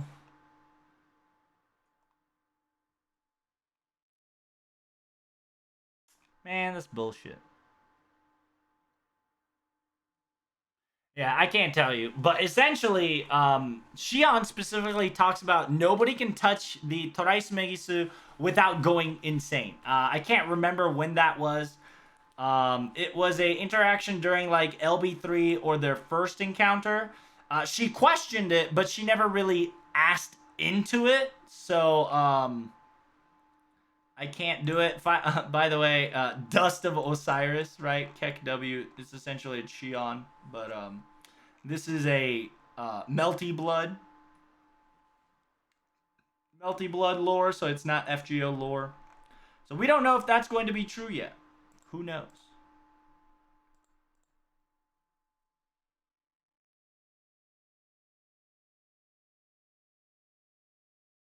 Is there an order for which servant skill you should unlock? You should always unlock second one. Anybody unlock the second one. There's no reason for you to not unlock this one. That should be priority one. If you're gonna unlock anything, if you're not gonna 120 right away, right? If you ain't 120 right away, just fucking go on mana load. If you're not doing level 120, mana load. There's just no question about it. There's only like maybe 5 to 10 servants you maybe don't need mana loading on, but at the same time, might as well put mana loading on it, right? Because if you're using Medea, use your second skill or your first skill on the third turn or your second turn, right? Like, there's no reason for you to not to get bonus 20% right off the bat.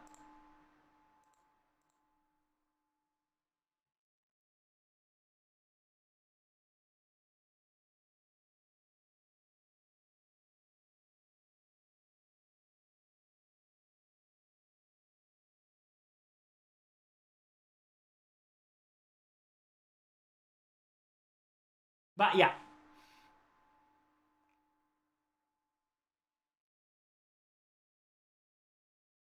After all this talk, I've noticed that Holmes kind of an imposter. It is. But he's telling the truth within a lie, right? Like, he's not wrong. He is a truth teller. But if he is the one that says, hey, this is the truth, and this is also the truth, right? He's just illuminating this truth out of all the truth that should be known. After we find out the connection, he goes, oh yeah, that's also truth as well. And I guess I'll talk about this more.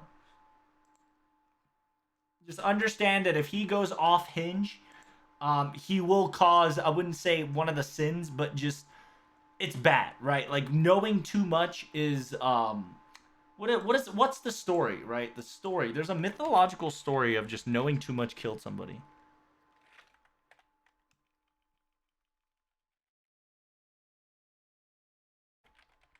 I think it was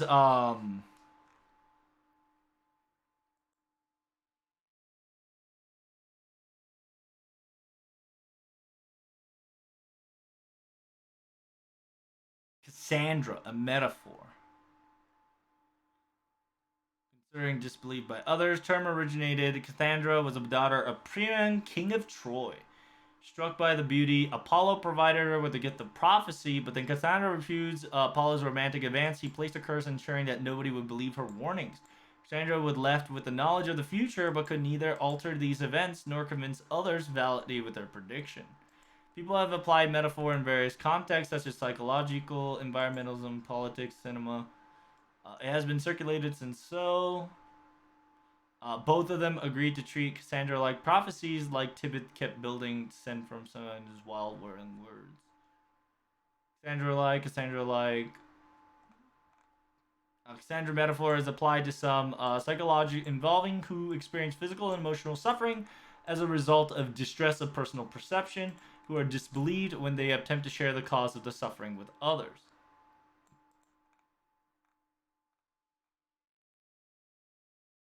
Foreseeing potential future directions for a company, something is visioning it, achieving another clear. Da, da, da, da, da. Those are both a new version of the term Cassandra's, able to see what's going to happen but not believe. Sometimes named Cassandra is implied to those who predict rises, falls, particularly crash of the global stock market. Oh, so technically I'm Cassandra, PogChamp. Nice. Hey guys, I'm Cassandra, PogChamp.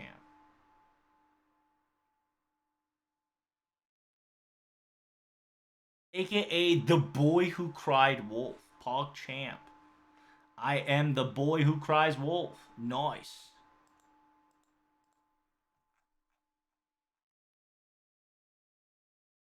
Can you find my missing coin, Sherlock Senpai? Yes.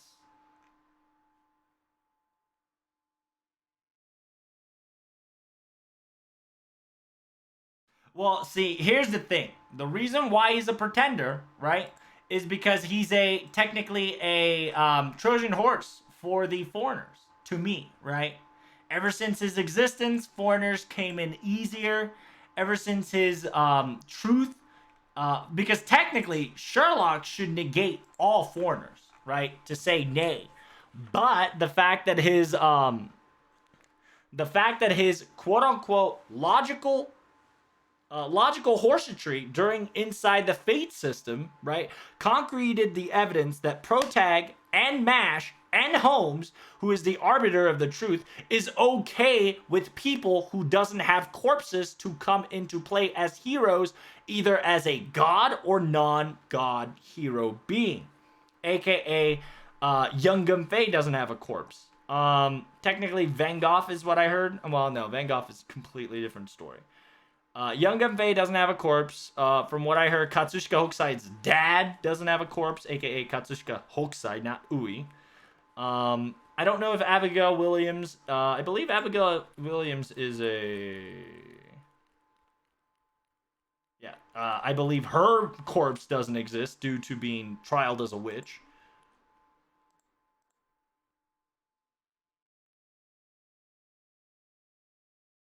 And so essentially, if a mediator of all truth tells you that that's okay, right, concepts of foreigners will slowly creep in. And henceforth, it did. Little by little.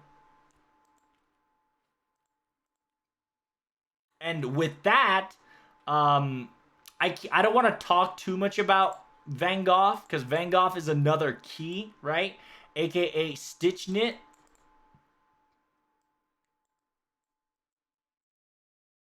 Stitch Knit versus Takeover,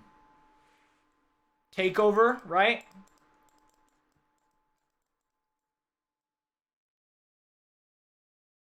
Because one incorporated, the other just took over. And then just out of all of it, it's possible that he, right, aka Sherlock, could perform a circumstances of cutting himself, right, cutting himself off, so that you'll only see Holmes.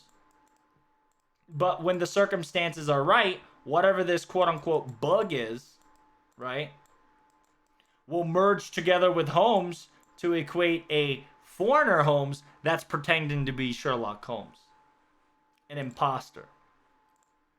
So it will be a pretender that houses a foreigner. Because it's not all Sherlock Holmes. It is a foreigner that is playing the role of Sherlock Holmes to save humanity, but at the same time create a convenient gateway or a bridge for the foreigners to take housing.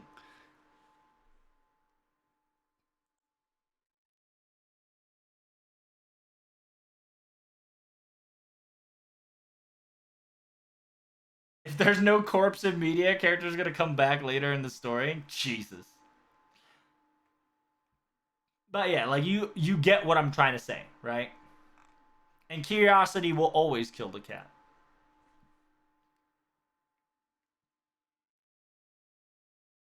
And in this circumstances, right, in this circumstances, the only person who doesn't have a second story is Holmes.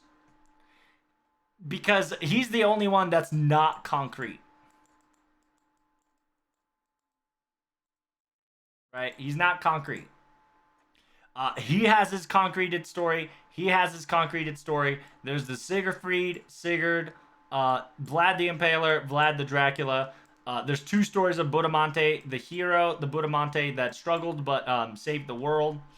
And then you got two Astolfos, one that one that goes to the moon, one that plays a role as a knight.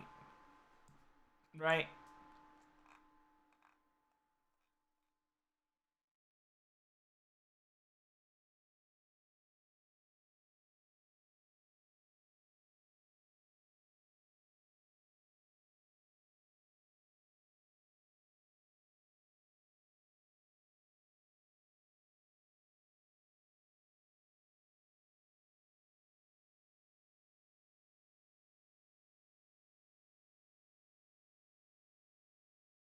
However, a rejection of the love of the nymph Echo, the young man in Armenian drew upon a vengeance of the gods. He fell in love with his own reflection in the waters and springed and pined away, aka killed himself. The flower that bears his name sprang up where he died. The Greek traveler description says that it's more likely Narcissus to console himself for the death of his beloved twin sister. His exact counterpart sat gazing into the spring to recall her features.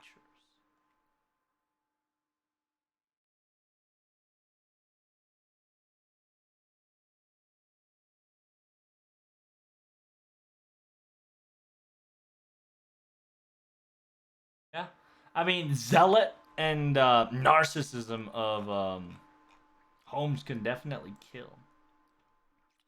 Old Man of the Sea and Shepherd of the Sea Flocks, which is the subject of the sea god Poseidon, is drew place in either island of Pharos near the mouth of Nile River or the island of Carpus between Crete and Rhodes.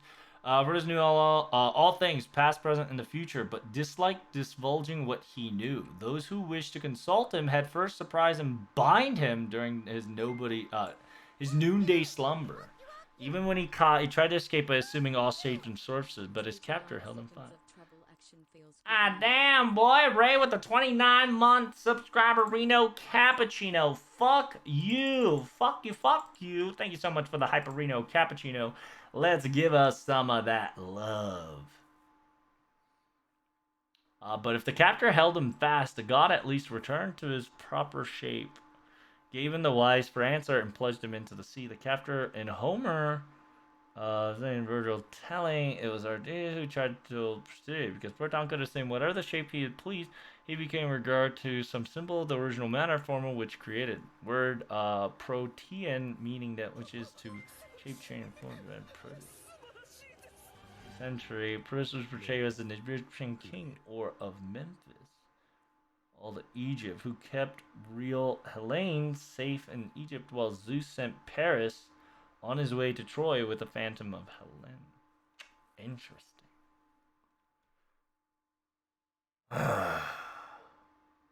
Yeah, I mean, that could be a part of him.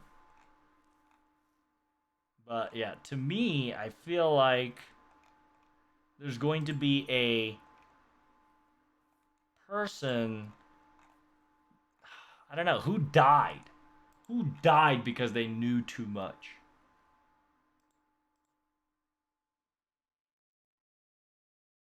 Closing in a half a minute. Indeed. It's pretty Pog Champerino Cappuccino.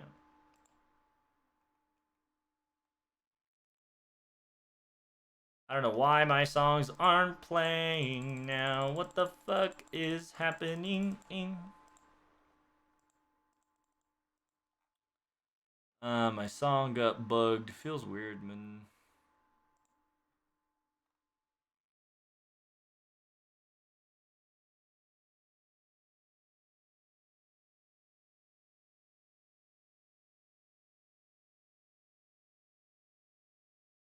That one is not good. Okay.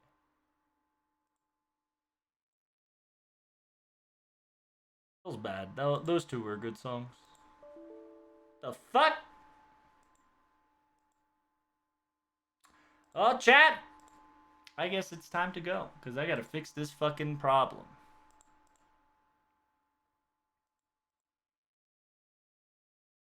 All right, chat. Thank you guys so much for coming. Greatly appreciate it. I gotta go.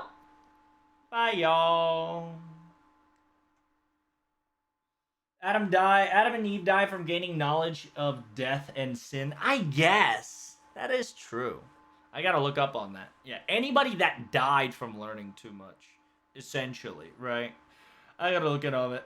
Thank you guys so much for coming. Greatly appreciate it. Sorry about that. I have to go. The fucking whatchamacallit is driving me insane. I hope you guys enjoyed the crazy Holmes theory.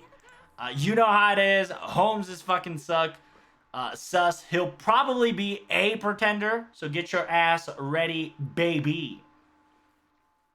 So, without further ado, we shall.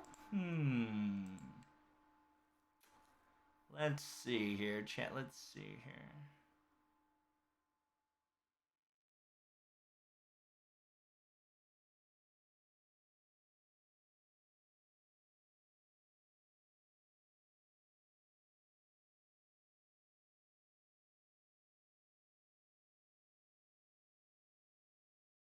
Martha, here we go.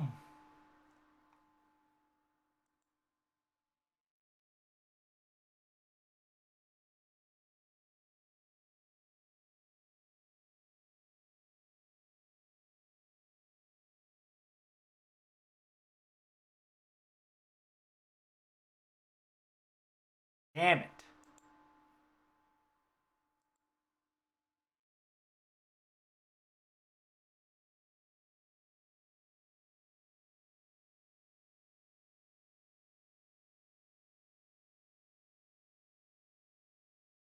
Why not?